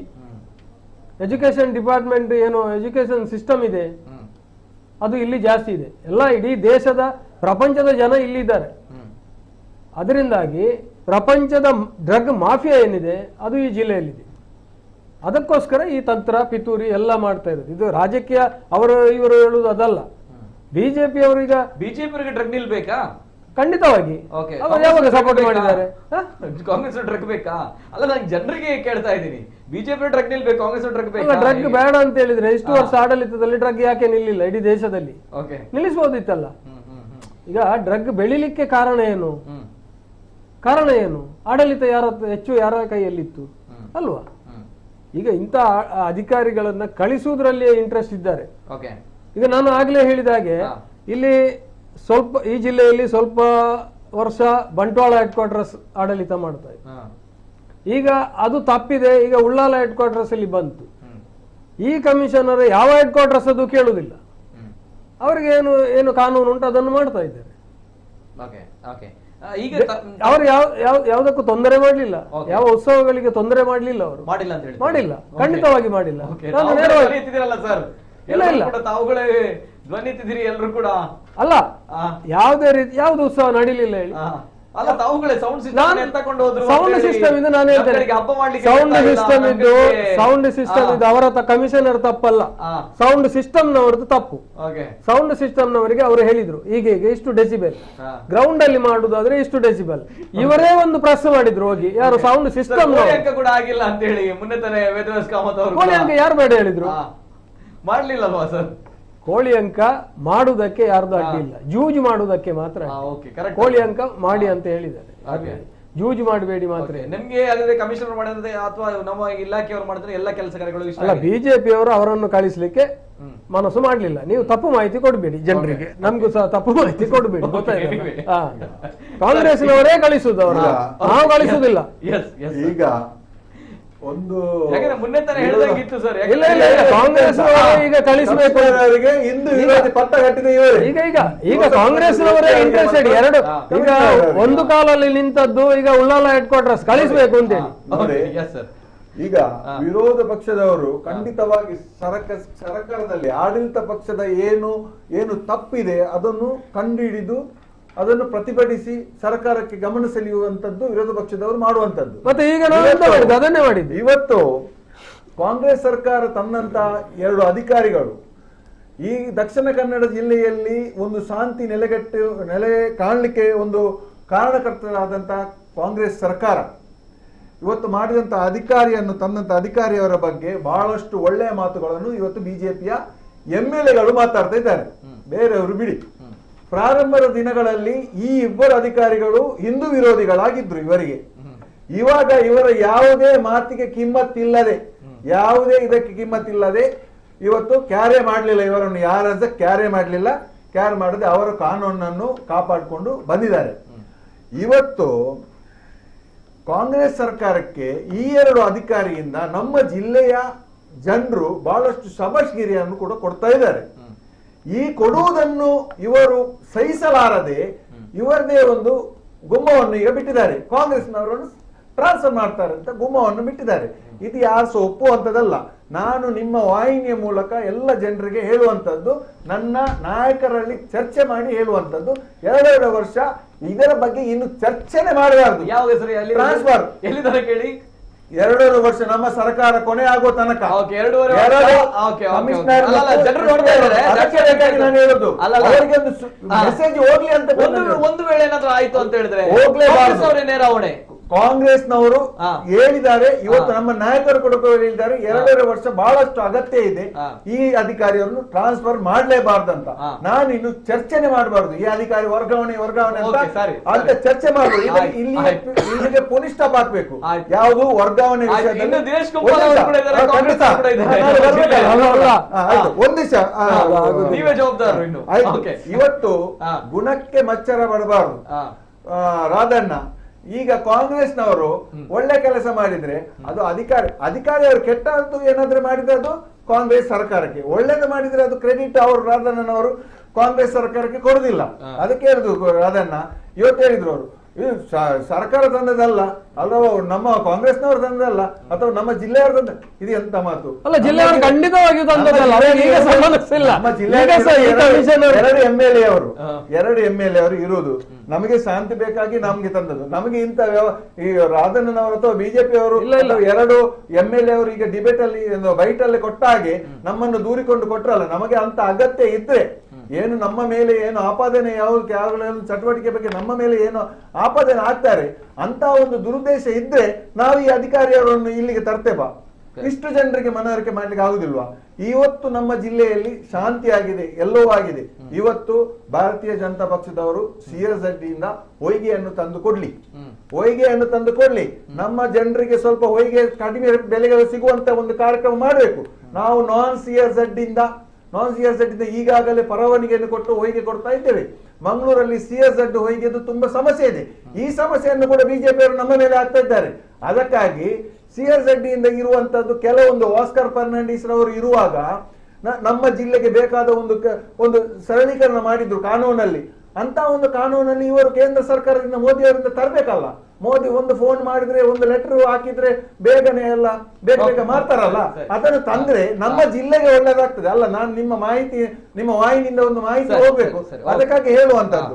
ಮರಳು ದಂಡೆ ಎಲ್ಲ ಆಗಿದೆ, ದಂಡೆ ಒಳ್ಳೆಯಲ್ಲೆಲ್ಲ ದಂಧೆ ಮಾಡ್ಲಿಕ್ಕೆ ಇಷ್ಟರವರೆಗೆ ಪೊಲೀಸ್ನವರು ಆಗ್ಲಿ ಬೇರೆ ಬೇರೆಯವರು ಅಪ್ತ ಕೊಡ್ತಿದ್ರು. ಒಂದೊಂದು ಇದು ಯಾವುದು ಸ್ಕೂಟರ್ ಅಲ್ಲಿ ಹೊಯ್ಗೆ ಎದುರುಗಡೆಯಲ್ಲಿ ಒಂದು ಬೈಕ್ ಅಲ್ಲಿ ಸ್ಕೂಟರ್ ಅಲ್ಲೆಲ್ಲ ಹುಡುಗರು ಬಚ್ಚಾಲಿಗಳೆಲ್ಲ ಹೋಗಿ ಅದರ ಬಗ್ಗೆ ಕೆಲಸ ಮಾಡ್ತಿದ್ರು. ಇಂಥದಕ್ಕೆ ಯಾವ್ದು ಇಲ್ಲ. ಲೈಸೆನ್ಸ್ ಅಲ್ಲಿ ಹೊಯ್ಗೆ ಹೋದ್ರೆ ಅಂತ ಅವಕಾಶವೇ ಇಲ್ಲ. ಎಲ್ಲ ಕರೆಕ್ಟ್ ಆಗಿರ್ತದೆ. ದೀಪ್ ಶೆಟ್ಟಿಗಾರ್ ಹೇಳಿದಾಗೆ ಒಳ್ಳೆ ವ್ಯಾಪಾರ ಮಾಡ್ಲಿಕ್ಕೆ ರಿಕ್ಷಾದಲ್ಲಿ ದುಡಿಯುವಂತದ್ದೆಲ್ಲ ಆ ದುಡಿಲಿಕ್ಕೆ ಹೋಗ್ತಾರೆ. ಇವರು ಕೂಡ ಒಂದು ಸಹಾಯ ಮಾಡ್ಲಿ. ನಮ್ಮ ಜಿಲ್ಲೆಯ ಕಾರ್ಮಿಕರಿಗೆ ಒಂದು ಸ್ವಲ್ಪ ಹೊಯ್ಗೆಯನ್ನು ತಂದು ಕೊಟ್ರೆ ಕಾಂಗ್ರೆಸ್ಗೆ ದೂರ ಹಾಕುವುದನ್ನು ಸ್ವಲ್ಪ ತಪ್ಪಿಸಲಿ ಅಂತ ನಾನು ನಿಮ್ಮ ವಾಹಿನಿಯ ಮೂಲಕ ಹೇಳ್ತಾ ಇದ್ದೇನೆ. Yes sir, thank you. Last reaction sir, Deepu Shettigar ಅವರು. ಎಸ್ ಸರ್, ಏನ್ ಹೇಳ್ತೀರಿ? ನೋಡಿ, ಇಲ್ಲಿ ಕಮಿಷನರ್ ಬಂದು ಬೇರೆ ಬೇರೆ ಮಾಫಿಯಾಗಳು ನಿಂತಿದೆ. ಇಲ್ಲಿ ಸಮಸ್ಯೆ ಆದದ್ದೇ ಕೆಲವು ಇದು ಕೋಳಿ ಅಂಕನ ಆಗಿರ್ಬೋದು, ಅದನ್ನು ಸಂಸ್ಕೃತಿಗೆ ಸಂಬಂಧಪಟ್ಟಾಗಿ ಹೇಗೆ ಮಾಡ್ಲಿಕ್ಕೆ ಆಗ್ತದೆ, ಕಮಿಷನರ್ ಅವರು ಅದನ್ನು ಮಾಡ್ತಾರೆ, ಮುಂದೆ ಮಾಡಬಹುದು. ಕೊಟ್ರು ಅದೇ ಮಾಡ್ತಾರೆ, ಸಾಕು. ನಮ್ಗೆ ಸಂಸ್ಕೃತಿ ಅಲ್ಲ, ಅದು ಸಾಕು. ಮತ್ತೆ ಮರಳಿನ ವಿಷಯದಲ್ಲಿ ಕೂಡ ಅಷ್ಟೇ. ಅಂತ ಹೇಳಿದ್ರೆ ಮರಳು ಅಂತೇಳಿ ಎಷ್ಟೋ ಮಂದಿಗೆ ಉದ್ಯೋಗ ಇಲ್ಲ, ಕೆಲವರಿಗೆ ಉದ್ಯೋಗದ ಸ್ವಲ್ಪ ಸಮಸ್ಯೆಗಳಾಗ್ತಿದೆ. ಅದರ ಬಗ್ಗೆ ಕೂಡ ನಾವ್ ಹೇಳುದು ಇಲ್ಲಿಗಲ್ ಆಗಿ ಮಾಡ್ಬೇಡಿ ಅಂತ. ಯಾಕಂದ್ರೆ ಕೆಲವರು ಅದೇ ಇವರ ಬೈಕ್ ತೆಗೆದುಕೊಂಡು ಮುಂದೆಯಿಂದ ಹೋಗುದೆಲ್ಲ ಹೇಳಿದ್ರೆ ನಮ್ಗೆ ಅದು ಬೇಜಾರಾಗ್ತದೆ. ಯಾಕಂದ್ರೆ ದುಡಿಯುವ ಯುವಕರನ್ನು ಒಂದು ಇಲ್ಲಿಗಲ್ ಇದಕ್ಕೆ ಹಾಕಿದಾಗ ಅದನ್ನು ಲೀಗಲ್ ಆಗಿ ತರ್ಲಿಕ್ಕೆ ಎಂತ ಬೇಕು ಪ್ರಯತ್ನಗಳನ್ನು ಮಾಡಿ. ಯಾಕಂತ ಹೇಳಿದ್ರೆ ಮರಳು ನಮ್ಮ ಊರಿನಲ್ಲಿ ನಮಗೆ ಬೇಕಾದಷ್ಟು ತುಂಬಾ ಇದೆ ಮರಳು. ಆದ್ರೆ ಅದು ಬೇರೆ ಇದಕ್ಕೆ ರಾಜ್ಯಕ್ಕೆ ಮಾಫಿಯಾವಾಗಿ ಹೋಗಿ ನಮ್ಗೆ ಇಲ್ಲಿ ರೇಟ್ ತ್ರಿಬಲ್ ಆಗಿದೆ. ಅದು ನಮ್ಮದೇ ಒಬ್ರು ಕರ್ಮದ ರಾಜಕಾರಣಿ ಒಬ್ರು ಮಾಡಿದ್ದು. ಮೊದಲು ಮರಳಿಗೆ ರೇಟೇ ಇರ್ಲಿಲ್ಲ ಒಂದು ಟೈಮ್ ಅಲ್ಲಿ. ಅದನ್ನು ಅವರ ಸ್ವಾರ್ಥಕ್ಕೋಸ್ಕರ ಲಗಡಿ ತೆಗೆದು, ಈಗ ಜನ ಹೋಗಿದೆ ಬಿಡಿ, ಆದ್ರೆ ಲಗಡಿ ತೆಗೆದು ಹಾಕಿದೆ. ಈಗ ಮರಳು ಸಿಗ್ಲಿಕ್ಕೆ ನಾವು ದುಡ್ಡು ಕೊಡುವಂತ ಪರಿಸ್ಥಿತಿ ಬಂದಿದೆ. ಒಂದು ಟೈಮಲ್ಲಿ ದುಡ್ಡು ಕೊಡ್ಲಿಕ್ಕೆ ಇರ್ಲಿಲ್ಲ ಅಂತ ಪರಿಸ್ಥಿತಿ. ಅದ್ರ ಬಗ್ಗೆ ಸ್ವಲ್ಪ ರಾಜಕೀಯ ಪಕ್ಷಗಳು ಸ್ವಲ್ಪ ಒಳ್ಳೆಯ ರೀತಿಯಲ್ಲಿ ಒಮ್ಮತದಿಂದ ಒಂದು ನಿರ್ಧಾರಗಳನ್ನು ತಂದು ಇದು ಮಾಡಿದ್ರೆ ಆಗ್ತದೆ. ಮತ್ತೆ ಮುಖ್ಯವಾಗಿ ಏನಂತ ಹೇಳಿದ್ರೆ, ಈಗ 2 ವರ್ಷ ಅಂತ ಹೇಳಿದ್ರು, ತುಂಬಾ ಖುಷಿ ಆಯ್ತು. ಯಾಕಂತ ಹೇಳಿದ್ರೆ 2.5 ವರ್ಷದಲ್ಲಿ ಮಿಡ್ಲಲ್ಲಿ ಮಾಡಿದ್ರೆ ನಾವೆದ್ದು ಹೇಳ್ತೇವೆ. ಯಾಕಂದ್ರೆ ನಮ್ಗೆ ಅವ್ರು ಬೇಕೇ. ಯಾಕೆ ಅವ್ರು ಬೇಕೇ 2.5 ವರ್ಷ ನೋಡಿ, ಅದು ನಮ್ಗೆ ನಿಜವಾಗಿ ಖುಷಿ ಆಗುದು. ಎಲ್ಲ ಈ ಪಕ್ಷ ಕಾಂಗ್ರೆಸ್ ಪಕ್ಷದವರು ಬರ್ತಾರಂತ ಹೇಳಿದ್ರೆ ಎಲ್ಲ ಒಟ್ಟಾಗಿ ಇದು ಮಾಡುವ. ನಮ್ಗೆ ಅವ್ರು ಬೇಕೇ, ಚೇಂಜ್ ಮಾಡುದು ಬೇಡ, ಅವರು ಇಲ್ಲಿ ಇರ್ಬೇಕು. ಅದಕ್ಕೆ ನಾವು ಎಲ್ಲ ಊರಿನವರೆಲ್ಲ ಒಂದು ಒಮ್ಮತದಿಂದ ಅದಕ್ಕೆ ನಿಲ್ಬೇಕು. ಯಾಕಂದ್ರೆ ಇಲ್ಲಿ ಮಂಗಳೂರಲ್ಲಿ ಏನಾಗ್ತದೆ ಗೊತ್ತಾ, ನಾವು ಹೇಳ್ತೇವೆ ಅವರು ಬೇಕಂತ, ಅವರನ್ನು ಇದು ಮಾಡಿದಾಗ ಯಾರು ಬರುದಿಲ್ಲ. ಯಾಕಂದ್ರೆ ಕೆಲವು ಅಧಿಕಾರಿಗಳನ್ನು ನಾವು ನೋಡಿದ್ದೇವೆ ಅಂತ ಪರಿಸ್ಥಿತಿಯಲ್ಲಿ. ಪಕ್ಷದವರು ಕಡಕ್ ನಿಂತ್ರೆ, ಈಗ ಕಾಂಗ್ರೆಸ್ನ ಒಳ್ಳೊಳ್ಳೆ ಕಾರ್ಯಕರ್ತರಿದ್ದಾರೆ, ಇಲ್ಲ ಅಂತ ಹೇಳಲ್ಲ, ಪಕ್ಷಕ್ಕೋಸ್ಕರ ಈಗ ಸಹ ದುಡ್ಡಿನ ಅಪೇಕ್ಷೆ ಇಲ್ಲದೆ ನಿಷ್ಕಲ್ಮಶವಾಗಿ ಕೆಲಸ ಮಾಡುವವರಿದ್ದಾರೆ. ಅವರು ಸ್ಟ್ರಿಕ್ಟ್ ಆಗಿ ನಿಂತರೆ ಆಗ್ತದೆ, 100% ಇದು ಆಗ್ತದೆ. ಹೇಳೋದಿಷ್ಟೇ, ಊರಿಗೆ ಒಂದು ಇದಂತೆ, ದೇವರು ಒಳ್ಳೆಯ ವ್ಯಕ್ತಿಗಳನ್ನು, ದೇವರು ಬರ್ಲಿಕ್ಕಾಗಲ್ಲಂತೆ, ಒಳ್ಳೆಯ ವ್ಯಕ್ತಿಗಳನ್ನು ಊರಿಗೆ ಕಳಿಸ್ತಾನಂತೆ ಊರಿನ ಉದ್ಧಾರಕ್ಕಾಗಿ. ದೇವರೇ ಈ ಇಬ್ಬರು ವ್ಯಕ್ತಿಗಳನ್ನು ಊರಿನ ಉದ್ಧಾರಕ್ಕಾಗಿ ಕಳಿಸಿದ್ದು. ಅವರನ್ನು ಉಳಿಸಿಕೊಳ್ಳುವುದು ಅಥವಾ ಕಳ್ಕೊಳ್ಳುವುದು ನಮ್ಮ ಜವಾಬ್ದಾರಿ, ಅದು ನಮ್ಮ ಕರ್ತವ್ಯ. ಉಳಿಸ್ಕೊಳ್ತೇವ ಕಳ್ಕೊಳ್ತೇವ ಅದು ನಮ್ಗೆ ಬಿಟ್ಟದ್ದು. ಯಾಕಂತ ಹೇಳಿದ್ರೆ ಅದು ನಮ್ಮ ಕೈಯಲ್ಲಿದೆ. ಈಗ ಒಂದು ಎಕ್ಸಾಂಪಲ್ ಏನ್ ಕೊಡುದು ಅಂತ ಹೇಳಿದ್ರೆ, ಈಗ ಒಂದು ಪ್ರವಾಹ ಬಂದಾಗ, ಒಂದು ಪ್ರವಾಹ ಬರ್ತದಂತೆ, ಪ್ರವಾಹ ಬಂದಾಗ ಒಳ್ಳೆಯವರು ಸಹ ಸಾಯ್ತಾರೆ, ಕೆಟ್ಟವರು ಸಹ ಸಾಯ್ತಾರೆ. ಕೆಲವರಿಗೊಂದು ಟೆನ್ಷನ್ ಇರ್ತದೆ, ಒಳ್ಳೆಯವರು ಯಾಕೆ ಸತ್ರ ಅಂತ. ಒಳ್ಳೆಯವರು ಯಾಕೆ ಸತ್ರ ಅಂತ ಹೇಳಿದ್ರೆ, ಒಳ್ಳೆಯವರು ಕೆಟ್ಟವರು ಮರಗಿಡಗಳನ್ನು ಕಡಿಯುವಾಗ, ಪ್ರಕೃತಿ ನಾಶ ಮಾಡಿದಾಗ ಒಳ್ಳೆಯವರಾಗಿ ಮೌನವಾಗಿದ್ರು. ಆ ಮೌನದ ಪರಿಣಾಮ ಏನಾಯ್ತು, ಇದ್ರೊಟ್ಟಿಗೆ ಅವರು ಸತ್ರು. ನಾಳೆ ಇಲ್ಲಿ ಆಗುದು ಕೂಡ ಅಷ್ಟೇ. ಒಳ್ಳೆ ವ್ಯಕ್ತಿ ಇರುವಾಗ ಒಂದು ಕಳಿಸಿದ್ದಾರೆ, ಅದನ್ನು ಉಳಿಸಿಕೊಳ್ಳುವಂತ ಪ್ರಯತ್ನವನ್ನು ಒಳ್ಳೆ ಮನಸ್ಥಿತಿ ಇರುವವರು ಖಡಕ್ಕಾಗಿ ನಿಂತು ಮಾಡಿದ್ರೆ ಮಂಗಳೂರು ಒಳ್ಳೆ ರೀತಿಯಲ್ಲಿ ಆಗ್ತದೆ. ಡ್ರಗ್ ಮುಕ್ತ ಮಂಗಳೂರು ಫಸ್ಟ್ ನಮ್ದು. ಡ್ರಗ್ ಮುಕ್ತ ಆಗ್ಬೇಕು. ಯಾಕಂತ ಹೇಳಿದ್ರೆ ಎಷ್ಟು ಭಾರತ ಯುವಕರ ಶಕ್ತಿ, ಆ ಯುವಕರ ಬೆನ್ನೆಲುಬು ಮುಳುಗುವಂತ ಕೆಲಸವನ್ನು ಈ ಡ್ರಗ್ ಮಾಫಿಯಾಗಳು ಮಾಡ್ತಿದೆ. ಅದು ಒಂದು ನಿಂತ್ರೆ ಮತ್ತೆ ಉಳಿದ ವಿಷಯಗಳು, ಉಳಿದ ಮಾಫಿಯಾಗಳನ್ನೆಲ್ಲ ಬೆನ್ನಟ್ಟಿದ್ದಾರೆ. ಸಂಪೂರ್ಣವಾಗಿ ಮಾಫಿಯಾ ಮುಕ್ತವಾಗ್ಲಿ, ದುಡಿದಾನ ಮಾಡ್ಲಿ. ನಮ್ಮ ಯುವಕರು ದೊಡ್ಡ ದೊಡ್ಡ ಇನ್ಫೋಸಿಸ್ ದೊಡ್ಡ ದೊಡ್ಡ ಕಂಪನಿಗಳು ಬಂತ ದುಡಿತಿದ್ದಾರೆ, 20,000 30,000 40,000, ಅದು ಖುಷಿ. ಬೇಡದ ರೀತಿಯಲ್ಲಿ ನಾವು ಇಲ್ಲಿ ಇದಾಗುದು ಬೇಡ. ದಕ್ಷಿಣ ಕನ್ನಡ ನಮ್ಮ ಜಿಲ್ಲೆ ಒಳ್ಳೇದಾಗ್ಲಿ ಅಂತೇಳಿ ಈ ಮೂಲಕ ಕೇಳ್ಕೊಳ್ತೇನೆ. ಆಡಿಂಗ್ ಆನ್ ದಟ್, ಅಕ್ರಮ ಗೋ ಹತ್ಯೆಯು ಕೂಡ, ಅದು ಕೂಡ ಯಾಕಂದ್ರೆ ಅದು ಒತ್ತಿ ಉಳಿದಿತ್ತು ಇಲ್ಲಿ, ಸೊ ಅದು ಕೂಡ ಕಂಟ್ರೋಲ್ ಅಲ್ಲಿ ಇದೆ ಅಂತ ಬಂದಾಗ ನಮ್ಮ ಜಿಲ್ಲೆ ಕಂಟ್ರೋಲ್ ಅಲ್ಲಿ ಇಡುತ್ತೆ. ಸೊ ಹಾಗಿದ್ದಾಗ ಇದು ಬಹಳಷ್ಟು ಚರ್ಚೆ ಆಗ್ತಾ ಇರುವಂತದ್ದು. ಅಂತೂ ಇಂತೂ ನಾನು ಬಹಳಷ್ಟು ಸಮಯಗಳ ಬಳಿಕ ಪೊಲೀಸರ ವಿಚಾರವಾಗಿ ಅಂದ್ರೆ ಇಂಥ ಪೊಲೀಸರು ಉಳಿಬೇಕು, ಇರಬೇಕು ಅನ್ನುವಂಥ ನಿಟ್ಟಿನಲ್ಲಿ ನಾವು ಚರ್ಚೆಯನ್ನ ಮಾಡಿರುವಂತದ್ದು. ಮಾತ್ರ ಅಲ್ಲ, ಒಂದು ಪೊಲೀಸ್ನವರಿಗೆ ಈ ರೀತಿಯ ಪವರ್ಗಳು ಇರುತ್ತಾ, ಈ ರೀತಿಯೂ ಕೂಡ ನಮ್ಮ ಜಿಲ್ಲೆಯನ್ನ, ಅದರಲ್ಲೂ ಕೂಡ ಕರಾವಳಿ ಭಾಗವನ್ನ, ಅದು ಕೂಡ ಹೊತ್ತಿ ಉರಿತಾ ಇದ್ದಂತಹ ದಕ್ಷಿಣ ಕನ್ನಡ ಜಿಲ್ಲೆಯನ್ನ ಕಂಟ್ರೋಲ್ ಮಾಡಬಹುದಾ ಅನ್ನುವಂಥ ನಿಟ್ಟಿನಲ್ಲಿ ಮಾಡಿ ತೋರಿಸಿದಂತಹ ವ್ಯಕ್ತಿಗಳು ಇವರಿಬ್ರು ಕೂಡ. ನಿಜವಾಗ್ಲೂ ಕೂಡ ಯಾವತ್ತೂ ಕೂಡ ನಮ್ಮ ಜಿಲ್ಲೆ ಮಾತ್ರ ಇವರನ್ನಿಬ್ಬರನ್ನ ಮರೆಯಲಿಕ್ಕೆ ಸಾಧ್ಯವಿಲ್ಲ. ಪ್ರೆಸೆಂಟ್ ದಿಸ್ ಟೈಮ್ ಈ ಒಂದು ವಿಚಾರವನ್ನ ಈ ಹಿಂದಿನ SP ಜಯಂತ್ ಸರ್ ಇಂದ ಹಿಡಿದು ಬಹಳಷ್ಟು ಜನರನ್ನು ನೆನಪು ಮಾಡಿಕೊಳ್ಳುತ್ತೆ, ಸೀಮನ್ ಕುಮಾರ್ ಸಿಂಗ್ ಅವರನ್ನ ಹಿಡಿದು. ಸೊ ಆ ರೀತಿಯೆಲ್ಲ ಇದ್ದಾಗ ಇದೀಗ ಈ ಒಂದು ಇಬ್ಬರನ್ನ SP ಮತ್ತು ಕಮಿಷನರ್ ಅನ್ನ ಪ್ರಸಕ್ತ ಕಾಲಘಟ್ಟದಲ್ಲಿ ನಮ್ಮ ಜಿಲ್ಲೆ ಬರಲಿಕ್ಕೆ ಸಾಧ್ಯ ಇಲ್ಲ. ಯಾರೇ MLA ಗಳಾಗಿರ್ಬೋದು, MP ಗಳಾಗಿರ್ಬೋದು, ಎಷ್ಟೇ ಪವರ್ಫುಲ್ ವ್ಯಕ್ತಿಗಳಾಗಿರ್ಬೋದು, ಆದ್ರೆ ನಮ್ಗಳಿಗೆ ಗೊತ್ತಿರುವಂತದ್ದು ಕಾನೂನು, ಲಾ ಅಂಡ್ ಆರ್ಡರ್ ಅಷ್ಟೇ, ನಾವು ಪಾಲನೆ ಮಾಡುವಂತದ್ದು ಇದನ್ನೇ ಅಂತ ಹೇಳಿ ಖಡಕ್ ಆಗಿ ಬಿಹೇವಿಯರ್ ಮೂಲಕ ಈಗ ನಮ್ಮ ದಕ್ಷಿಣ ಕನ್ನಡ ಜಿಲ್ಲೆಯ ಎಲ್ಲರ ಜನರ ಅಂದ್ರೆ ಜನಸಾಮಾನ್ಯರ, ಪ್ರಜ್ಞಾವಂತ ನಾಗರಿಕರ ಮನಸ್ಸನ್ನ ಗೆದ್ದಿರುವಂತಹ ಇಬ್ರು ಪೊಲೀಸ್ ಕಮಿಷನರ್ ಜೊತೆಗೆ ಜಿಲ್ಲಾ SP ಅವರು. ಸೊ ನಿಜವಾಗ್ಲೂ ಕೂಡ ಒಳ್ಳೆಯ ಕೆಲಸಗಳನ್ನ ಮಾಡ್ತಾ ಇದ್ದಾರೆ. ಸೊ ಇನ್ನು 2.5 ವರ್ಷಗಳ ಕಾಲ ನೋ ಟ್ರಾನ್ಸ್ಫರ್ ಅಂತ ಹೇಳಿ ಕಾಂಗ್ರೆಸ್ನವರು ಹೇಳ್ತಾ ಇದ್ದಾರೆ. ಸೊ ಹೇಳಿದಾರಂತೆ, ನಮ್ಗೆ ವಿಶ್ವಾಸ ಇಲ್ಲ, ಅಧಿಕಾರಿಗಳ ಜೊತೆ ಮಾತಾಡಿದಾರಂತೆ. ಸೊ ಹಾಗಿದ್ದಾಗ ಇನ್ನು ಪಕ್ಕ ಕಾಂಗ್ರೆಸ್ನವರು ಟ್ರಾನ್ಸ್ಫರ್ ಮಾಡ್ಲಿಕ್ಕೆ ಫೋರ್ಸ್ ಹಾಕುದೇ ಇಲ್ಲ ಅಂತ ಇವರೇ ಇಡ್ತಾರೆ ಅಂತ ಹೇಳಿ. ಒಂದು ವೇಳೆ ಆದ್ರೆ ಪಕ್ಕಾ ಕಾಂಗ್ರೆಸ್ ಅವರು ಜವಾಬ್ದಾರರಾಗ್ತಾರೆ ಅಂತ ಹೇಳಿ ಅಲ್ವಾ ಸರ್? No doubt. ಅಲ್ಲ, ಅದು ದಿನೇಶ್ ಕುಂಪಲ್ ರವರಲ್ಲ, Ullal headquarters stamp paper ಅಲ್ಲಿ ಬರ್ಕೊಡ್ಬೇಕು ಜನರಿಗೆ. 2.5 ವರ್ಷ ನಾವು ಕಳಿಸುದಿಲ್ಲ. ಅಲ್ಲೇ ಹೆಡ್ ಕ್ವಾರ್ಟರ್ಸ್ ಉಳ್ಳಾಲ ಸರ್. ಹೌದೇ, ನಾನು ಆಗ್ಲೇ ಹೇಳಿದಲ್ಲ, ಈಗ ಡ್ರಗ್ಸ್ ಮಾಫಿಯಾಗೆ ಬಾಗಿರೋದು ತನಕ ಇವರ ಸರ್ಕಾರ ಇತ್ತು, ಆವಾಗ ಕೂಡ ಉಳ್ಳಾಲ ಹೆಡ್ ಕ್ವಾರ್ಟರ್ಸ್ ಆದದ್ದು ಬಹಳ ಸಂತೋಷ ನಮಗೆ. ಅಲ್ಲ, ಈಗ ಕಾಂಗ್ರೆಸ್ ಅಲ್ಲಿ ಹೇಳುದು ನಾವು ಅಗರ್ವಾಲ್ಗೆ ಉಳ್ಳಾಲ ಹೆಡ್ ಕ್ವಾರ್ಟರ್ಸ್ ಇದ್ದದ್ದು. ಈಗ ಯಾರು ಸುಧೀರ್ ಕುಮಾರ್ ರೆಡ್ಡಿ ಬಂದ್ರ ಯಾವ ಹೆಡ್ ಕ್ವಾರ್ಟರ್ಸ್ ಇಲ್ಲ, ಹಾಗೆ ಇರಬೇಕು ಅಂತ ಎಲ್ಲ ದಂಧೆಯಲ್ಲಿ ಅದೇ. ಧನ್ಯವಾದ ಸರ್. ಸದ್ಯಕ್ಕೆ ಆರಕ್ಷಕರಿಗೆ ತಂಗಡಿ ಭಾಗ್ಯ ಇಲ್ಲ, ಒಂದು ಜನರು ನೋಡ್ತಾ ಇದ್ದಾರೆ. ಯಾಕಂದ್ರೆ ಜನರು ಈ ಒಂದು ರಿಸಲ್ಟ್ ಅನ್ನು ಕೊಟ್ಟಿದ್ದಾರೆ. ಸೊ ಹಾಗಿದ್ದಾಗ ಬಹಳಷ್ಟು ಜನರು ಹೇಳ್ತಾ ಇರುವಂತದ್ದು ಇಂತಹ ಸ್ಟ್ರಿಕ್ಟ್ ಆಫೀಸರ್ ಹೇಳಿಬಿಡಿ. ಎಸ್, ಸೊ ಎತ್ತಂಗಡಿ ಬಗ್ಗೆ ಇಲ್ಲ ಖಂಡಿತ ಇಲ್ಲ. ಇವತ್ತಿನ ನಮ್ಮ ಚರ್ಚೆಯಲ್ಲಿ ಕಾಂಗ್ರೆಸ್ ವಕ್ತಾರರು ದಿನೇಶ್ ಕುಂಪಾಲ್ ಅವರು, ಅದೇ ರೀತಿ ದೀಪು ಶೆಟ್ಟಿಗರ್ ಅವರು, ಸಾಮಾಜಿಕ ಕಾರ್ಯಕರ್ತರು ರಾಧಾಕೃಷ್ಣ ಅವರು, ಬಿಜೆಪಿ ವಕ್ತಾರರು, 3 of you ಸರ್. Thank you so much. ವೀಕ್ಷಕರೇ, ಇದು ಇವತ್ತಿನ ವಿಶೇಷ. ನಿರಂತರ ಸುದ್ದಿ ಹಾಗೂ ಮನೋರಂಜನೆಗಾಗಿ ನೋಡ್ತಾ ಇರಿ ನಮ್ಮ ಕುಡ್ಲ ನ್ಯೂಸ್ 24/7.